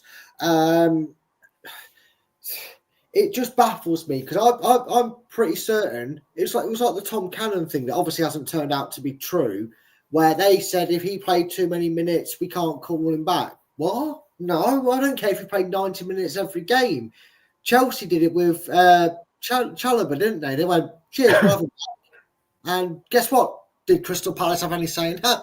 No, they wanted him back. They called him back. If it had been the other way round, I think Chelsea would have gone, oh, okay, then fair enough. I just don't understand it. How has loan deals suddenly become harder to get rid of than trying to sell an absolute useless donkey? I mean, Wayne, last season, we loaned Luke Thomas to Sheffield United. They changed the manager. They came in. They said, we don't want him anymore in the January transfer window. And they sent him back to Leicester. And then I think we sent him out to Middlesbrough. So, like Brad says, I don't remember the laws being changed. Why have we got to wait for that to get rid of him? Because apparently, according to all the sports places, we can't do anything in the transfer market until we get rid of Edouard. Yeah, and the same as Casadente, Chelsea called him back last season in January. And I think that is, in general, is the rule. The one thing I will say about internet rumours, I mean, the ones going around before the PSR thing, and people saying we've got it from a very good source, we're getting in between 6 and 12 points, which turned out completely rubbish. So, you know, sometimes on the internet news isn't that solid. And they might be working on things at the moment, but if that is the case, that is an absolute cock up. Yeah, I mean, in all these sort of the Casadays and the Chimboas, that was all where the parent club wanted the player back. This is where, you know, like with Sheffield United with Luke Thomas, the club that's loaned the player has said, we don't want you anymore, and sent them back. You know, if Rudkin has agreed to that deal where, yeah, we want Edouard on loan, yeah, look, we'll keep him for the season, whatever happens, we'll keep him, then I'm sorry, Rudkin needs to be kicked his arse, I could say, shot dead and hung, drawn and quartered. I want to come back, and I know we've talked about this, Tom, but I want to talk Tom Cannon for a minute because he has come back, and we've called him back so that we can sell him. Now we are going to get 15 million for him, which is a good profit allegedly. You know, that's what we're going to get. I know he only cost us 8, but as I've said many, many times, when you look at Vardy today, who offered us absolutely nothing, why don't we give Cannon a chance for 6 months? All right, look, if we sell him, the chances are, and if we get rid of Edouard, we're going to have to get another striker in anyway. And we've got him sat there. Yeah, let me put it this way, Chris. I think it'll be the most ridiculous decision we've made for a long time to sell him, and I'll tell you why. Because number one, 15 million quid, yeah, fine. It's pretty much what we might have to pay Everton for him. So we're not making any money. There's no profit there. Secondly, if we get relegated and Vardy leaves, who is going to be playing up front for us next season, especially if we're under financial constraints in the Football League? We might need someone who happens to be in our club already who has shown he can score goals in the Championship this season. Because I don't want to put this in a position where we're caught so short we end up doing back-to-back relegations. We end up at Huddersfield Town because it's been pulled out from underneath us so drastically. And that's what a lot of the anxiety for me is in the background, because things aren't looking good. It's looking like we're naive to our own problems. It's looking like we're going to keep playing the same formation to death. We haven't got the quality to do it. We're not good enough. And we're going to just keep cycling down with that. So I think it'll be a daft thing, because I don't think you can replace someone like Tom Cannon for £15 million. You know, realistically, you've got to get lucky. Any transfer fee for a striker now around £15 million is a bit of a punt, really. It really is. You know, I mean, Arsenal might go out and spend 100 million on Isaac in a minute, and he probably won't do the job for them, like Gabriel Jesus didn't. So I think it'll be daft to get rid of him. I think we should just chuck him in. And I go back to it again. Harry Kane was on at Leicester, came off the bench for us in the Championship. Didn't really feature, didn't look anything special. Ended up being England's best striker because Tottenham put him in. So we can't literally lie behind we this. actually wanted to buy Harry Kane, and Tottenham said no. Although their manager at the time wanted to sell him, but it was overruled. But Wayne, let's talk. I mean, I agree totally. Tom Cannon, what's the harm in trying him? He can't do any bloody worse than Vardy.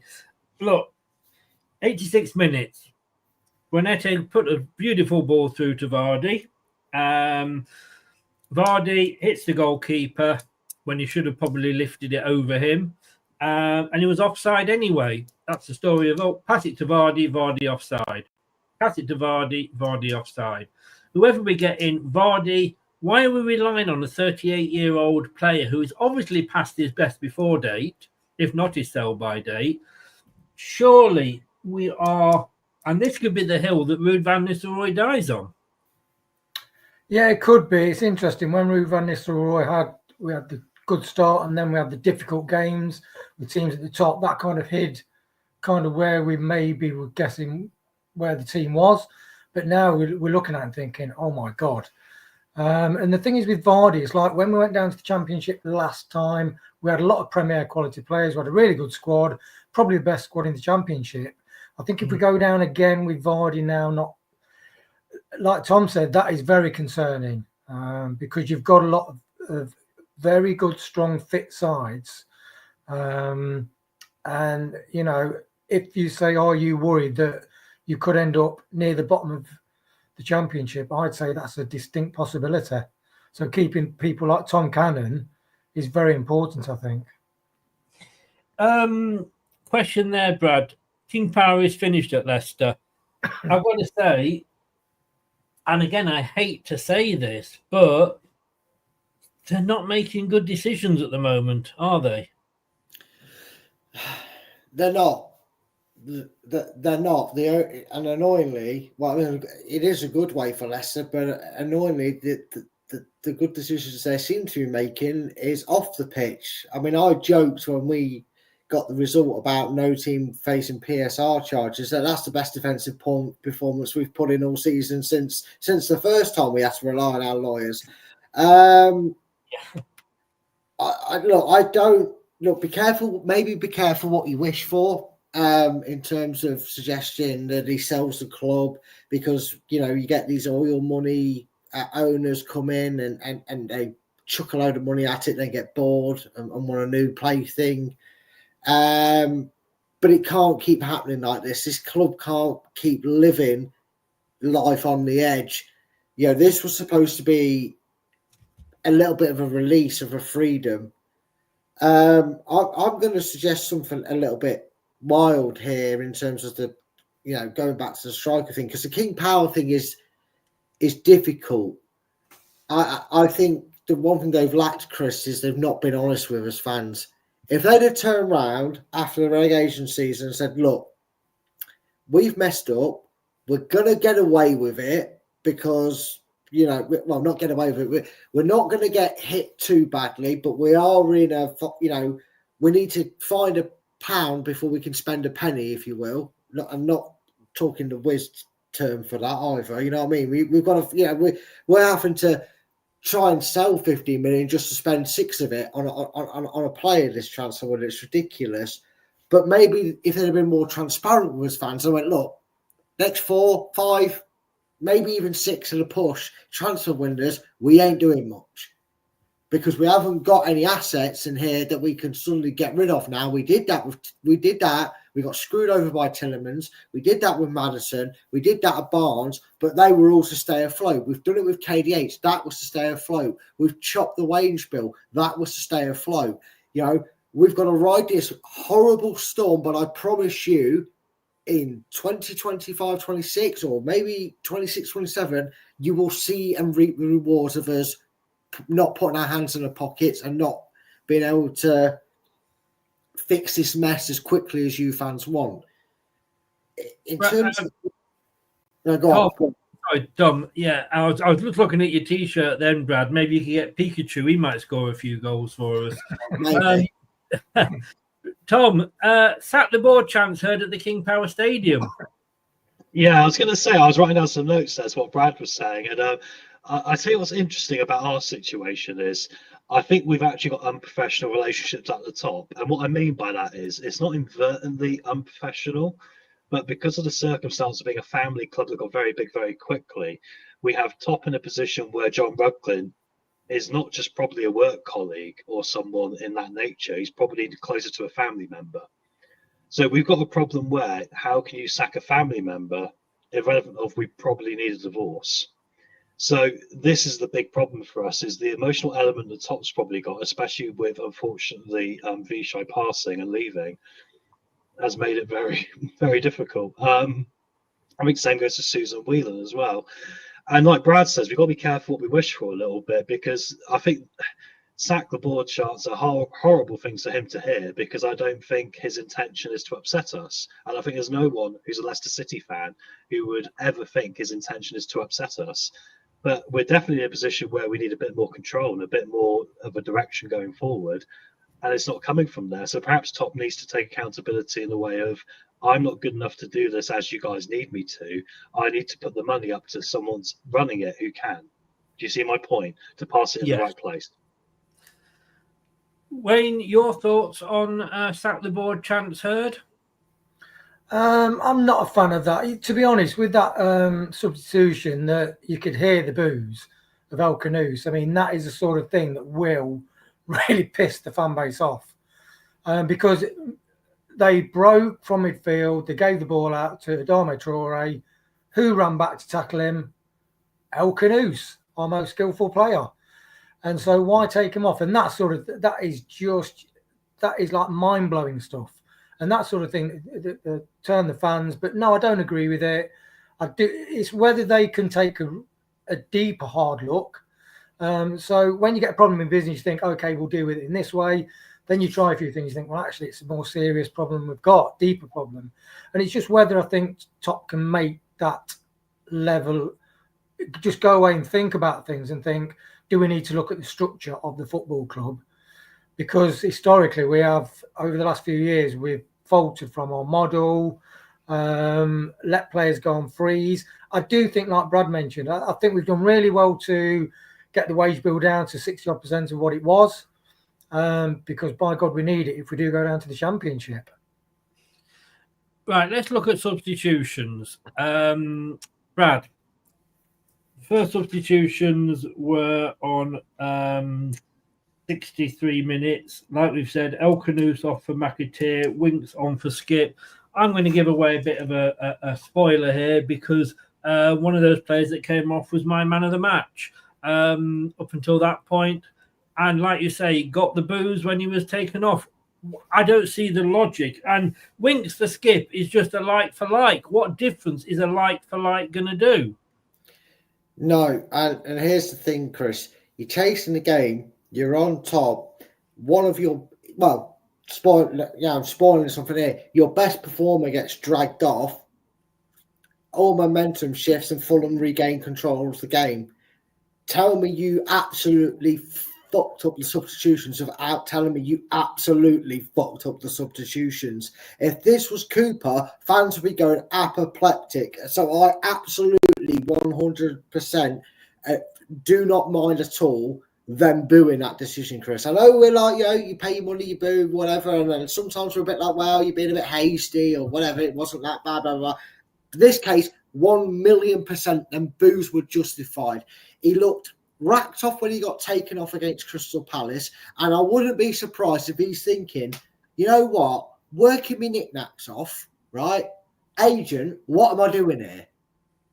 Why am I here when this man hasn't got a clue? I don't care that he starts me every game. He keeps taking me off when I'm the only one that's running around.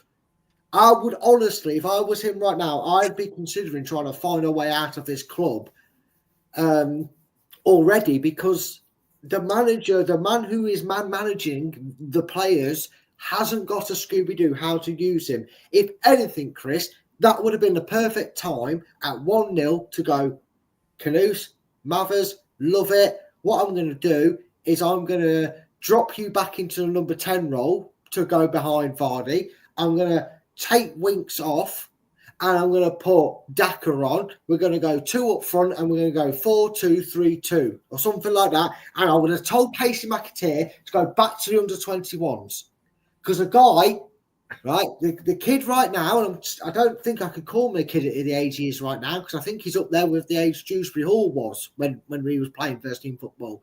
He ain't got the bottle. Chilwell Millwall syndrome he has. He ain't got the bottle. He ain't got the ability. He's not got the confidence in himself. Maybe that's somebody we should be getting off our books and sending out on loan because I do not think he's good enough to take it. He came on and absolutely killed our attack on that side of the field. What is that doing? Okay, let me ask you this, Brad. We've said about booing, and I don't agree with booing during the game. At the end, I think it's fine. You've played your money. You're entitled to have your say, and that's the best way of showing it. I agree with booing at substitutions because you're letting the manager know what we feel about that substitution. We used to take probably one of our best performing players off under Claudio on 60 minutes. Oh, it's 59 minutes. Somebody's got to be warming up because Okazaki is going to be coming off. But that's because Okazaki was knackered because he'd run around so much for 60 minutes. That wasn't the case, though, with El Canoes, was it? It's never been the case, Chris.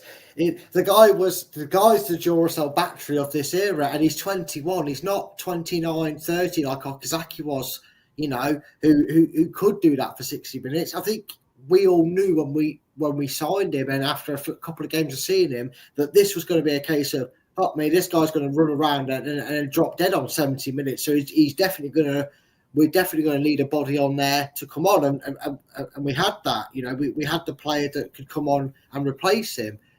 We see, for whatever reason, we seem to look at our players and what baffles me, Chris, the most is the like-for-like change for Winks. Why not sack? We're 1-0 down. Why not bin Winks off, right? And it sounds horrible. I don't mean it that horribly, but bin him off and throw a third attacker on for him. Because Sumare and him both played the same role. Double pivot CDMs. Go and ask Man United fans what they thought of double pivot CDMs when they had the likes of Scott McTominay and that doing it. They could not stand it. The difference is, Chris, right, we have Buonanotte, El Canoes, Mavididi, and that's it, because I'm not including Vardy because I agree with you, Chris. He's offside all the time and he's past it. We've got 3 very quick, very attack-minded players, yet we spend 70% of our game in our defensive box with our players so cramped forward that when we actually have these exciting players bursting out with plays, they suddenly go white shirt, white shirt, white shirt, white shirt. Vardy's in row Z and the SK stands. I don't know what he's doing there. He's that offside. Where's the rest of you? And they're like, because we've been defending our asses off and sat back 50 yards. I don't understand. But Brad gets the award for overacting tonight. Oh, but my point is, Chris, we sit so deep, and I'm sick of playing to one man's strengths when he can't even hold his strength anymore. Wild idea here, Chris. Keep Cannon, send Edward back, force him back, send him back in a taxi and refuse him in the training ground if you have to until they get rid of him to Atlanta. Just say, go with it, right? Let's Paddington bear him. Paddington bear Edward. Yeah. Ask Vardy for a mutual termination of his contract. Oh, that is controversial. That is controversial. That I think is separate for another show because we could fill an hour just on that. All I'm saying is, Chris, it sounded like yet again player power got rid of a manager that was doing actually better than the manager we've got in. Wayne, AU off for Brunetti on. Maybe that should have been at the start. That said, Brunetti seemed to spend half his time on his stomach on the grass because he was just falling over if anybody farted. Mavididi on for Daka. And I've got to say, after that, and say whether it was 2 up front or not, I actually said, what's Vardy doing? I actually thought Vardy had got taken off. Again, explain those two substitutions for me, because Ayew shouldn't have been on the pitch. Ayew should have come on at that point to try and get a few fouls or something where we maybe get a free kick or something. Yeah, I mean, Tom, you picked Ayew in your side, didn't you? I think. And to be honest, I did. I don't know if you can Well, that see says that. it already, doesn't it, Wayne? No, I don't think you can see that. That basically said there's a graphic on football. It said 60 minutes and 50 seconds.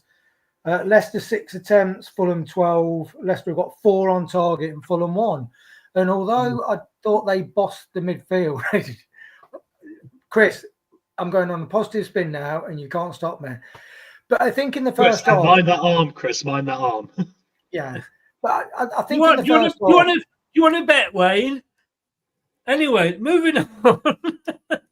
Let him do it. Let him speak his mind. Come on. Go for it, Wayne. In the first half, I think Rude sort of listened to the show and sort of said, let's try Ayew, let's go what Tom said. But Ayew, we were in the game, and they were bossing us in midfield, but we're in the game, and we got to half time, and we did have hope. And then obviously when the second half came along, so I do think Ayew did justify his place, and I think overall Ayew has been a good signing for the goals he scored, the help he's given the team, and I do think he's playing for his ability and his age at sort of 6 and 7s on average, whereas people like Mavadida, Buonanotte is a great flair player. When he's on fire, but he's not consistent and he doesn't tackle back. And that's, I think, the reason. I mean, you've got to say, why is Buonanotte not getting the nod over Ayew? And you're thinking, well, there's got to be a reason. And I think a lot of players this season are only playing at 4s and 5s.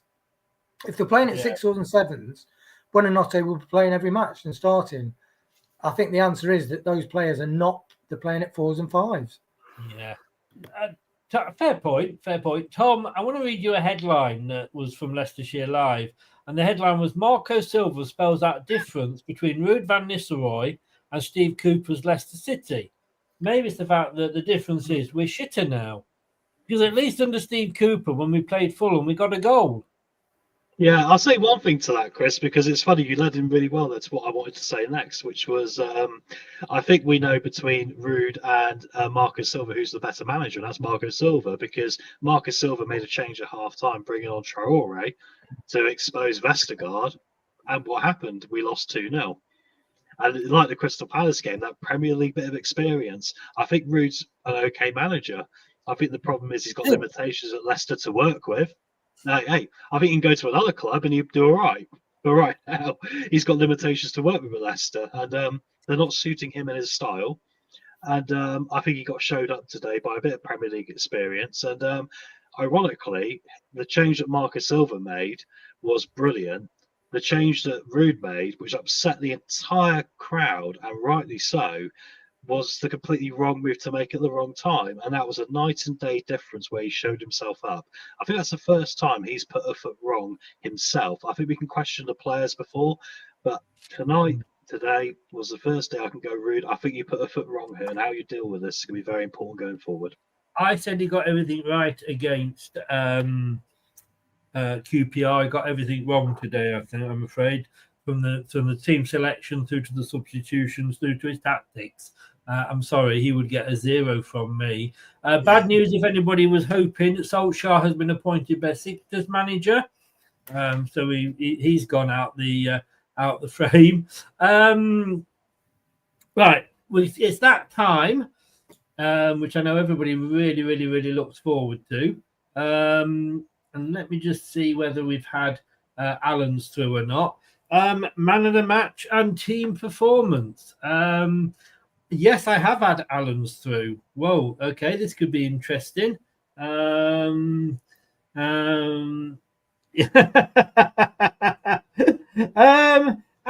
well, yes. I am going to go. I'll start it off this time because everybody says I don't start it off. So I'm going to go with my performance. I'm going to go. I'm going to get. Do I give them 1 for turning up, or do I actually give them 2 for attempting to play? I will. I've seen worse, but not much. I'm going to give them 1. I'm afraid, because I think the performance was absolutely diabolical. And the man of the match, I'm going to give it to El Canoes, even though he got taken off. I do think he was the best player. Brad?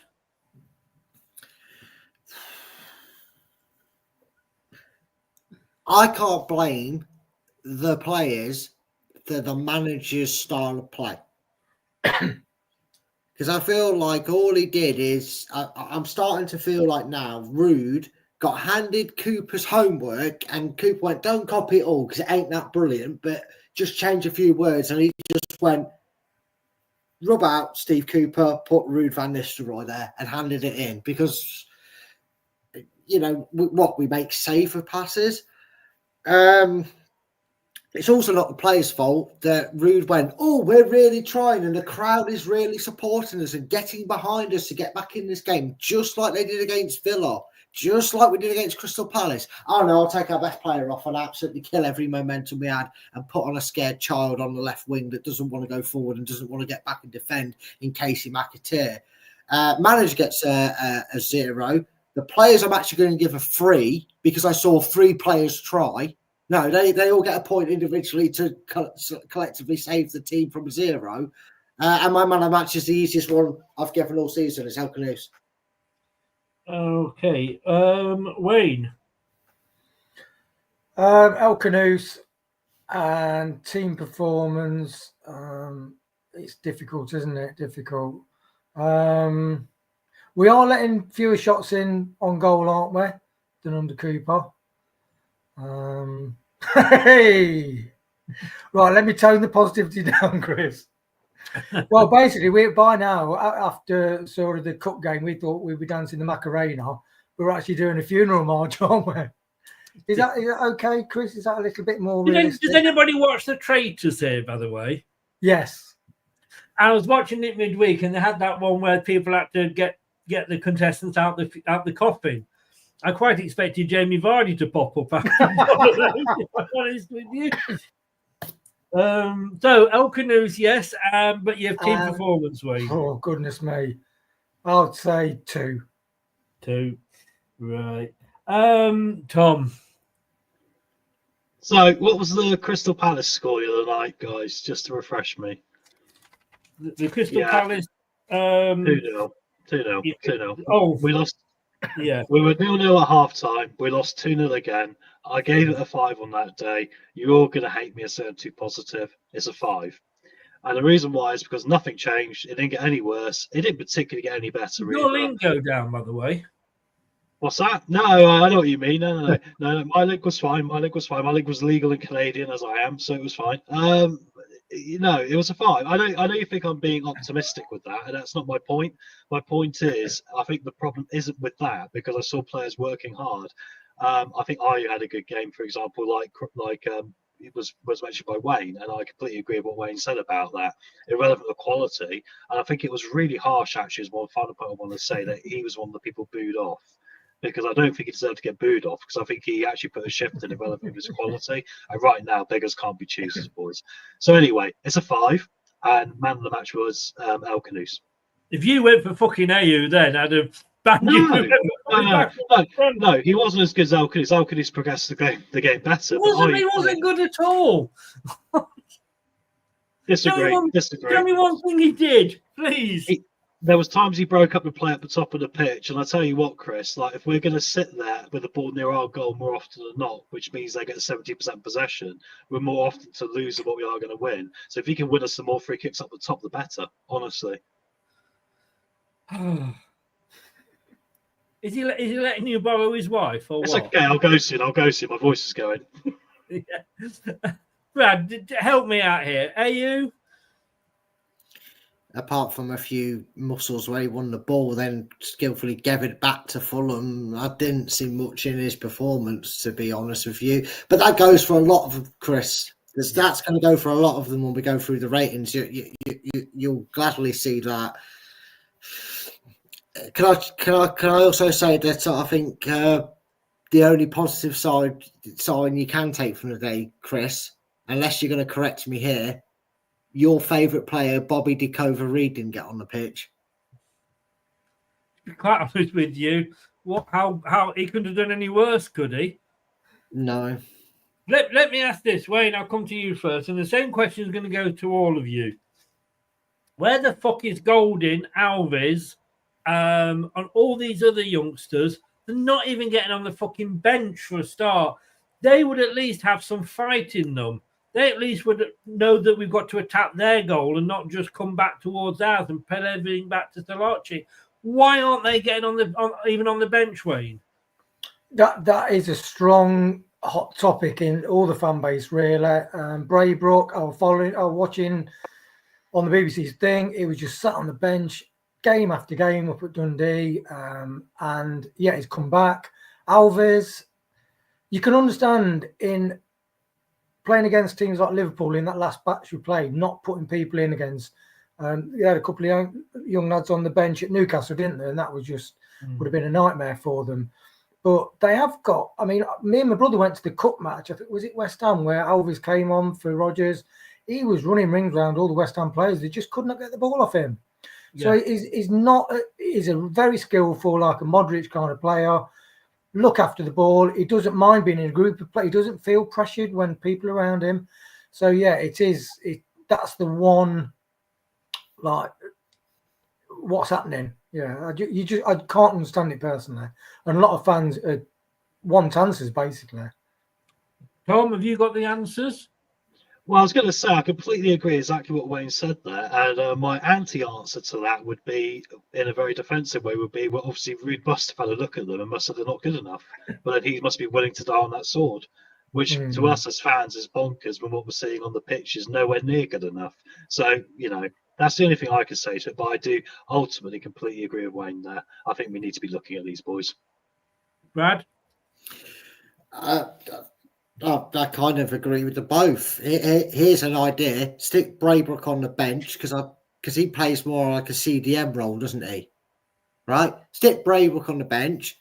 Tell Winks to go and get the bus back to Tottenham and stick Alves in the middle. Michael Golding, he was signed as a centre-back, young, excited centre-back from Chelsea, wasn't he? He's a centre-mid. Midfield. Oh, yeah. I thought he was a centre-back. Like Golding. No, centre-mid. Then sorry what I was going to say, because I thought he was a centre-back. I was thinking, well, don't we have the answer right there for our central defensive forward? Stick him on the bench. Maybe go 3 in that midfield, get him on there with Alves and Samare marshalling the line. Just get them involved, get them in the team, because right now we've gone from fearless foxes to fearful foxes. And like the lads have said, Wayne and Tom both said, what have we got to actually lose, Chris? Because right now we're going down anyway. Right now we're losing, we're losing Tottenham, we're losing to Crystal Palace, we're losing to Villa, we're losing to everybody. I know we haven't played Tottenham yet, but we can guarantee we'll give them medicine for their dross season they're having. I just wonder, why don't you? The best thing about having young players is like, Wayne said against West Ham, Alves was fearless. Braybrook, when he played against Tottenham, I think it was a couple of seasons ago, was fearless. I know the game was dead and he had less pressure on him, but what we got to lose? 3 in midfield, put them on, have Golding on the bench. We're going to be relying on these players in 12 months' time or less. When we're minus 10 points in the championship, they're going to have to start. Yeah. What? Monga? Yeah. Didn't see that. Sorry, Tom. Didn't see that. My point is, Monga, because, when Birmingham City were in trouble, they reached in for a 16-year-old in their academy and everyone laughed at and thought wasn't going to do anything. He ended up being called Jude Bellingham. And Monga's getting a link with Man City at the moment. They want to chuck 12 or 15 million quid at us. Why not just chuck him in there and go, we're down anyway, have a go? Scott just said there, Calvin Basti was from the academy. Look at him now. Yeah. And we thought he wasn't any good. And Ajax went, he's all right, which sums about how bad our academy is, if Ajax think he's good. I just don't understand. Would there be any worse than the shit that wearing the blue shirt at the moment? No. And that's the thing. So let's just give them a chance. And you know what's Guys, scary as well? Fies had a really good game, I thought, up to a certain point, and I think it's all because he was putting himself in the window.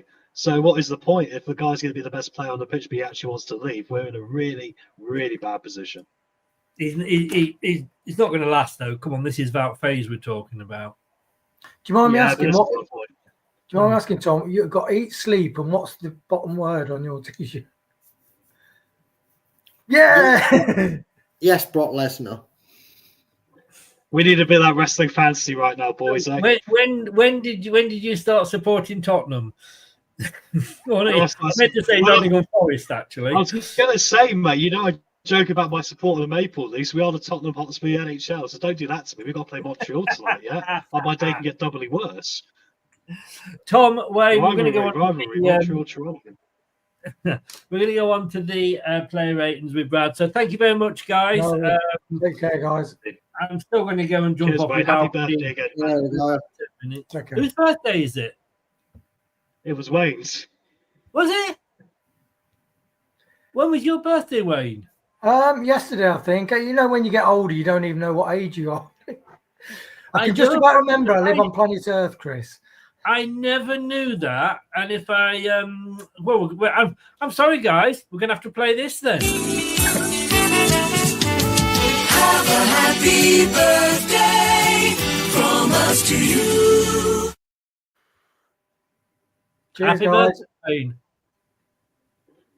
Thanks yesterday, Wayne. I really appreciate it, mate. I'll buy you a beer sometime, mate. Thank you. God. Take care. Cheers, guys. guys. I'll see Cheers, you later. Take See you care. later, guys. Take care.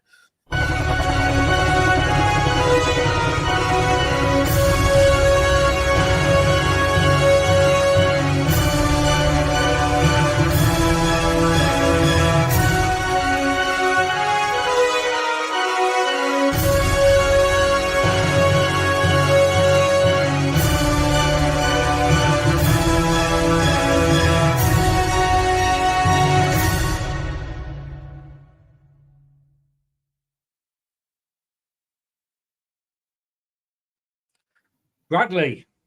Oh, yeah. I don't even care that you call me Bradley. That's how depressed I am. You are past caring, aren't you?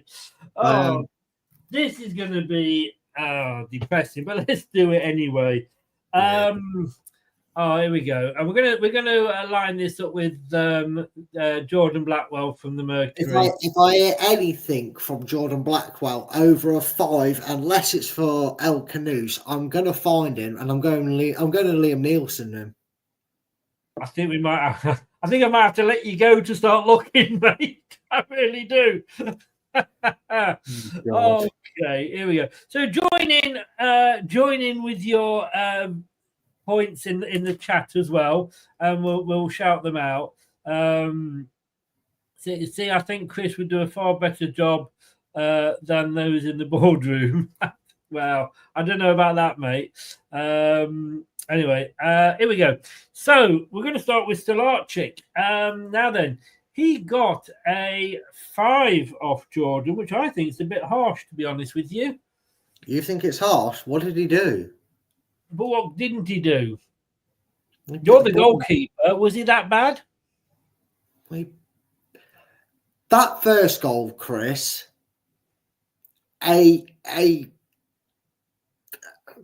Madsen would have, after that first header, the flick on header, would have dived outwards.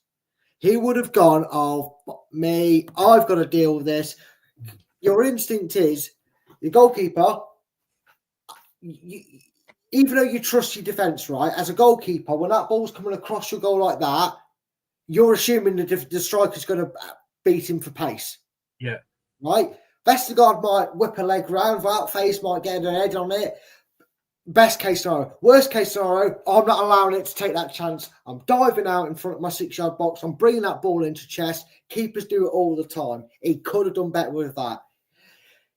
I don't remember him having a lot of saves to make. Fulham were wasteful with opportunities, a bit like Crystal Palace were on the Wednesday night, and yet they still beat us 2-0. I actually think Jordan's being very generous there, because I'm going to give Stolarczyk a 3. Oof. Right. Well, I tell you what, I'm going to listen. Go on. 3.5. We're doing halves now. No, I'm going to go 3. I'm going to go 3 because I think someone of Mads' quality makes that move, and I've seen Mads do that before, and I think that's where Stalachi just needs to learn a little bit, because I feel like maybe if we look back at some of the goals like that have been conceded, there is a suggestion that Stalachi could have done something in that moment.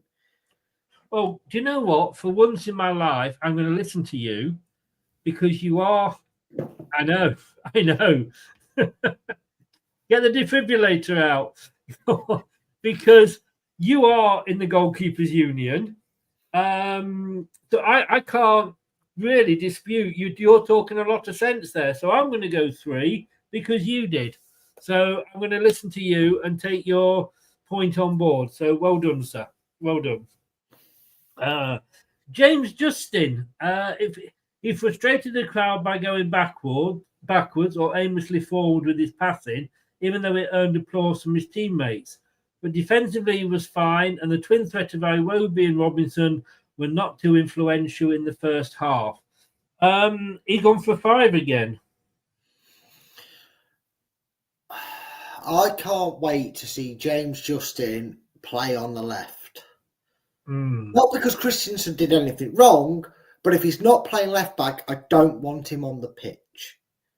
I feel that the way made this point earlier about Christensen coming inside to cover a centre-back position and that, I'm not fathoming where that instructions come from, because they both seem to do it. Both Christensen and JJ seem to do it.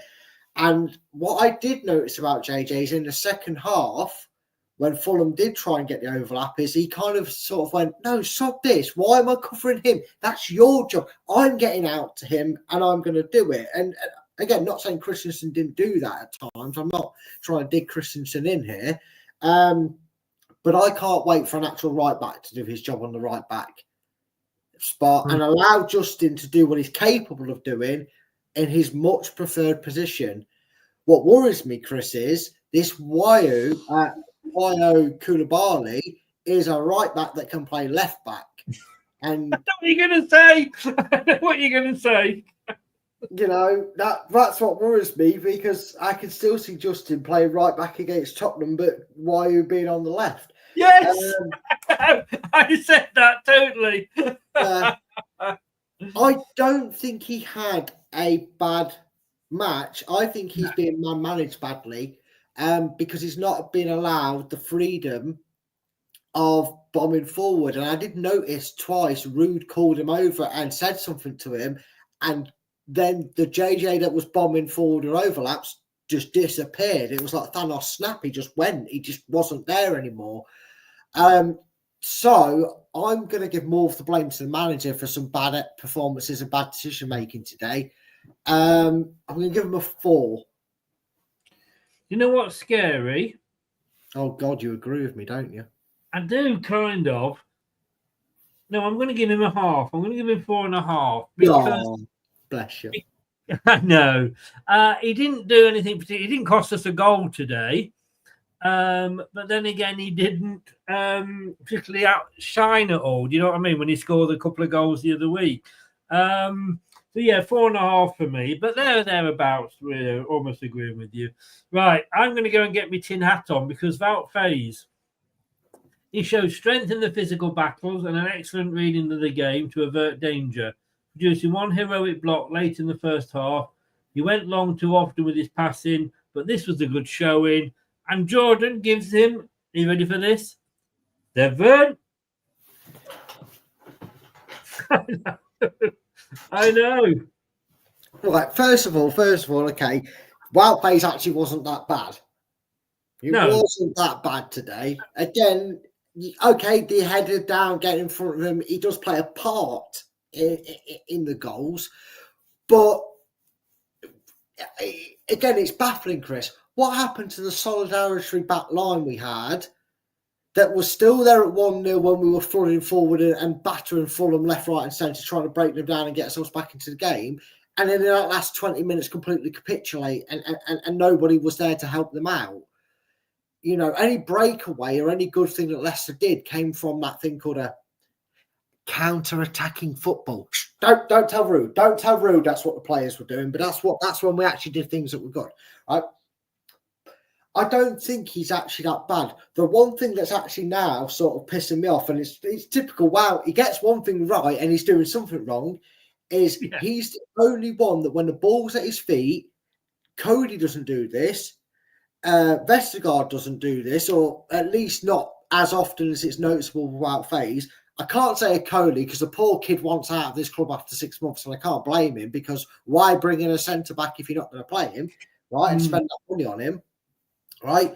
But Wout Faes had this annoying habit that really got on the fans' back today where he'd get the ball and he'd just have his head down and just boot it. Now, I could understand launching it 60 yards that way and hoping Donkey or and whatever else you want to call Vardy's trying to run onto it, right? Because that's what Vestergaard's doing. That's what they're instructed to do. We are apparently Stoke City in disguise, which might be why we've called Cannon back to make him feel like he's at home. I don't know, right? But what Wout Faes did is booted it into the middle of the park across the ball, and the Fulham players went, well, that was easy to get the ball back. I was crapping myself thinking they were going to come forward for a minute there. Cheers, wow. So for that reason, fix one problem, creates another one, both just as detrimental to conceding goals and chances. He gets a 3. Oh, wow. I've given him a 5, which is as high as I've gone, because I have to say a little bit of humble pie in there. I don't think he should even be wearing a Leicester shirt, but he wasn't our worst player by any stretch of the imagination today. Christensen, now then. He gets a 5 off Jordan. He was really good in the first half, sticking to his task defensively, looking forward for the ball and nearly scoring a stunning goal, but was perhaps then at fault for both goals, giving up too much pace to Wilson and particularly to Adams. Certainly for the second goal, he was just giving the freedom of the KP to the opposition player. I'm going to go 4 for Christensen. I feel bad for him. The bloke gets in space. The bloke makes overlapping runs, and we don't seem to be able to get the ball to him. Or should I actually say we don't decide to get the ball to him until there's 4 men marking him and Mavididi, so we're completely blocked. Completely blocked on that side of things. It is worrying, Chris, when in recent weeks our best chance goals have come from Wout Faes in the cup, Justin in the cup, Samare hitting the bar, and Christensen today. And aside from James Justin scoring, Wout Faes probably only has 4 goals in his career at Leicester. Christensen hasn't scored for us, and neither has Samare. And they've come the closest to scoring in the last few games. And if you take the league games out of it, Chris, our back line has come the closest to scoring. That is frightening. Yes. I feel sorry for him. I don't think he should get the blame he does, except for the second goal. But again, Chris, he went from having teammates all around him to no one absolutely near him. So I'm going to agree with you, Chris. I'm going to give him a 4. 4. Now, this hurts. Vestergaard. He was too slow to get close to Jimenez, failing to win the ball anytime he pressed the Mexican into midfield, earning a booking after a reckless foul too. Then for the first goal, he allowed Lukic to get in front of him. Got a 4. Now, look, you know my feelings about Vestergaard. Wasn't one of his better games. Probably give him a 3, to be honest with you. Yourself? Was at fault for the first goal because he should be bodying him. He shouldn't even be allowing him to go down to his kneecaps to flick on the header. It just shouldn't be allowed. The more I've had a chance to think about it over the couple of days, I think he got absolutely done for pace for the goal for Palace on Wednesday. That first one, it slips in behind him. I like Vestergaard, but if Connor Cody is not next to him, please don't be on the pitch. Because you need a reassured head to match you if you've got a Wout phase next to you and Vestergaard cannot do it. Them two together just do not do it for me. So I agree. 3. It's not really entirely his fault because of the style of player he is. But what did Wes Morgan need in that Great Escape season next to him? He needed a calm head, and he got Robert Huth. And I think we just need to. I think, someone maybe get a defibrillator and go clear or whatever on Ruud van Nistelrooy's brain and maybe spark an idea into it. And he realises that Cody and Vestergaard are his best partnership going forward. Well, or unless we buy another centre-back, of course, because with a bit of speed. But you could say, well, we've got a Coley. What has he done wrong? It's all right. It's all right. Saying that. Hello? You said it was all right, and I said on the night. Sorry, miles away. Then, I just thinking. Yes, we can think. They are the most experienced players we've got, but put them in together, and it's not like we're winning games or not conceding. Yeah, exactly. And like you said, look, we all know that a Cody and Face together is like a demolition derby. It's absolute chaos, and we crumble. You need, if you're going to take rumours with a pinch of salt. But if the idea is in the summer we are eventually sick of moaning Myrtle Wout phase, because there's no smoke without fire, is there, Chris? There can't be. This is like the 3rd or 4th transfer window in a row now. He's been moody and wanted out. What are Coley's doing on the training to not even blink Ruud's eye to being selected, considering we're conceding 4 goals, 3 goals, 2 goals, and not creating anything, Cody and Coley, give them a go, give them a run together, give that wise master, the apprentice that is a Coley, who's a young lad, and say, look, listen to me, work with me on training. Saturday against Tottenham, pick us, boss. We've got this sorted. We will start the repair job on the back line. I just don't understand what a Coley's doing to not get picked, and to the point where, what am I doing, Chris? What am I judging? Who am I rating? Am I just we're just talking to Coley. Okay, just making sure before I just went off on another tangent. I have to say, just going on the BBC, player of the match was Emile Smith-Rowe with 8.6. Our highest rated player was 3.66. That's angry fans that vote that, though. And I totally get it. I don't know about angry fans, because Vardy was second with 3.61.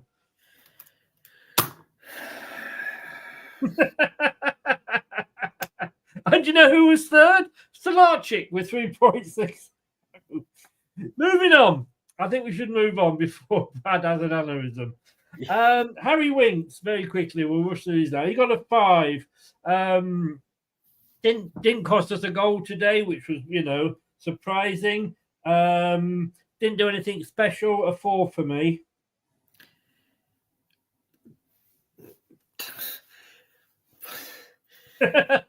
Breathe deeply, Brad. Breathe deeply.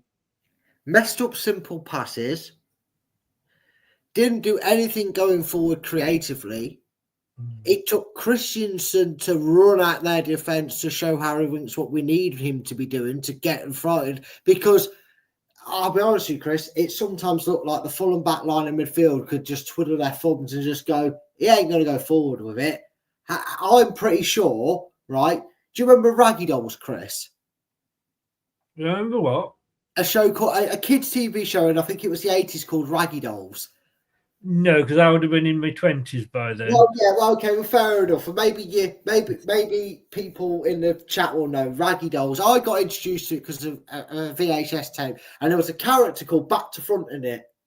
You can imagine how he was built. He was a stuffed down boy that was basically back to front, and I feel like that's how Harry Winks goes out on the pitch, because he is the one where as soon as he gets the ball, fans realise it's him and go, "Oh, for God's sake!" Because he does this, Chris. Ball forward, Leicester. Vestergaard. 0. Get him out of the club. He's shit. He's useless. He's not Seriously, you're Yes, giving him 0.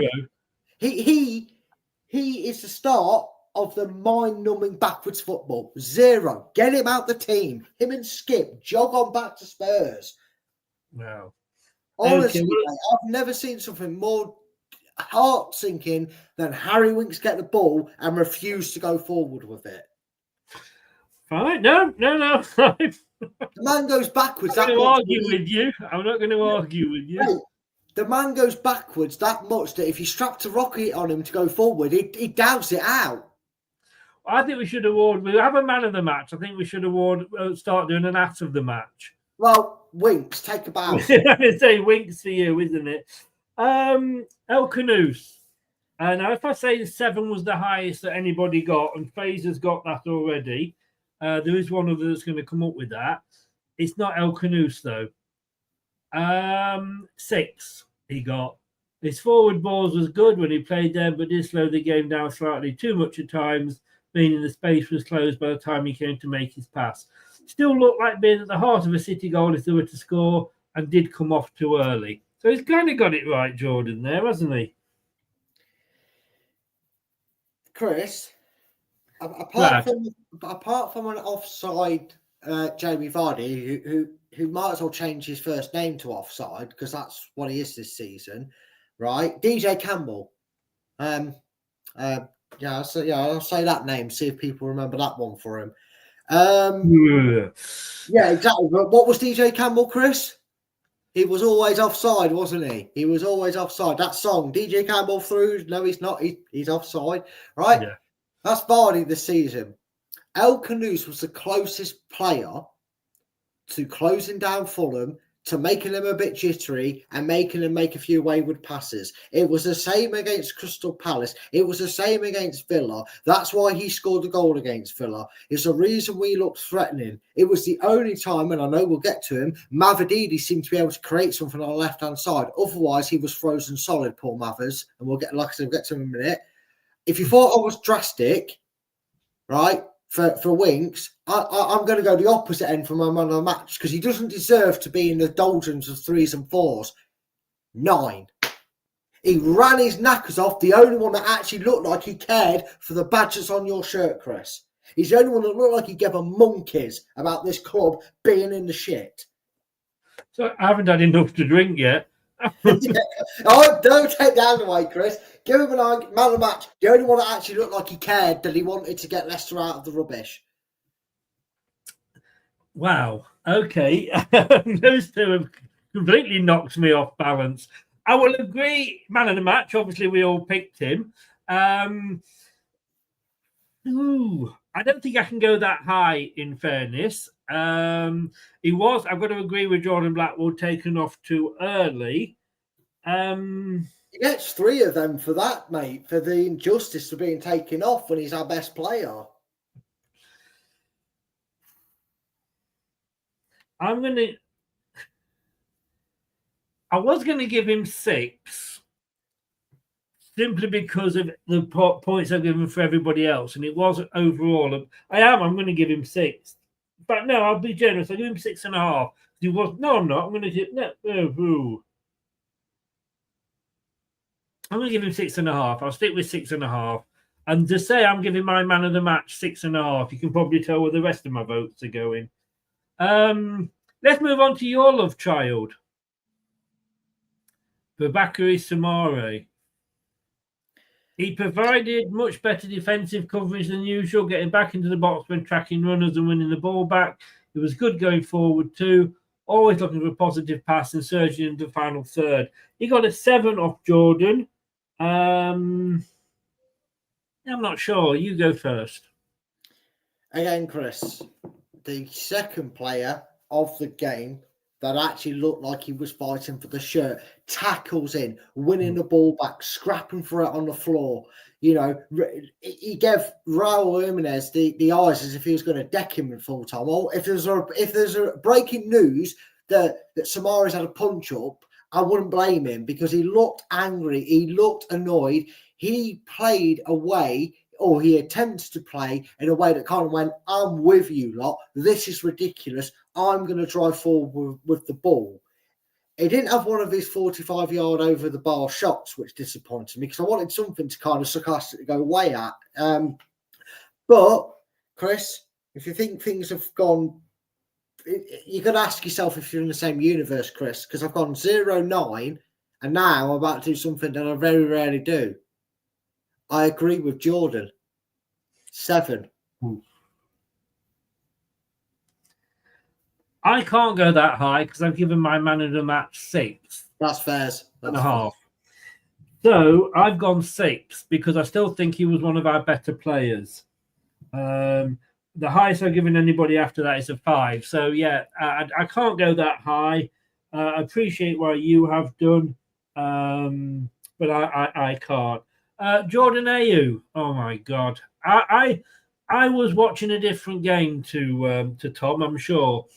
He gets a 6 off Jordan. I'm sorry, I'm just not. I just don't think he's a starter.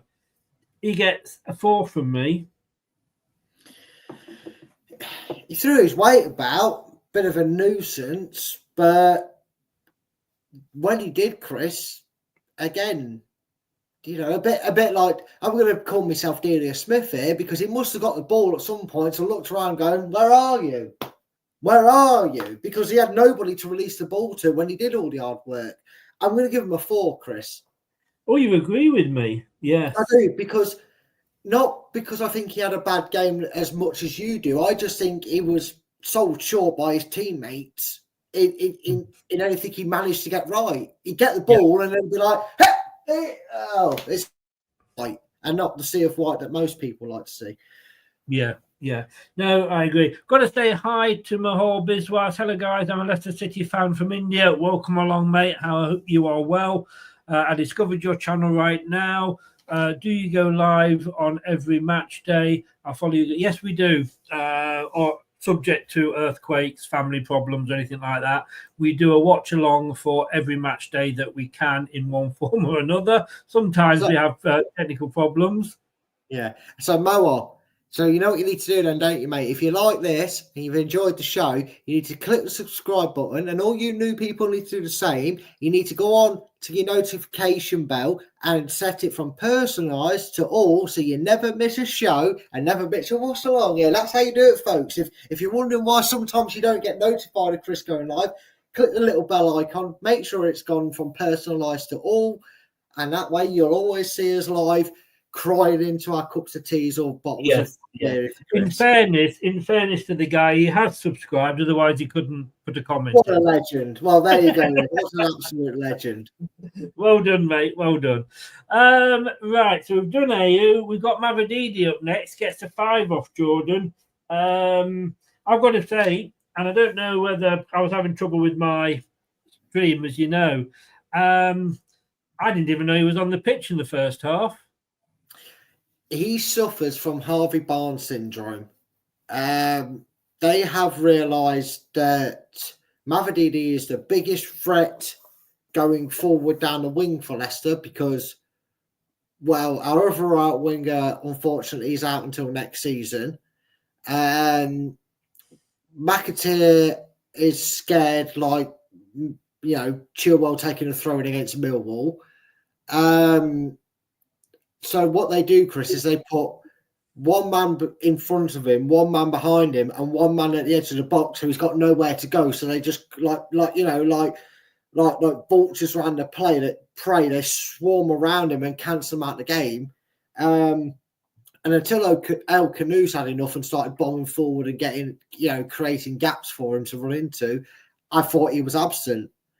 For that 20 minutes that we were daring to dream we could actually do this silly thing like score a goal and maybe get a point from the game, he actually turned up and was able to do something. But I can't rate him over 20 minutes, otherwise he'd probably get an 8. I have to rate him over 90, and for that reason I half his score and give him a 4. Give him a 4. I agree with you. I can't give him anything more than that myself. Vardy gets a 4.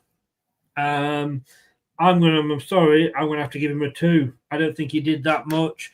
One good chance he had, he cocked up. He should have lifted it over the goalkeeper. And guess what, though? It was offside anyway. 2 for me.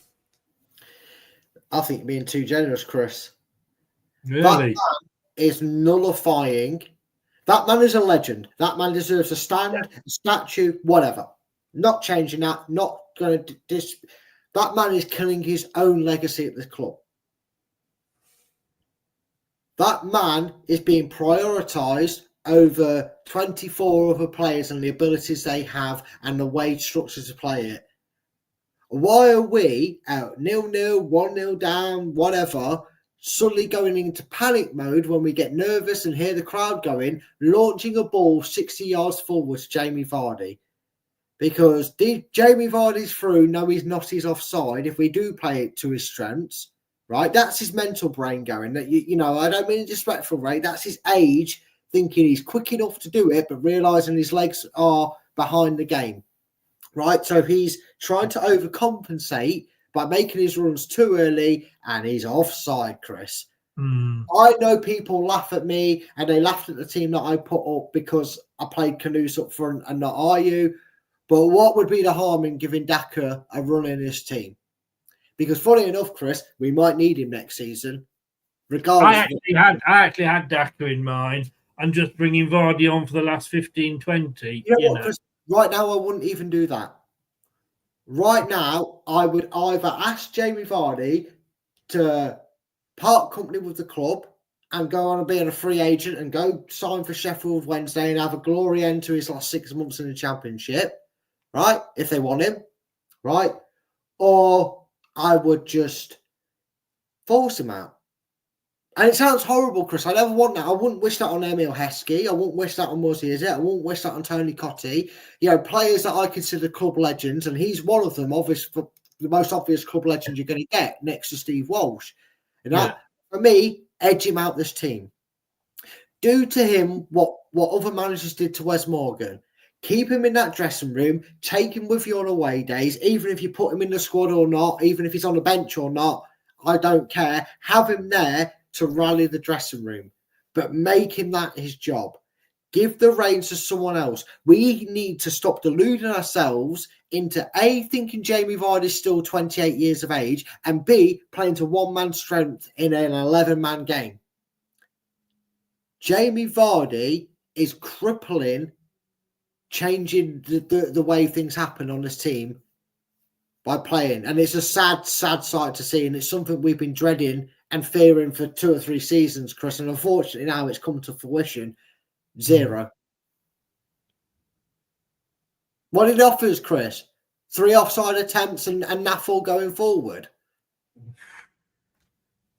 If he offered us nothing, why doesn't he get nothing, Chris? You know what I mean? In fact, he offered us less than nothing by being offside with his only good chance. I'm not arguing with you. I'm just like punches. having a sharp intake of breath. He's offered us nothing. In fact, like I said, Chris, with his one decent chance he had, he was offside, so it was negative nothing.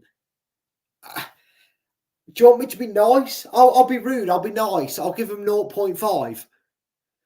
No.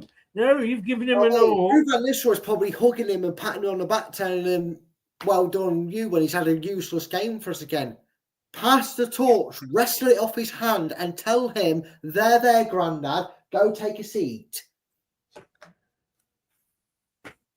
Save his legacy, Chris. For his own sake, save his legacy. Look, I'm not going to argue with you. Right, we'll just very quickly run through the subs. He's given Skip 4, McAteer 4, Brunetti 4, Daka 3. Daka 6. Sorry, I've gone 3-3-3-3. To be honest with you, Casey 0. In fact, Casey -2. Nullified us, completely sent us backwards, never looked going forward. -2. Daka 4. At least he tried, went forward, actually stayed on side. Right? Who were the other ones? Skip. Anyway, moving on. Who was one more sub after Skip? Brunetti. Tried 4. So that's 0 -2 4 4. There you go. Interesting. Stay online. I want to have a word with you afterwards. I'm not going to give you homework. Don't worry. Oh, thank God for that. Because I'll throw the homework book back at you like a teacher pissing off a student. All right. Well, it's been painful, but thank you very much for coming on. And we'll see you next week sometime. Take care, buddy. I will see you after the show. You know what I mean? Maybe you will, Chris. I don't know. I might have given up by then. Yes. Find me in the skip at the back of the KP. I'll be there. You can find me. Take care, buddy. Take care, everybody. Cheers. There we go. Thanks to Brad for sharing my pain. And that is the end of it. We're coming to the end of it. Mahor agrees with you, Brad. I think we really need Iheanacho this season. I think we need a bloody miracle, mate. We'll be back at some point, if not before, 7 o'clock on Monday with the weekend roundup. Wow, that's going to be cheerful, isn't it? And we'll see you then. But stay tuned, because you never know. Like he says, subscribe, but click on that notification bell, because then you will never, ever, ever miss another show. I'll see you tomorrow. If you can, have a good rest of the weekend. The only good thing is, I don't have to watch Match of the Day. Why would I? Thanks for watching. These videos are tremendous. You better like them too, or I'll be back. This podcast is proud to be part of the TalkSport Fan Network. TalkSport. Powered by fans. That will conclude this evening's entertainment.